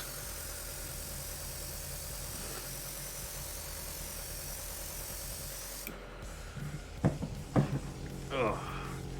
Keep meaning to watch Die Hard at Christmas and keep missing it, mate. Every Christmas Eve for the last 10 years or so, I've got a stogie, I've got something decent to drink, and I've watched Die Hard. And sometimes I've even watched Die Hard 2 as well, or the first Lethal Weapon film. But every year, I watch Die Hard on Christmas Eve. I'm not really a Christmas guy. Christmas for me, growing up, wasn't necessarily special. I mean, don't get me wrong, it wasn't horrible. I didn't live like Oliver fucking Twist or something. But it was... My family were poor. There's no shame in that. They did what they could to provide for us every other fucking day of the year, and they always made sure we had something to open. But that was kind of Christmas. It was a Wednesday or it was a Friday. It was just a day. And certainly when I became a chef and Christmas became a fucking hard couple of weeks, then Christmas was done for me. So I'm a bit bar humbuggy.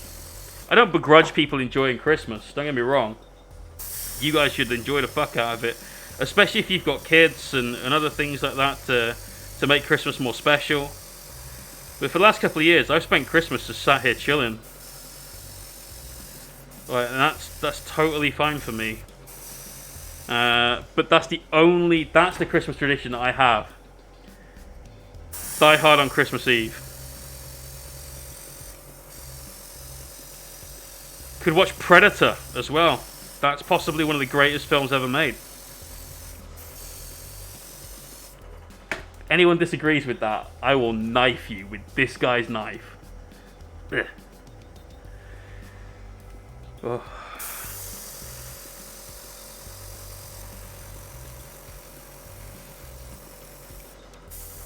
Aliens is better. Alien or aliens, Greg?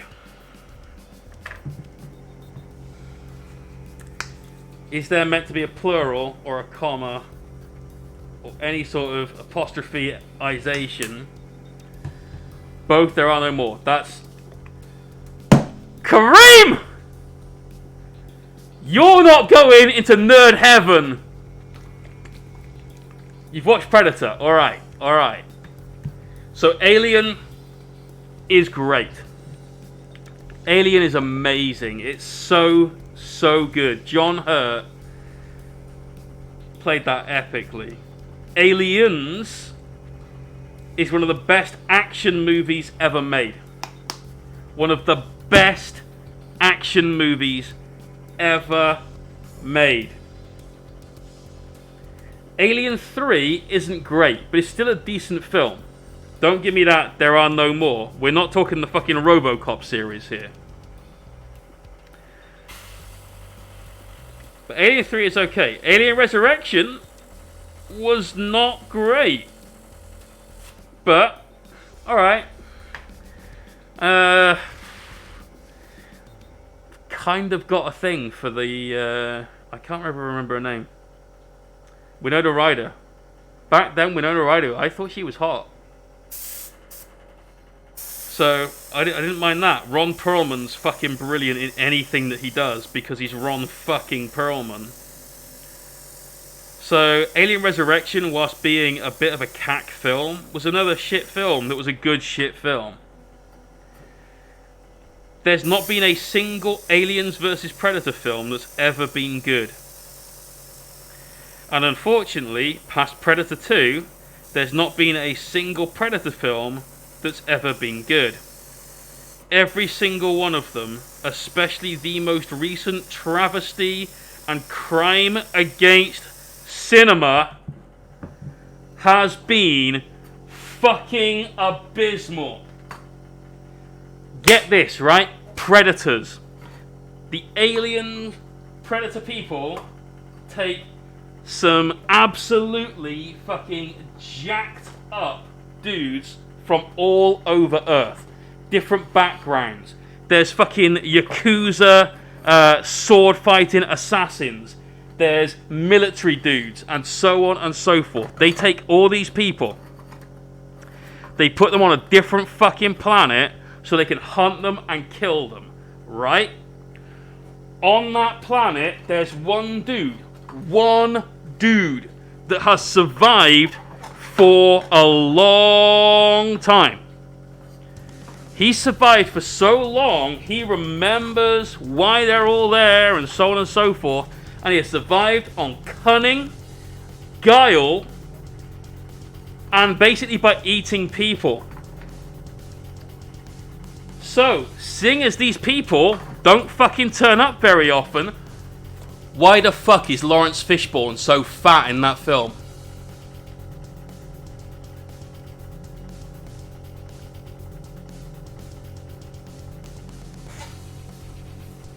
He's a fucking Stay Puft Marshmallow Man. He's been living in a fucking cave.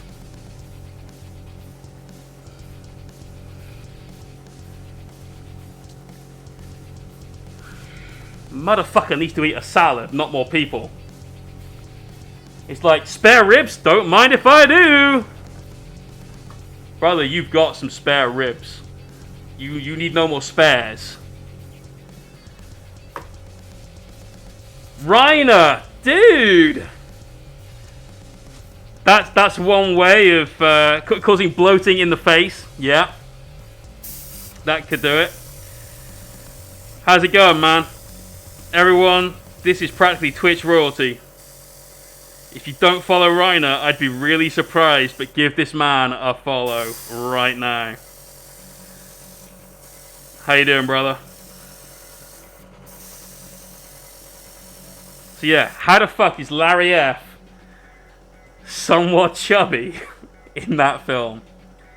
That one, I've said, is one of the worst crimes against cinema since RoboCop 3. RoboCop 3 just edges that one out in how fucking terrible it was.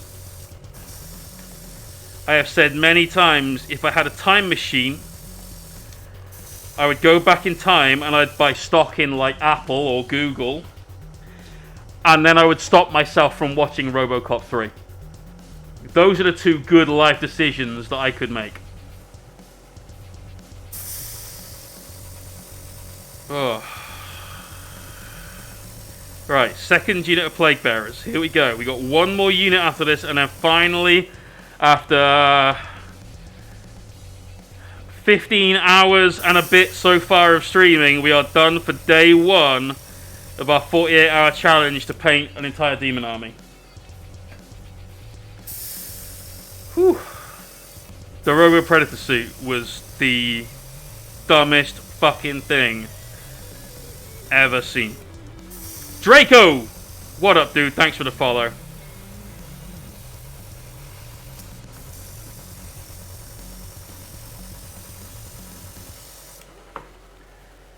Oh, why am I doing this again? We need to just be swift. Put them here, and then... Could be worse. You could watch TJE, Twilight series. No. No. So I used to go out with a chick. She was a Swedish chick. She was hot. She played beach volleyball. It was very, very stereotypically Swedish, right? She was well into the Twilight series, so I ended up going to the movies to watch, I think, the second one with her. I couldn't...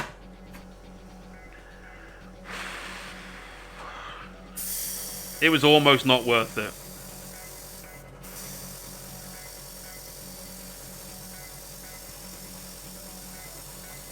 If the woman from that series, the lead girl, whose name I don't know, if her and Keanu Reeves ever had a child, it would be the most wooden child ever. It would basically be fucking Pinocchio.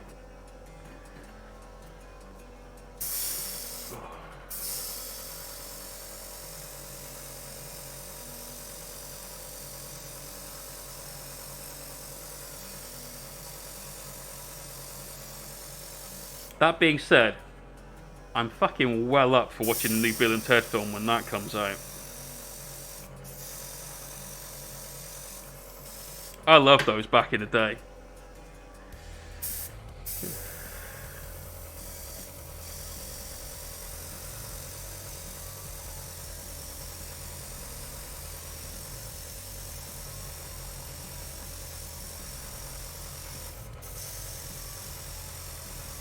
Begins with a K, right? Greg, peace out, man.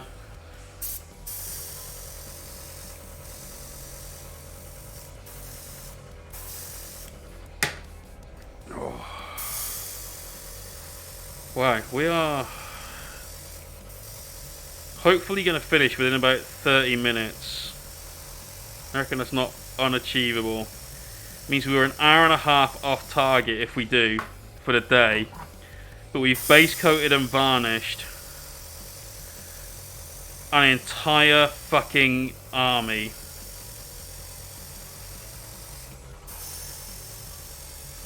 This is a little bit like the Airwolf theme tune. Do diddly do diddly do do do do do do do do. Can anyone else hear that? Or is that just me? Kirsten Stewart, that's it. She went full crazy. Like, we talking like a Britney crazy, or like a Christopher Walken crazy? Could you imagine being hundreds of years old and listening to high schoolers all day? Mate, I can't imagine being in my 30s and listening to high schoolers all day. Just fucking no. Just no. Once was enough in my life listening to that inane bullshit. You vanished before layer paints. Draco, we're taking on a 48-hour challenge to smash out this army. There will be layer paints, but the next step is actually using oil paints. If you've not seen oil paints used on minis before, from about, I reckon the rough timing will be about 1 in the afternoon / 2 in the afternoon tomorrow. We should be around to that stage. We're going to give these models so much contrast,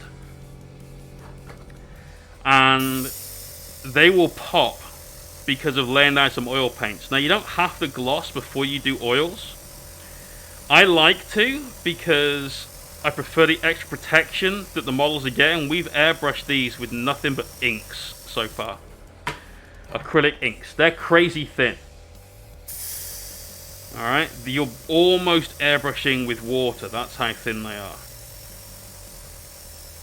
And so they're very, very easy to damage that coat of paint. So we lay down the gloss varnish to give that a really, really strong protective coat.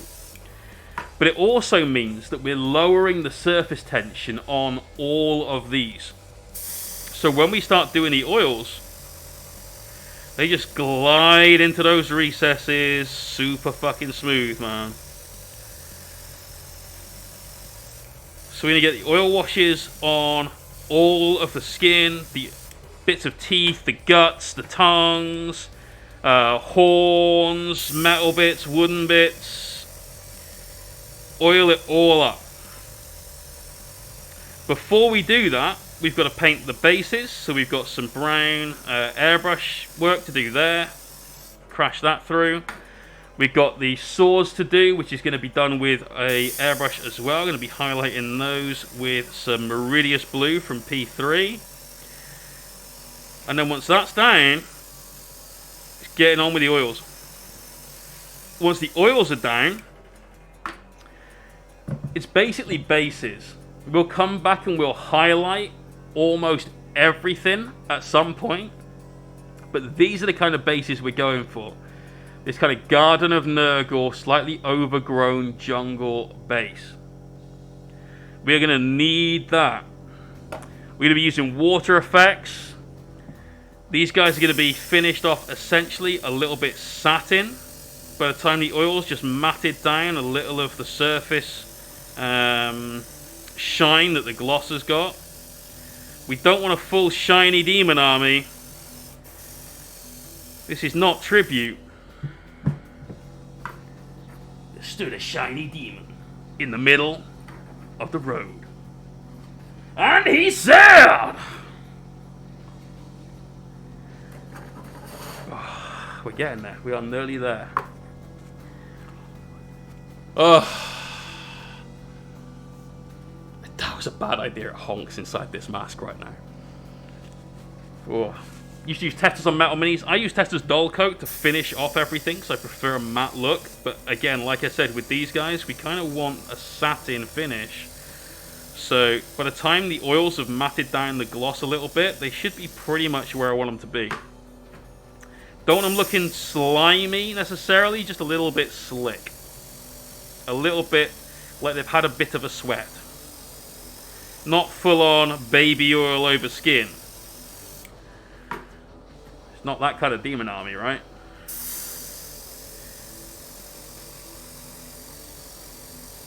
I think we stopped before our 10 seconds of parody was up, Crosby, so we're alright.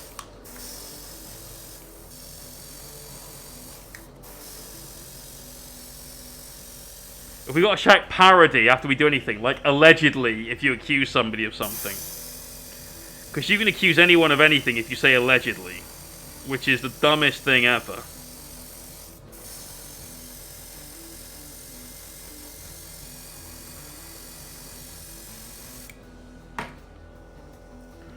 Oh man, nearly there.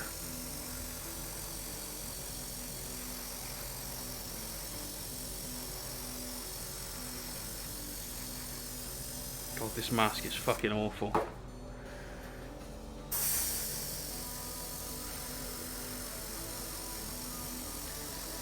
Or hypothetically. You've got to say that before though, right? So allegedly is what happens if you fuck up and you have to say it afterwards. Hypothetically is what you've got to say before if you're thinking straight. Doesn't want damage or discard on GW minis? No, man.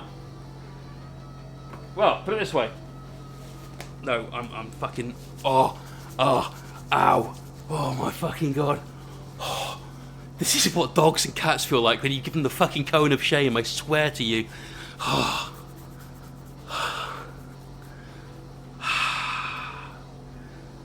my life. I'll deal with the chance of plastic for a bit. Ugh. What's it like, 230 in the UK? 130, but you're fucking close. But I use testers on everything. In fact, this guy has had 2 different coats of testers at 2 different times. And, like, you tell me if you think he's damaged or discolored. He looks pretty vibrant to me. It's a long ass day. Yes. Yes, it is. I can't do it. I need to wear the fucking mask for this shit. It's plastic paint. It's not good for your insides. Still gonna go and have a shower and wash off the fucking fake blonde that we gave ourselves earlier on.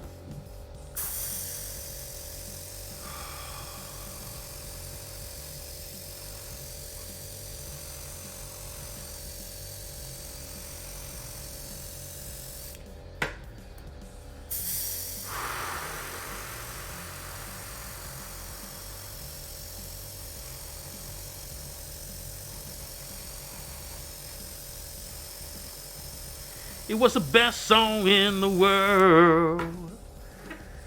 I was hoping you would forget the paint and wake up with a yellow pillow wondering what the fuck. No, man, this is definitely coming off tonight. If it will come off. But I'd just like to thank Viking because of this dumbass thing that we did earlier on. He's basically covered the shipping costs for all the packages we're sending out. So it was worth it. No, mate, we're doubling up at least. Like, it's got to be £100 or more. For a new Mohawk colour. Goes up every time, you see. Inflation, crazy, the times we live in. Times like these. One of these days. Just put a bin bag over your pillow. Can you imagine trying to sleep with that? If that's a bag over your head. Cheers, fish.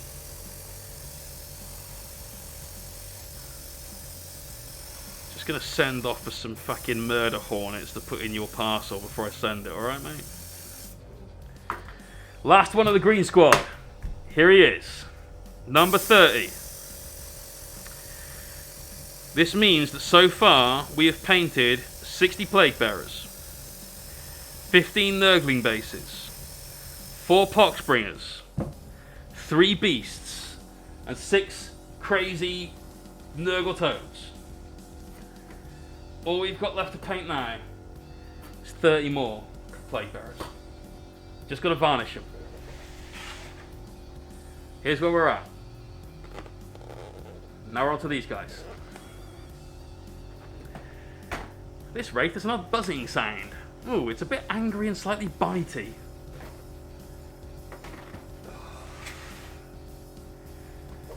Last lot. Last unit.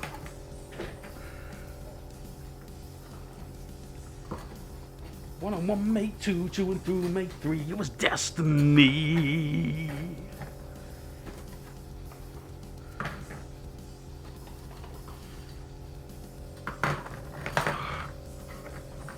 We're actually losing fine motor function now. I can't pick these up. This is no good. That should be finished. No. Just no. Told you, if you guys ever need a shoulder workout, fuck going to the gym. No dumbbell raises. Just airbrush for fucking forever, because then all that clicks and everything. Hi Ben, I feel that's your usual greeting. So how you doing, man? Whew.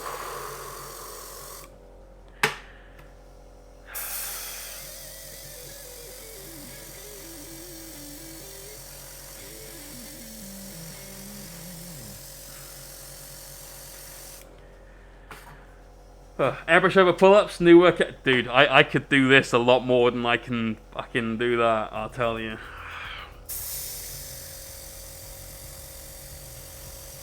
God, I've never been able to do 50 pull-ups in one go. I used to be able to do 25 when I was both fit and a lot lighter than I am now. But that would gas me out. The people that do 50 and they're doing 50 with like the fucking weights attached to their dick and everything like that, that's... How do you guys do that? That's crazy. That's some strong ass shoulder and back muscles you've got there, and more importantly there's a lot of endurance too.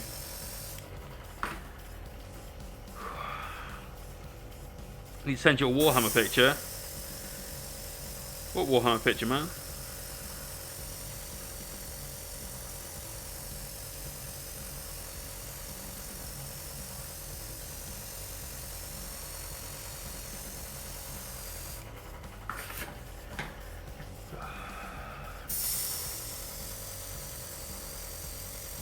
Why do they crab never share? Because he was shellfish. That's an oldie but a goodie, man.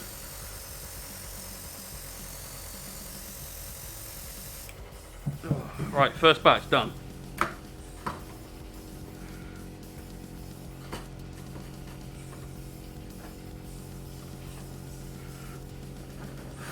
Next batch.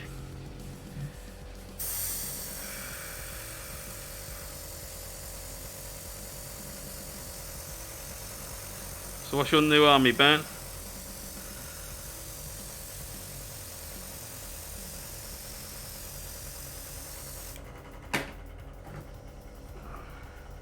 Do loads of pull-ups by way about 65. Fuck me, dude, you're a rake.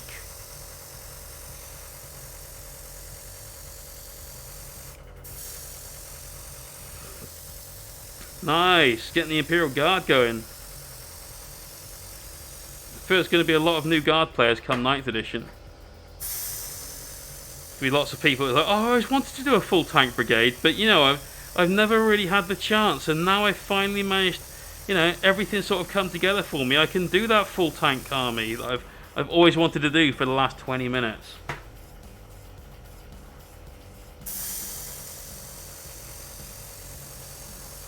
Seriously though, that is an army I could paint well in a weekend. I ain't planning on doing it, but triple Baneblade, nice.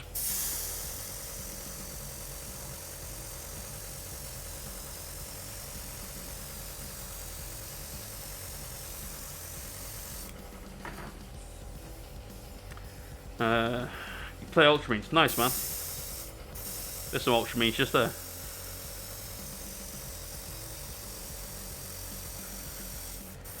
Your left leg weighs about as much as theirs. Brilliant. It's been a long, lonely lockdown, Fish. My left something weighs about that much right now. Right, we're a third through. 33% through this unit.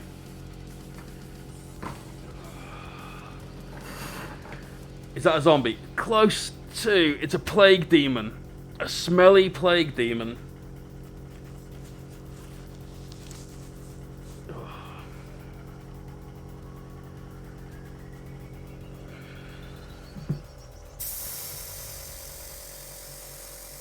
That was 11.5 stone after it had been raining, right? I weighed that a few years ago. I went on a crazy diet, and I went from 17.5 stone to 11.5 stone in 6 months.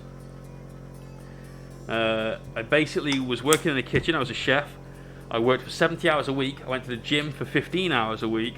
And every day my evening meal was just a can of tuna, sometimes with some green beans. That was it. That was a fuckload of weight to lose that quick. Don't suggest it to anyone.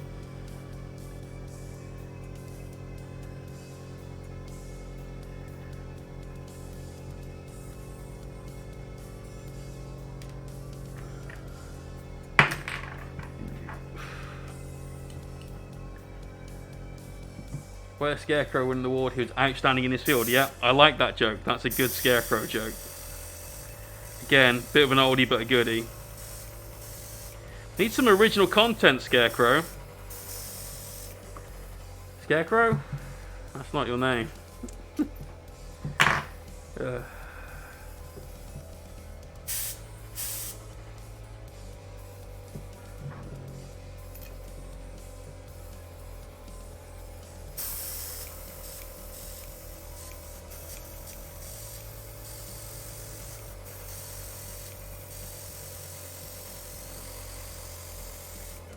Blockage again.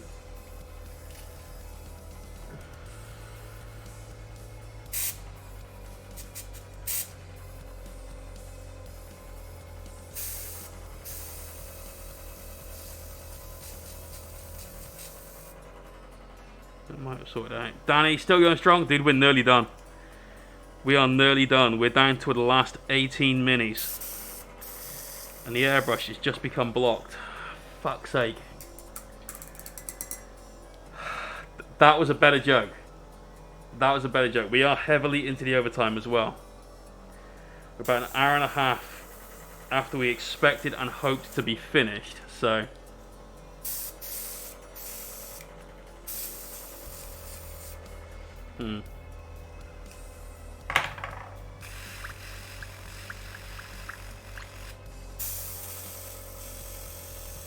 that's better.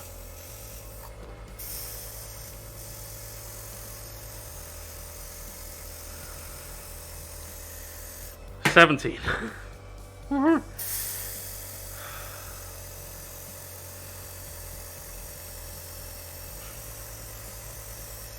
Oh. 16. We're counting down now because there's less models left. We're on the downhill final stretch.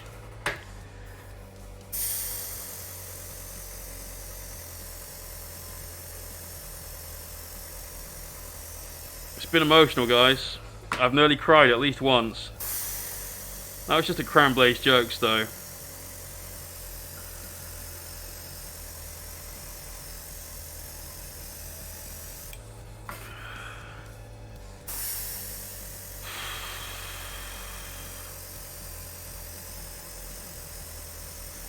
So far today, we've stopped for about 40 minutes, I guess. Maybe 50 minutes in total.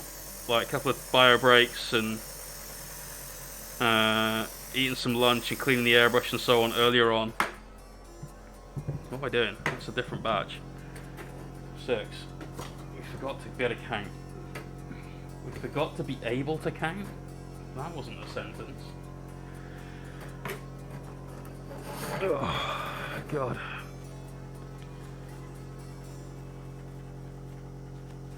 What do you call a deer with no ears? Anything you like, it can't hear you. Nice. Nice. Sharp speech, bro.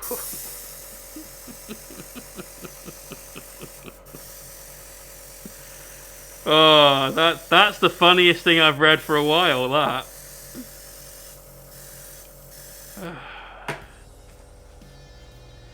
What you call deer with no eyes, no legs, and no genitals? Still no fucking legs. We had this one earlier on.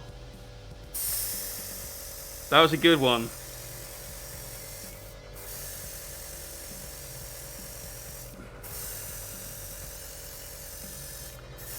God, the only jokes that come to my mind when I'm super tired are ones that you can't tell in public. It's things like, what's easier to unload, a truck full of bowling balls or a truck full of dead babies? And those jokes aren't funny. They're horribly offensive to people that may have had misfortunate accidents. Unfortunate accidents or unfortunate circumstances. May have had misfortune. So I'm not telling those jokes, but they're the only ones that fucking spring to mind when I'm this tired. Oh. You're away on a bio. That makes sense, man. Nearly finished. Last bit of varnishing. Why does footballer play football? Just for kicks. Nice. Oh! Substitute one for lawyers.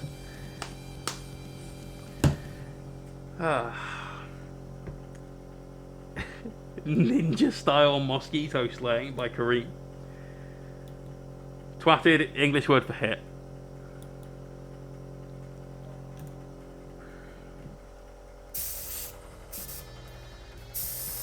It's an English word for hit that, like, if you call someone a twat in English,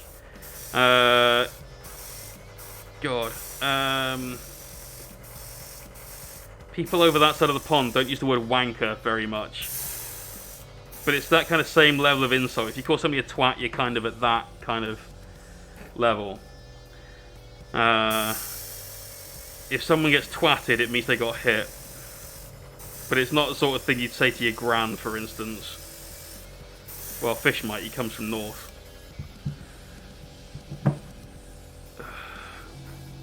Twat means a smelly cunt. I can think of a few smelly cunts I've called a twat. Right, last 6. Let's get them all on cam.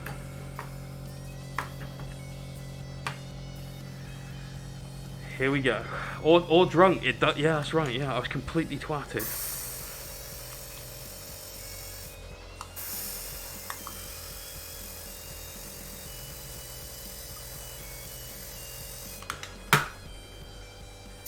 Unit champion goes last. You're the end of the queue. We'll finish strong with you, brother.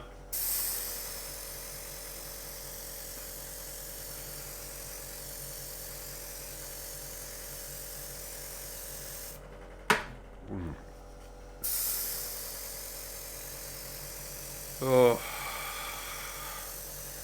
There's finally light at the end of the tunnel, and it is in fact that it's on fire. Yorkshire be the best. Thank you, but Cheltenhamshire is clearly that. That.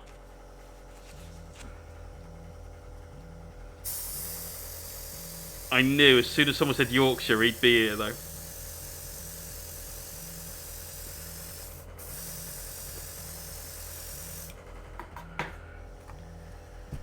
This is it. One man alone is going to get varnished the fuck out of. This is the last one. Base coats done. Varnish done. 1,838 points of Nurgle demons.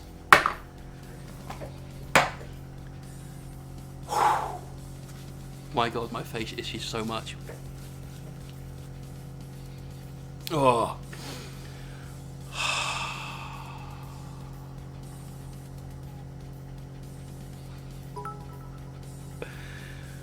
Zen.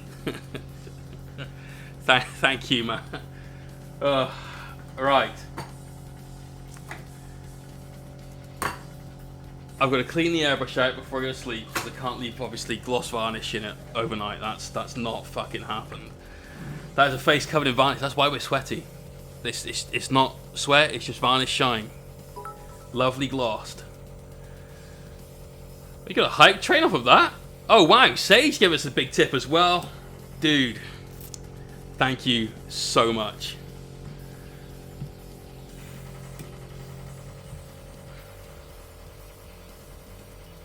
The Nurgle's rot started strong on that. That was weird.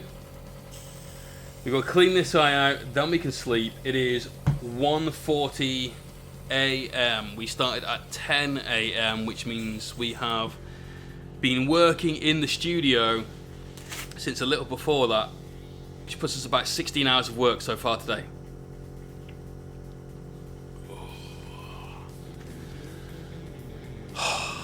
Hey, Reiner gets given a sub. Let me give you your meeps as well, dude. And then we're going to go and find someone that we can raid past you crazy motherfuckers over onto. There you go, dude. Damn, you lurk here a lot more than I thought you did. Have a drink. Oh, someone said had a drink. Oh, shit! Fish with a donate! Damn, man! Thank you so much! And Kareem busting out... Oh, fuck. Thank you to everyone that's giving out some subs right now. Let me give Wildside one. Give you your meeps there, dude. It's 3k for you. So if anyone that's just been given a sub and doesn't know what the meeps are all about... Sith got himself a sub as well. It says I or Y? It says YI. YI! Essentially, every month,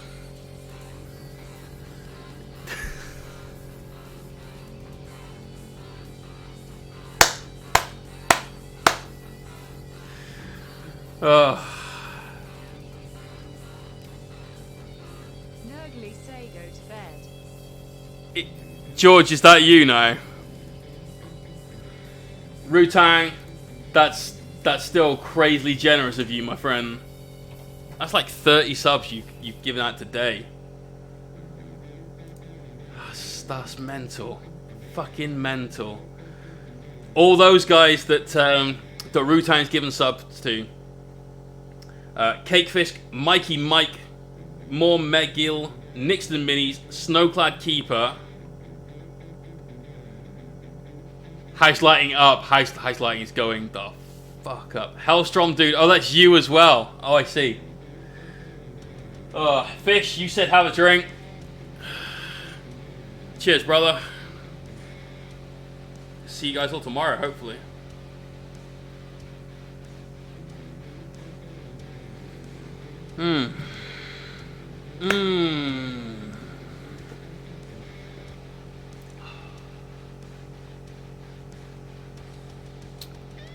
God, did I need that? Did I need that? Right. Let's go find some of the sinner here on Twitch. Shut up, you. So Jack of Clubs painting. He's still going strong. Oh, Reiner giving out a gift sub as well. Dude, that's some paying it forward right there. Thank you very much. Xtal, let me give you your meeps. There you go. So, I think he's going to have to be Jack of Clubs. This guy's doing Fabulous Bill.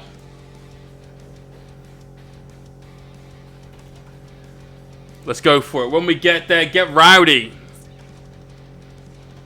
Let's see some spam the moats. Most of you guys are subs now. Thank you to Rutan Clan, throwing out gift subs all day long.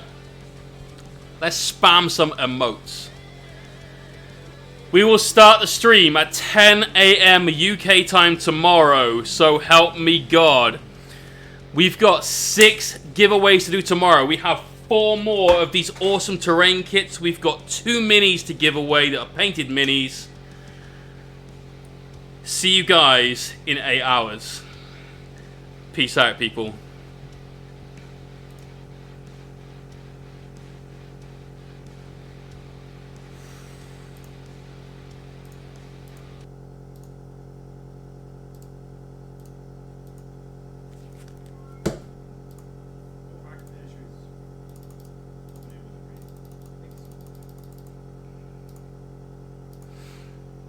Oh, ah.